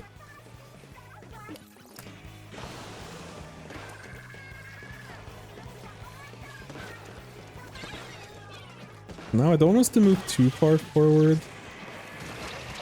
We're able to get a lot of value out of our bombs. Like I like leading with the bombs. This is awesome. But there's certain spots where we want to be careful. Like one of our teammates is still down, and I think one or two of them are still respawning. Yeah, one of them's still alive, but one of them's respawning. In this kind of scenario, like we need paint in order to function. I would be careful about dropping out this way. This feels very uncomfortable. I'm okay throwing a bomb right here. But as we play against better players, if we drop in this kind of scenario, we're gonna get splatted by other people. And we're very fortunate that this blob runs into us, but if the blob, instead of going that way, if they end up moving around this way and start shooting at you, there's a decent chance that they splat you. And if you're playing like an actual weapon, like playing against a splash or another short range shooter or a roller or a blaster or something else, like you're probably in a much more dangerous situation than it feels like you're in now. And in these types of scenarios, that's where we probably either we slow down and stay up here until our teammates are in a good position to do stuff. But as a frontliner, and specifically as a Luna Blaster, I would try to get closer to these ledges as fast as we can. get to these spots where the ledges are and, you know, look for opportunities to be able to move forward. But when you don't have a ton of range, especially as a frontliner, you want to take as much space as you can, but you still have to play slow so that the rest of your team is able to like paint and start getting in. But we potentially stagger here and give the enemy team not a great chance because they have to get through a lot of points to be able to take the lead in overtime, but there's a non-zero chance that they actually can pull this out because you end up potentially going down in that spot. I like the overall idea. I think your positioning could be a little bit different when it comes to making that work out overall. But all in all, really good stuff. I think the Luna, I think you're able to find some good value with it. So we always love to see that. And we get to see zones. So I'm always happy to see that. And Klimblets. Or at least I'm happy.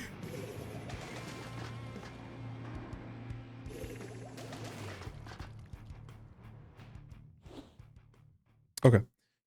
But all in all, a couple things that I would focus on here is like position to your weapon strengths. And this is both on offense and on defense. Strengths. And for a Luna Blaster, you really want to focus on ledges. Or at least you want to put yourself in short range fights. You don't want to be in open spaces. So again, when it comes to ledges, when both teams are fighting for zone, these are like the common spots over here, you know, and you kind of move around this way. You can still get bombs. Like, I like that you were throwing bombs through zone and like zoning them out. Like, you can still do that, but you don't want to throw the bomb and like keep moving forward with it and try to take a fight like around zone in this open area, because that'll get you splatted a lot, and it did get you splatted a lot. Should have got you splatted even more, but yeah. But like, take time to find these types of opportunities. Once we, you know, get a wipe, or once we have control, if we can push forward, like we got a wipe and we were sitting, after we got the wipe, we were sitting like right here. We had plenty of time to start pushing onto their plot and getting underneath these ledges over here. And if you're able to do that, like I would say go for it. You know, like you still have to play it carefully, but take the space first and then you can, you know, retreat if you have to, but you can make them really uncomfortable and stall them. And it gives your teammates more times to like build specials and do other stuff that they want to do, paint, whatever they need to do in those types of scenarios. But that's kind of the biggest thing. The other thing in relation to positions as well is use open. So we want to use open space for travel.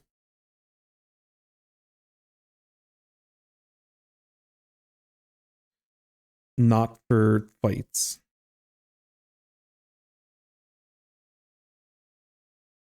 Not for fighting. And this is all contextual to whatever weapon that you're playing and whatever weapon you're playing against. If you're using like a Splatling, or you're using a Stamper, for example, then you want to play in open spots. You don't want to take close range fights because that doesn't work the best for your weapon. But as a frontliner, and as a weapon with short range, you don't want to be sitting out in this open space for too long. Like there's certain spots, like if you're here and you're trying to get a pick on someone over here on the sledge, like you kind of have to like, you do have to jump out into it and you want to pick your timings for it. But after you get those shots off and you get the splat, you want to immediately look to like reposition to play around short ledges again. Or like use this as cover as best as you can, this car, and like, you know, shark behind it, eat some shots and like look to reposition. Swimming back through the zone, sometimes you can do that, but sometimes it's really dangerous. In other spots, you can like get that pick, get underneath a ledge, or like get back here and just like jump back to your team. There are options to be able to just like jump back to where your teammates are. Because it's much you have a higher chance, especially with quick super jump. Your odds of jumping out here, jumping out here, jumping out here, like jumping close to ledges and getting back to your teammates is way higher than like swimming back through or like taking a fight in this open space. And again, these open lanes are a mode of transportation to get you to where you're trying to go. So get to wherever it is you want to get to, and then from there you can look to make a decision of like what the next steps are. That's kind of the main thing. I think your zipcasters, especially for like where you're at now, I think your zipcasters are totally fine. I forgot base Luna had zip. That's fair. I only see Luna Neo. Yeah. But like with the zipcasters, just so you can think about it, I wouldn't focus on fixing this because I think your decision making with zipcaster is good. But for zip, you want to go like, you want to go up and you want to go past. So you want to try to get behind them and you want to get high ground. So if you're zip casting from here to someone over here, we can like take this wall and then crash on them. Or if we want to push on someone back here, we can like take this wall and then we can look to maybe, honestly, we'd probably go here and then we'd go closer to this ledge. And I think you can hit this wall and then move down this way. I don't know. There's interesting paths. It's something that you like as a zipcaster player, you have to like, this is a good chance for you to practice stuff and practice it in recon mode and just get familiar with like the geometry of the different maps and understand like where you can get to and how to do it in the safest way imaginable. This right side is a lot easier to work with because there's a lot more like wall and there's a giant pit here that causes extra distance for you to have to like jump to places. But I don't know. I think your zipcasters for the most part were like very solid, especially for like you at like the A+S rank. Like your timings of zipcasters were very impressive, and I think for the most part you did it well. But you know, if you want to think about it, you can think about it. The biggest thing is just position yourself to be able to drop on people or punish people that are trying to drop themselves by playing around ledges, and keep yourself in short range if you're ever actually fighting. Sometimes you may have to like take shots. Like sometimes people are in a position where you move forward and you can like catch someone off guard here and get the pick, but just don't keep shooting while you're in this area. If you do have to take fights in this open area, get your pick and then go and just be ready to move. But all in all, really good stuff. Awesome. And best of luck. I think you're definitely at a point where if you play around ledges more often and more consistently, I think you'll definitely be able to continue to climb. Yeah, that was a really good game from you. I think at the level that you're at now, you just keep playing and you'll continue to climb. But, you know, fine tunes to the position and you'll be able to climb a lot faster and a lot higher. So thank you for the gameplay. Much appreciated. Now we'll get to probably the final review of the night. I'll look at James' content. Believe it was ballpoint. Yeah, ballpoint and open. So good stuff. We had a ballpoint block a couple of days ago. But I'm sure we'll continue to see more and more ballpoints because its current place in the meta. Another zones. We love to see it. So some of the questions you had specifically was when to use and when not to use inkjet. So we'll keep an eye on inkjet usage. But we're looking at Anarchy open. I'm not going to forget this time. Where's the Spider-Man collab? True. I think we said this is S+.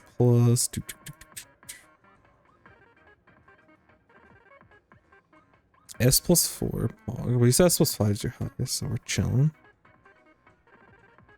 Have you played any X rank, JM? I'd be interested to hear your experiences. Or have you played X rank in the past?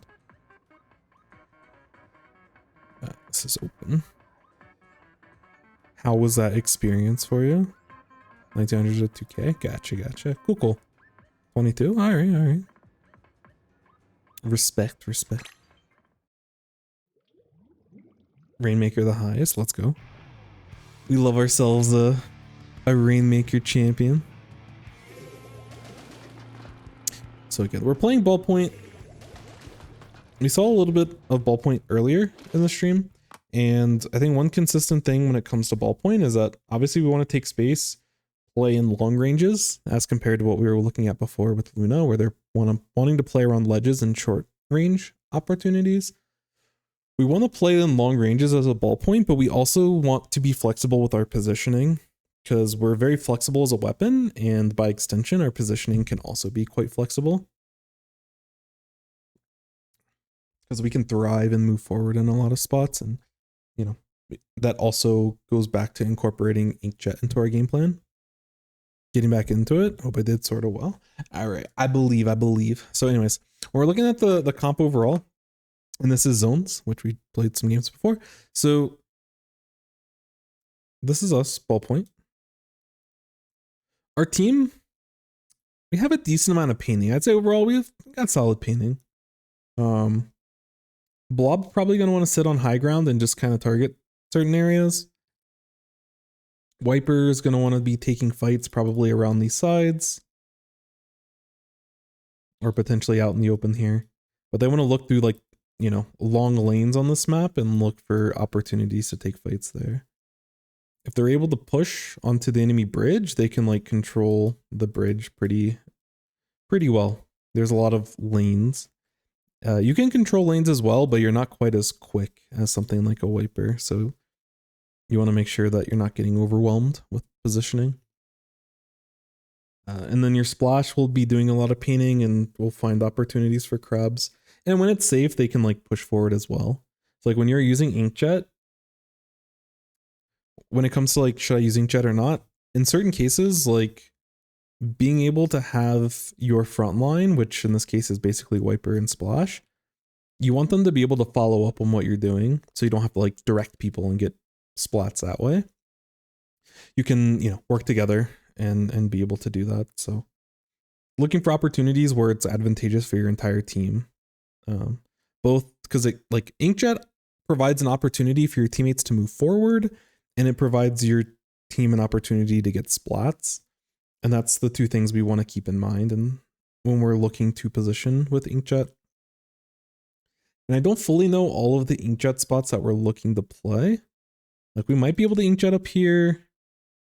If we Inkjet down here, we probably can get some elevation and like some additional elevation up here and like look to be up here.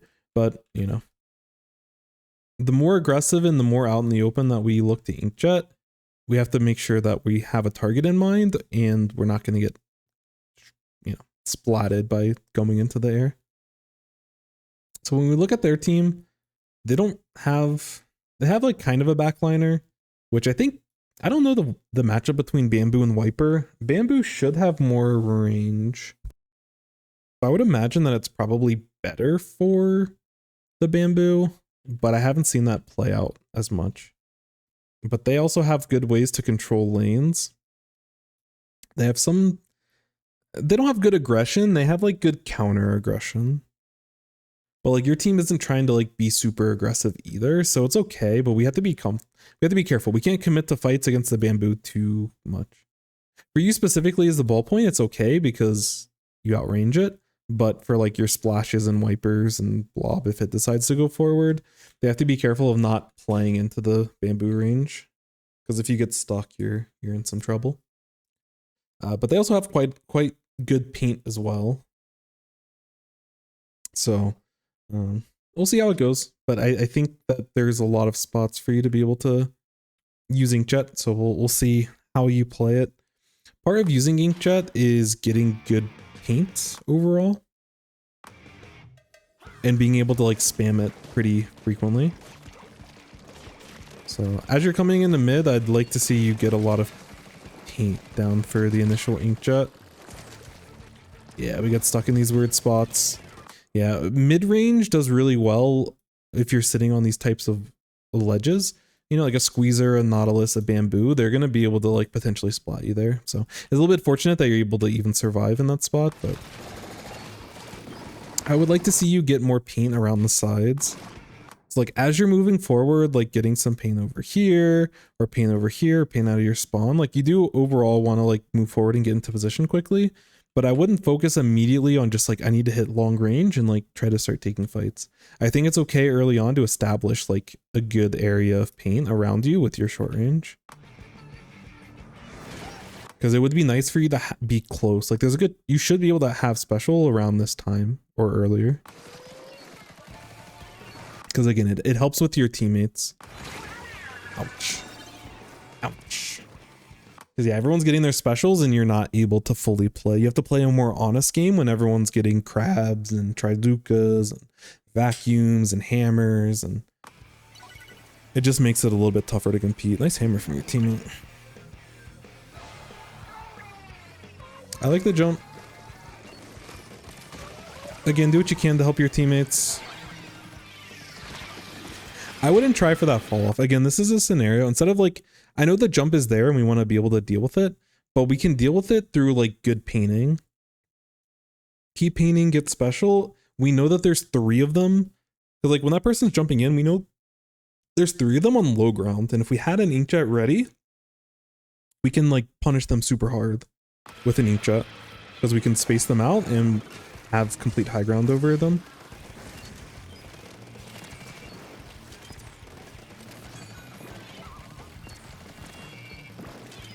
Okay, now we have inkjet.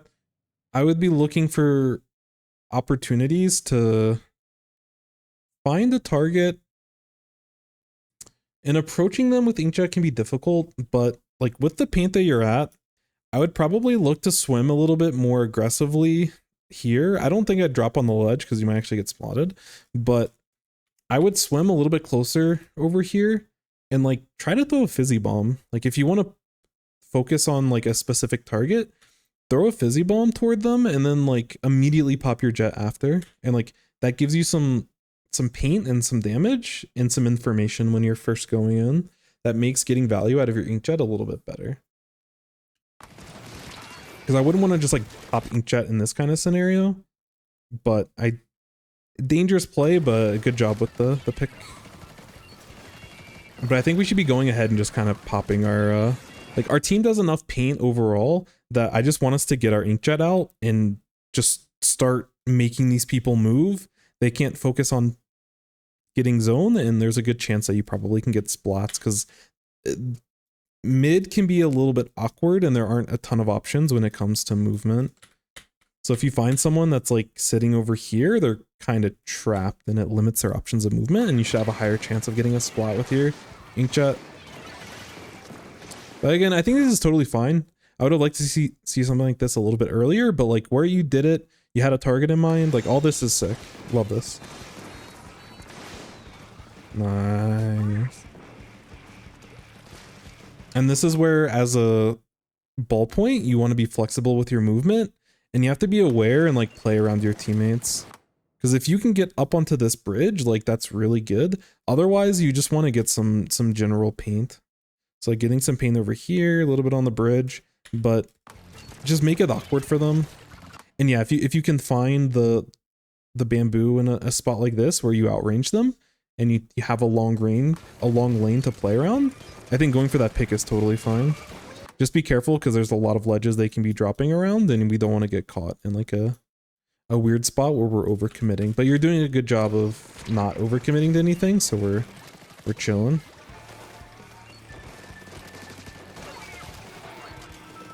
Nice.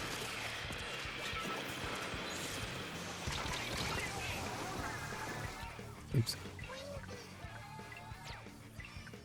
For a quick second, I didn't see how that hammer play happened. So we got the splat on the big swig. They're making a lot of noise for the way that they played this. So yeah, in a scenario like this,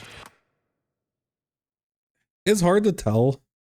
I'm not trying to be like objective or like results oriented, but I do think in a scenario where you have no one sitting on high ground, after you back up and they start using the whale, I'm okay with you just swimming back all the way and getting back to this high ground.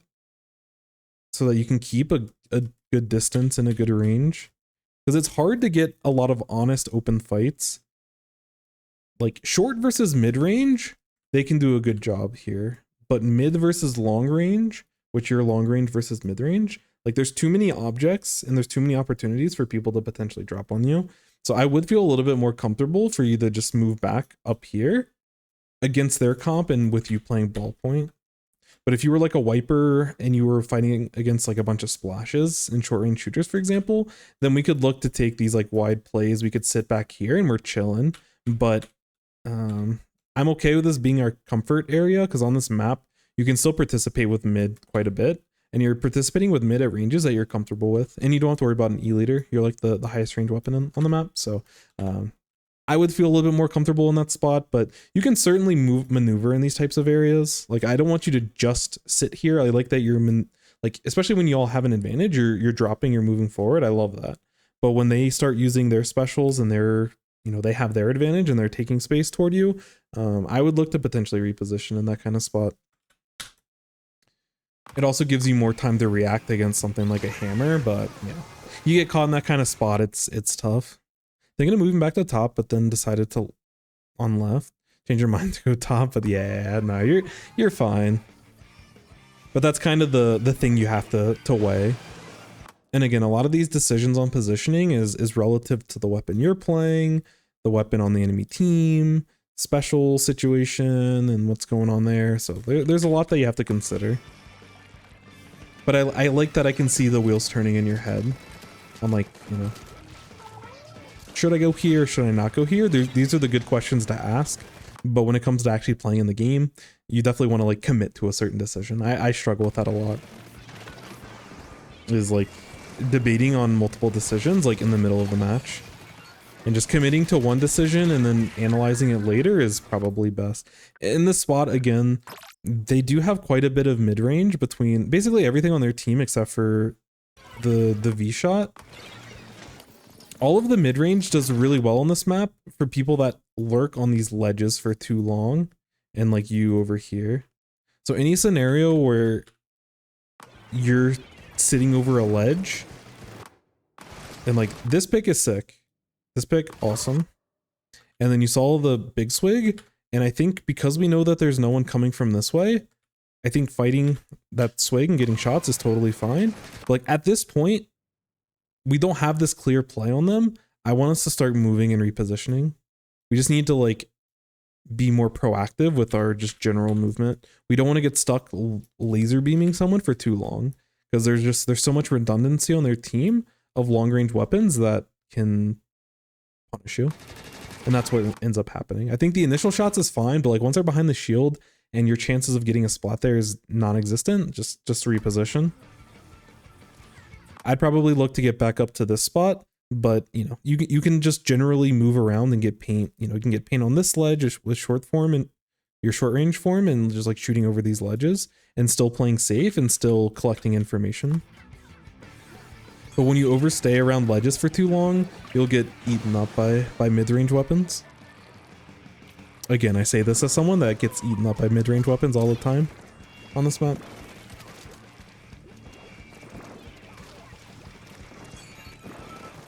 Yeah.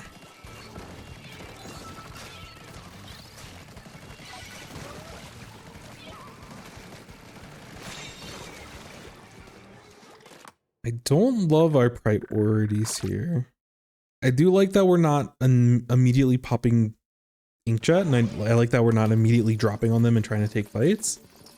All this is good. This happens to all of us. We get stuck trying to climb a ledge. I feel you on that. But when it's like a 3v3 and your teammates are like, one's looking to drop and one's already fighting, this is where I would try to just get like general paint around the map. And when we're in this kind of position, we can generally paint around in short range as a ballpoint. And like both, it helps with getting control of the zone, and it also gives your teammates more options to maneuver around and to drop on, and they know what they're dropping into. So I don't like that we're like trying to like I like that the idea of you helping out your teammate, that part of it's good, but we also can help them out by just getting general paint. There isn't an obvious play for us, and we don't want to sit here for like 5 seconds like waiting for those plays to find themselves. Because if we had general paint around this area, your hammer would probably have an easier time on this person, which I think they end up getting because this person gets stuck in a corner. But they get a bunch of free points, and there's situations where your teammates potentially could have gotten down. So when there isn't an obvious target, either look to reposition or look to get paint while also repositioning. I think your position up here is totally fine, but I would rather us get more paint and stuff. Also, in this kind of spot, I would also look to like get on top of these uninkable areas while you're like painting and stuff. Partially, it gives you like a little bit of additional height. But the other thing that's nice is that if for whatever reason, like they do start shooting at you, like if you have like one of these weapons shooting at you, you're able to continue moving, and your build, you're only running one main of run speed, which I don't know how many subs you have, but if you have a lot of run speed, you get a lot of advantage. Like most people run like 2 mains of run speed, or at least like a pure, so like a main and 3 subs. But you can really, as a ballpoint specifically, and just Splatling as a whole, you really can take advantage of these unequal areas. So like any time that you're like maneuvering around and you can have that choice, usually the unequal stuff is like extra height, so it's like even better. All run speed on close. I gotcha. So yeah, because the other thing is like if you're trying to paint and stuff, like these things just kind of get in the way. But if you stand on top of them, then you don't have to worry about accidentally like wasting your shots onto them. This is kind of like a minor optimization, but I think it's important to bring out, or important thing to talk about, because I often forget about it. I should be able to hear that there's someone underneath us. Yeah. I probably would have been a little, I don't know if you actually heard that when you were playing this game, and you probably can't hear it through the game. Like my mixing of the game audio here is really low, so you probably can't hear it either. But I can hear like a lot of people like maneuvering around, throwing bombs, and doing a bunch of stuff underneath us. So I would be looking to get more general paint over here. But this is a scenario where, and again, we have a better vantage point if we're sitting on top of these unequal areas, because these things aren't in the way of our vision, and we get a more open look. And when we're up here, we have to make a decision. If we're going to be sitting in this kind of position, which I think we probably can move forward, but if we do, I think it's reasonable to be up here. Like, we want to make sure we're getting paint. When we look at high ground, it's like this area potentially could get painted. Obviously, that's farther away from where you're at. But like, if we're not going to be moving up with the rest of our team, we want to clean up mid. We don't want to just like kind of sit there, you know? Like getting paint behind you, getting paint around you, anything that you're able to get so that you can get your inkjet, which you already have your inkjet, but you know, it helps build special as well. I would look to do that a little bit more proactive. We just seem a little bit unsure of what we're trying to accomplish sitting up here. Nice dodge.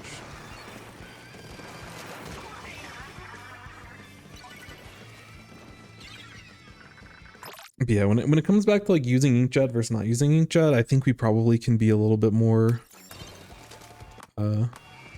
like if I hear this person, honestly, you probably can inkjet to deal with them. But like once your teammate goes down right here, I would probably look to like, I would just pop an inkjet, honestly.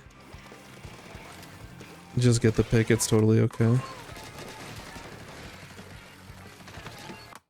Because like when they use their, you don't necessarily want to use your inkjet in response to a Trizooka. It's not the best play, but you know where they are and they don't have a lot of options to maneuver. So you can use that against them potentially, but I don't know. That death's very unfortunate. But that's the other thing, like holding this kind of position instead of moving up with your teammates. If you move up with your teammates, the geometry on this map, like there's a ton of ledges for you to be able to use to get height and help fight with your teammates. You can even move like down here and stuff and like inkjet over top this kind of ledge or this ledge there's a lot of areas for you to be able to like actually maneuver around, and that's how you can get value out of your inkjet, is playing around ledges or playing around super high points. Like Hagglefish is the common example, where like you can sit top mid on Hagglefish and get higher than basically anyone outside of a leader can reasonably hit you. There isn't as much of that on this map, but yeah.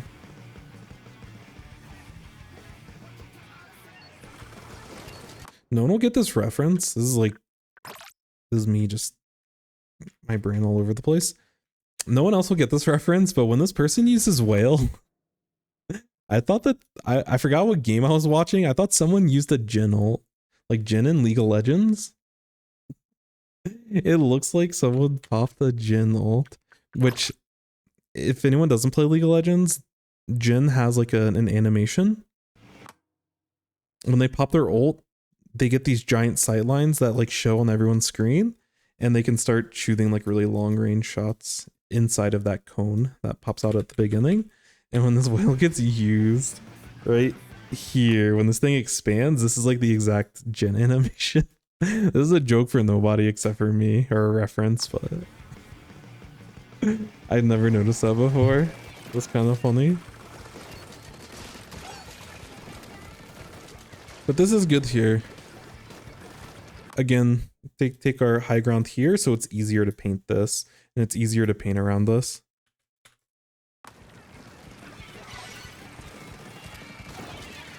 Yeah, like you see how awkward it is to like get paint in these spots? And those are like the avenues that a lot of their weapons are going to be maneuvering around in mid. So if we can clear those areas out, we're chilling. I think we had enough for a fizzy bomb here. I don't think there's an immediate thing that you want to zip or inkjet here. So I would take a little bit more time. Maybe I had to wait a little bit longer for the fizzy bomb. But I don't know. Like having the zipcaster from all the way back here is pretty tough. I'd like to when we were zipcastering closer to here and hitting people in like this area. But zipcastering back, I mean inkjetting. We watched Zipcaster last game. When there's inkjets, if we're using inkjet like back here and we have to like slowly meander ourselves around this corner so we can look to start hitting people, it's very slow, and it gives them an opportunity to like, you want to be very quick. You want to quickly impact the match when you pop your inkjet. You want it to like swing the game, and you want to catch the enemy off guard. And it takes us really long to get into a position because we inkjet from so far back. And we probably have to be a little bit closer to like our bridge here so that we're closer to mid when we actually use the inkjet. You actually might be able to use these poles. You definitely can to get extra height. Like you might be able to inkjet from here, get over here, and get up here. I don't know. This is something where you get into recon mode and you start labbing out like how the different areas you can use inkjet in. Because Kyo was doing that one time on stream, and like he was using inkjet on Brian Water, and like you can get to ridiculous spots on the map. It's not really practical, but it's if you're committing to ballpoint or like an inkjet weapon, it's good to get comfortable and familiar with a lot of this. But again, I love the painting here to cut that person's options off, and now the other person can't go anywhere. They're 2 down, and again, this is where you make the decision. Either we start moving forward, get paint for our inkjet, or we paint all the area around us, which I think we got most of that paint with the last couple of picks, but there's probably some areas. Yeah, I wouldn't worry about this. You could paint some of this, but I probably look to be a little bit more aggressive in this kind of spot. Sitting back here, like the earlier poking that you were doing on like the bamboo and stuff, I like this, even though there's a good chance that you don't get a pick. Sometimes you might, but as long as you space yourself out knowing you're the longest range weapon in this match, I'd rather you stall them back here a little bit longer, and then when they end up using whale and specials and stuff, then you can like swim back and get into this type of spot. But I'd rather us stall closer to their side of the map for a little bit longer in this kind of scenario. It just feels like we don't get a ton of value in this kind of spot. We could maybe throw a fizzy bomb across here and like hit the ledge underneath this, but I don't know. Like I like you being in the spot for the retake, but I think there's more that we can do before we get to that point. Again, if there was a ton of paint all over for you to take advantage of, then sit up here and do that painting, and that's totally reasonable. But, you know, because you didn't paint, like, A, the enemy team gets back in for free, and they can start using specials closer to mid, and you didn't get any paint, so you're nowhere closer to your special. So, like, this isn't a bad spot, but you could do better. Okay, I like that you're getting some movement.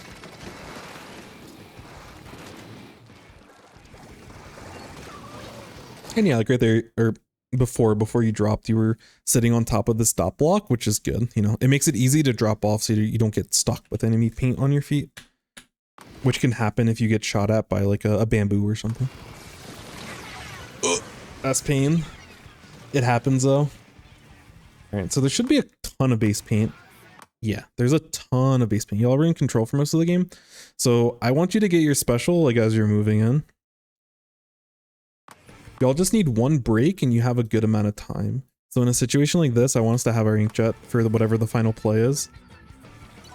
At this point where you're at, I don't really care what that play is, but I want us to play for an inkjet.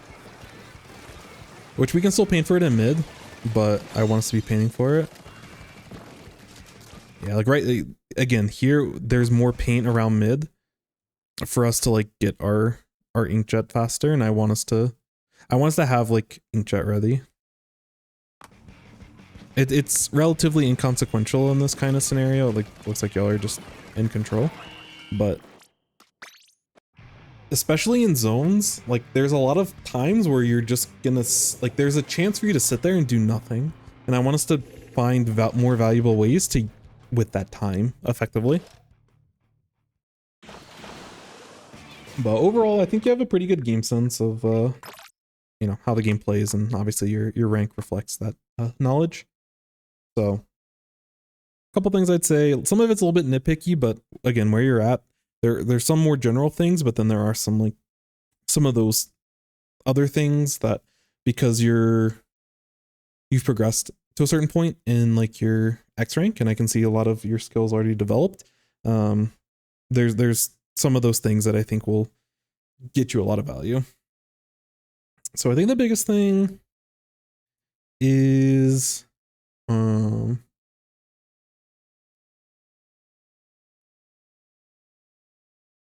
just I don't know the best way to phrase it, but just fast,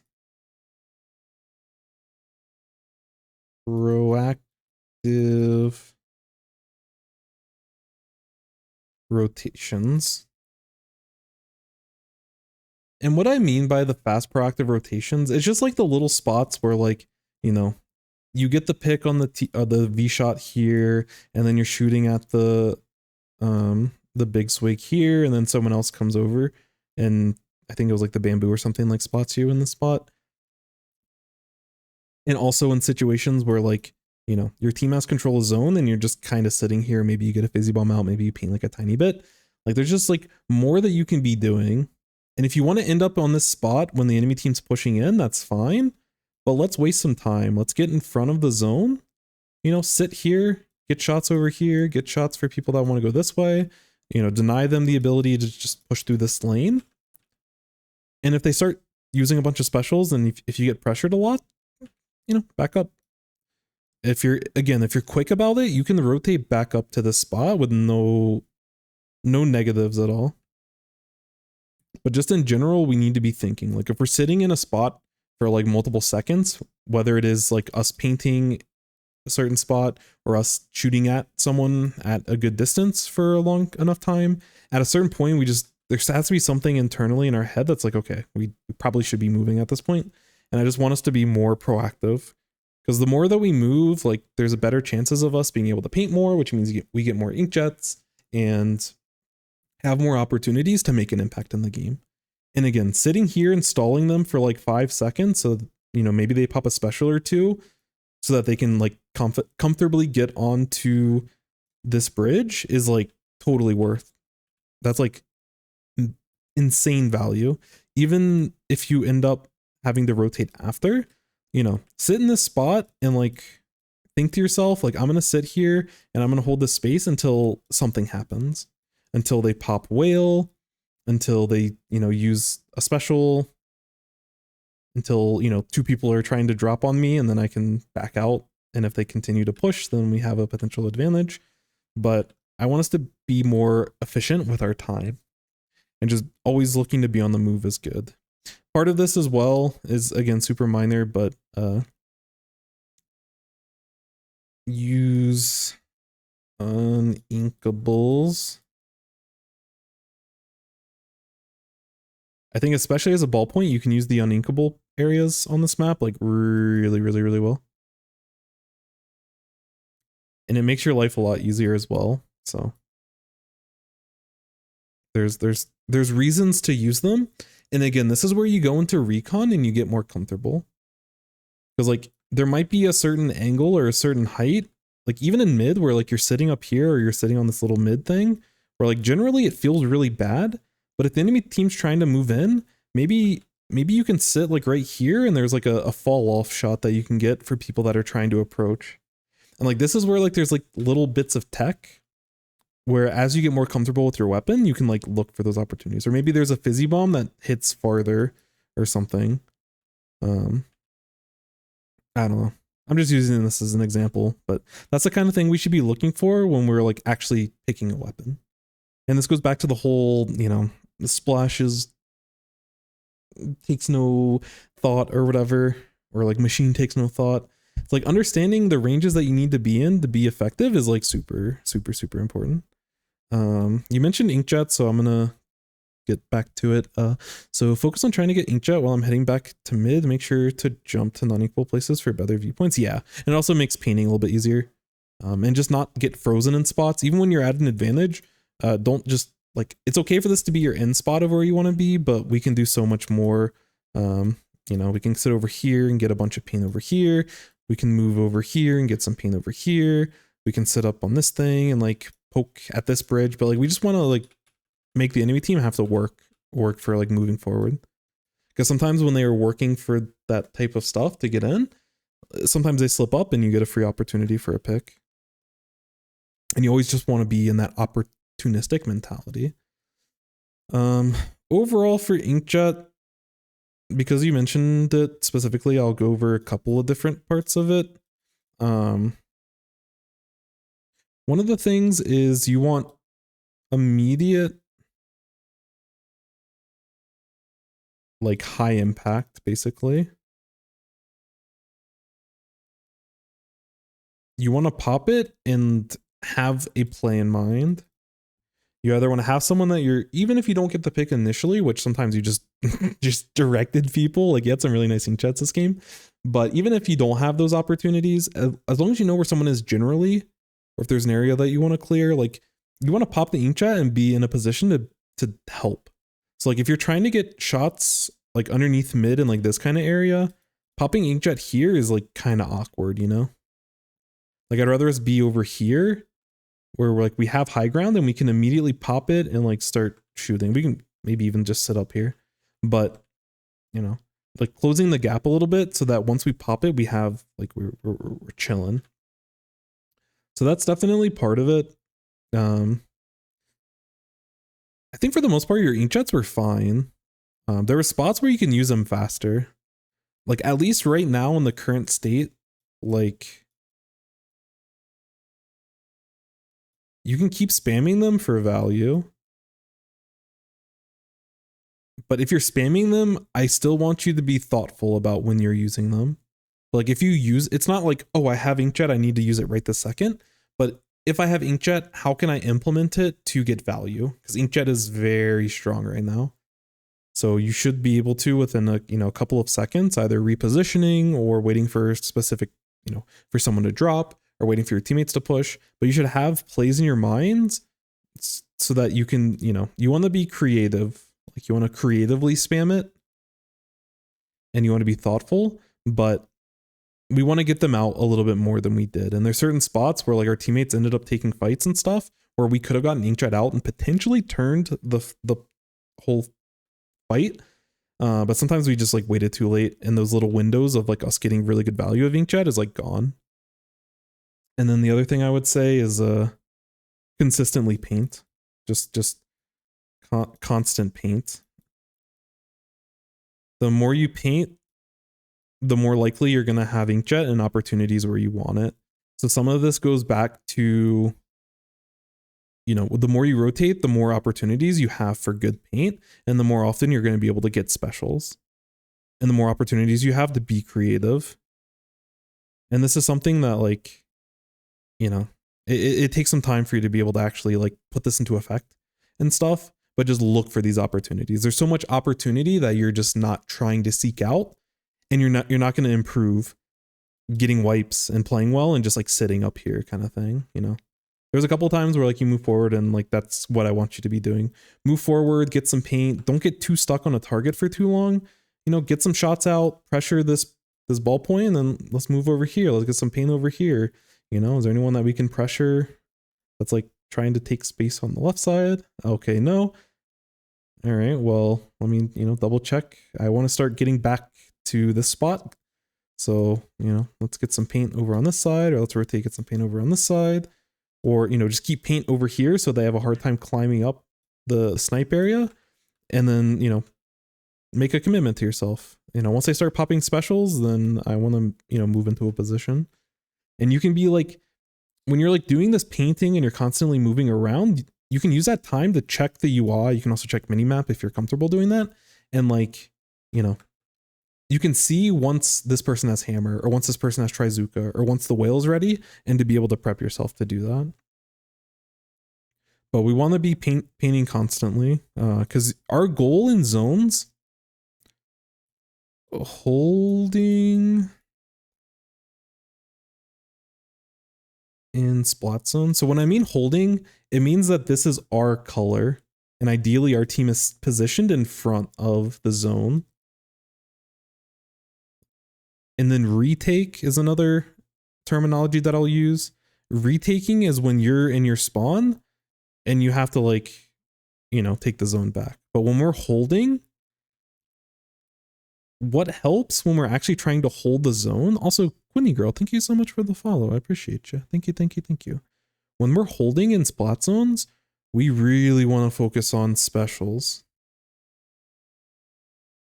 We want, like, the enemy team also wants specials to retake, but I think often people forget that we want to be building for specials if we have good specials, especially like a crab or an inkjet or something. If we have specials ready when the enemy team's trying to retake, we can completely stuff their plans, you know? Especially on their team, like Vac isn't a good retake special, Whale's like okay, Trizuka's okay, Hammer's okay. But, you know, they start using their specials for retake, and you have, you know, you're sitting over on this ledge or down here, and you're ready to pop out and surprise them with an inkjet. You get one pick there, you can GG the game. That's like, it's one of the things in terms of the overall macro and splat zones. I don't want to get too much in depth because this is like, some of this is even over my head, I'm going to be honest. But, yeah, the key, if you can retake the zone, and you don't want to like try to retake the zone without specials, if you have specials, use them. But like as an inkjet and as a ballpoint, you paint for inkjet in this current patch super, super, super fast. Super, super fast. So if you retake zone, like if your team's able to retake zone and like wipe the enemy team, and y'all have like 2 or 3 specials afterwards, you should be getting massive points. Because you have zone, you're in front of the zone, like you end up pushing in front of the zone. Even if you can't like take the high priority places, like even if you wipe them like over here and stuff, and then you have to like push in front of the zone only a little bit, and you don't take high ground fully. If you have specials when the enemy team is trying to retake, you either stall them and you get a ton of points, or you win the fights and they have to rebuild for specials again. So that's one thing that, in terms of the macro of splat zones, it's for a lot of modes as well. But when you're able to earn points, if you're able to start earning those points, you know, like if you can get on tower, or you can take control of zone, or you can open the basket without having to use your specials, that's when you get the massive pushes. And that's why wiping is like always so bad. Especially when people just start taking fights and stuff. And again, I'm not trying to insinuate that you should try to retake without using your specials. If you have your specials, get value, but those are the scenarios. And in certain spots, if you retake the zone and there's a lot of enemy paint just like all over the place for you to paint, if you can be very proactive and fast to rotate and get a bunch of paint that's all around, you know, the middle of the map, while these people are still moving forward, taking space, painting for specials themselves, if you can get your specials at the same time as them, like you find yourself in this type of scenario. Even if you initially use your special to retake the zone, sometimes if you're like a splash or a ballpoint and there's enough enemy paint for you to be able to get that paint back, you can build your special and get your special either at the same time or before the enemy team does. And that's where you start, that's how you like KO in zones. That's because you can use your specials and stall for a long period of time. And if you play it right and outplay, then you can like actually get picks. And then after, like if you get, so like if you have a control of the zone and you have specials for retake, let's say that you're stuck down here and you can't really move forward. If you win the fight when they're trying to retake, then at that point, if you win the fight when you're already positioned in front of the zone, then you can start positioning on top of, you know, these types of areas. We can sit in these areas that makes it really uncomfortable for the enemy team to want to move forward. And that is how you lock out the enemy team. But we have to be proactive to get ourselves into those types of scenarios. We have to be very creative and we have to understand what we're looking for. So, you know, there's a lot of things that you can be looking for in these types of scenarios, but definitely getting your inkjet, your team like will love you forever if you can just like have an inkjet out and you're just ready to pop off. So if you have any other questions, let me know. But I think overall, if you're a little bit faster to use inkjets, I think your inkjet usage was generally fine. You just were a little bit slow and you didn't have as many of them as you probably could have. But, you know, and again, I think, I'm not kidding. When you were sitting on that bridge, if you were sitting on the uninkables, your paint number probably goes up like 100, 150 points just with that alone, even doing the exact same thing in the game. So overall, hope that helps. Really good gameplay. I see a lot of potential with your usage of the weapon.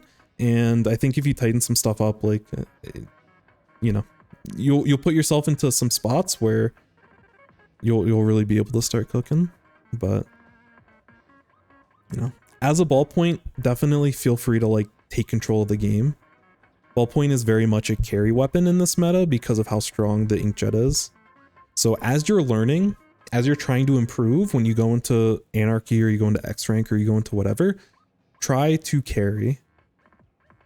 Try to, you know, if you're halfway to special and your team just took control of zone, your objective is like, okay, how do I get special ready? This, because I know that if like you have to have the confidence, okay, if I have inkjet for this scenario, like we're locking them out. We're winning this fight. I'm ready to like put on the carry pants and just, you know, have that confidence.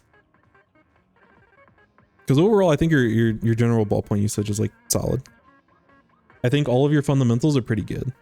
It's just like pushing the advantages that you have like more and more. And that's like the difference between lower level play and mid level play and like top level play, is that top level play is able to squeeze as much value as you could imagine, whether it be taking space, whether it be the amount that they paint, whatever that the idea is, they're doing it way faster than you. They're doing it more optimally than you. And, you know, they have all of their bases covered. So yeah, that was an awesome review to end on. I think at this point we'll probably call it.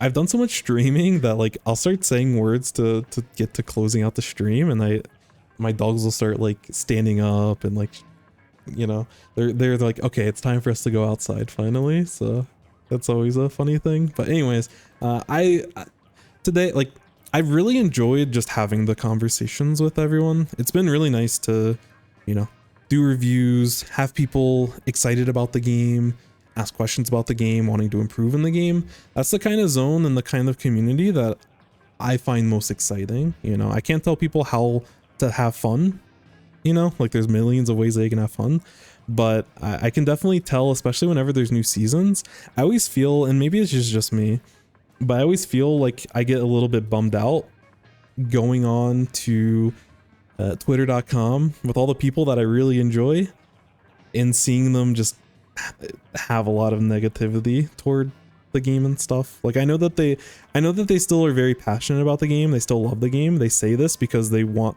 it to be in a position for them to continue to want to keep playing. And their criticisms are totally valid, but I don't know. Sometimes I'm kind of in a spot where it's like, at the end of the day, whatever they put out, you kind of just have to accept and move forward. And that's just where I'm at. I just want to, like, you know, whatever maps they give, I'm excited to try it out. If it's great, that's awesome. If it's not what I love, I still have to play it. You know, I'm very committed to Splatoon. And as long as you have things to focus on that are in your control, and focusing on map structure, focusing on kits, sometimes that's not always in your control, or at least you can spin it in a positive way and be like, you know, maybe there's something creative that we can do here. You know, not that you're necessarily correct on that, and maybe we try stuff with a sprinkler kit and it's not great, but hey, at least we'll figure it out once the time is there. You're learning, that's awesome to hear. And for anyone else, again, I've been really not overwhelmed. I've had overwhelming support and just appreciation from people submitting replay codes. But if you want to get your review, like any of your replays reviewed, so like if you're playing a scrim, a tournament, if you're just playing X rank, if you're playing Anarchy Open, Anarchy Series, you know, feel free, join the Discord. There is a VOD submissions channel where you can create a new post, and that is what I use to keep track of all of the reviews. Usually every stream we can get through, I think we got through a couple of extra ones today. One of them, there was not a correct review code, or maybe I typed it in wrong and I couldn't figure out how to type it in right. But we're able to get through quite a few. Usually we can do between like 3 and 5 a stream, and we have about 2 already queued up for the next stream. So if you would like to get some feedback, definitely let me know and we will be able to get to it. You know, I would say at any point, at least the next stream or maybe the stream after, I'll be able to do it. So, you know, this is what I really enjoy, and I enjoy people asking questions. Even if it's not your review, if you want, if there's something that you either disagree with or you're like, could you elaborate on that? I don't quite understand what you're talking about. I love those questions. You know, feel free to backseat the review. Feel free to backseat, you know, the conversation for other people's reviews. Obviously be respectful, you know, but you know, we're all trying to learn as a community, and there'll be times where I get stuff wrong. It's just inevitable. And there might be some times where people can get value out of that conversation. Because sometimes I say things and I just assume everyone knows it, when there's people that are like, I'm like just learning Splatoon, what are you talking about? And I'd like to slow down and be able to, you know, make sure everyone is understanding. When do you stream? So it's usually around this time, like most nights. I don't have a consistent schedule, unfortunately. We're getting there, but there's still a lot of stuff that we're doing outside. We recently moved and stuff, so there's a lot of stuff like IRL related that some days I'm like, oh, I definitely want to stream, and then a bunch of stuff happens and I'm like, either mentally I can't do it or just like I don't have enough time. But usually it'll be around this time. So like we stream for 5 hours, so like usually around 5 hours earlier most days. Sometimes we do start a little bit earlier, sometimes we start a little bit later, but I'm trying to be as consistent as I can. Around whatever time it is now, minus 5 hours is like when I'm starting. I'd say 5 to 6 because I did start a little bit late today, but around this time, and I would say at the very least 3 to 4 days a week, but I'm trying to get like 5 or 6, you know. And if my schedule's really in check, I'd love to be able to do it every day, but you know, more days than not. And some days are better than others, but weekends are usually pretty good. But yesterday I got a little bit busy. Usually I stream on Saturdays, especially when the team's not doing stuff, but we had to go out and do a bunch of shopping and stuff. So anyways, enough about me. Appreciate y'all. Just got back into Splatoon. That's where I was. That's how I played Splatoon 1 and 2, and toward the end of Splatoon 2 I like picked up the game again and I was like super hyped. So anyways, I am going to leave you all with a top level player. So if you're trying to learn the game, Jared is a wonderful resource. Jared recently won like a major US tournament, or I'd say Western tournament. It's not US, it was USA and Europe. Very, very strong individual player, and just, you know, yeah, someone you can learn a lot from, and they're actually pretty good. If you ask questions, they're usually pretty respectful, and they actually try to answer a lot of questions. So if you have any questions as you learn, feel free to do so. But I try to promote a lot of top level players, give them some shine. Obviously, Jared's been streaming consistently recently, so his numbers have been awesome. But yeah, learn a lot as a fellow Dualies player. Yeah, Jared's movement is so good. Whenever he plays Splash, it's like him and Kiver are like the two best players in terms of movement, like in the West. But yeah, take care everyone. Take care JM, take care Sons, take care Trig. And nice to see all the new faces. Junketsu and Quinny and others. Much appreciated. I will probably be here back again tomorrow, and I'll talk to you all soon. So have a good night, and yeah, I'm gonna not stop stalling. And thank you for the hydrate. I'm gonna drink a bunch of water after I click this raid now button. So anyways, take care. Have a nice week. Catch y'all soon. Oh, Papa. We're gonna go walking. Yes, yes, yes. We're gonna go for a walk, Papa.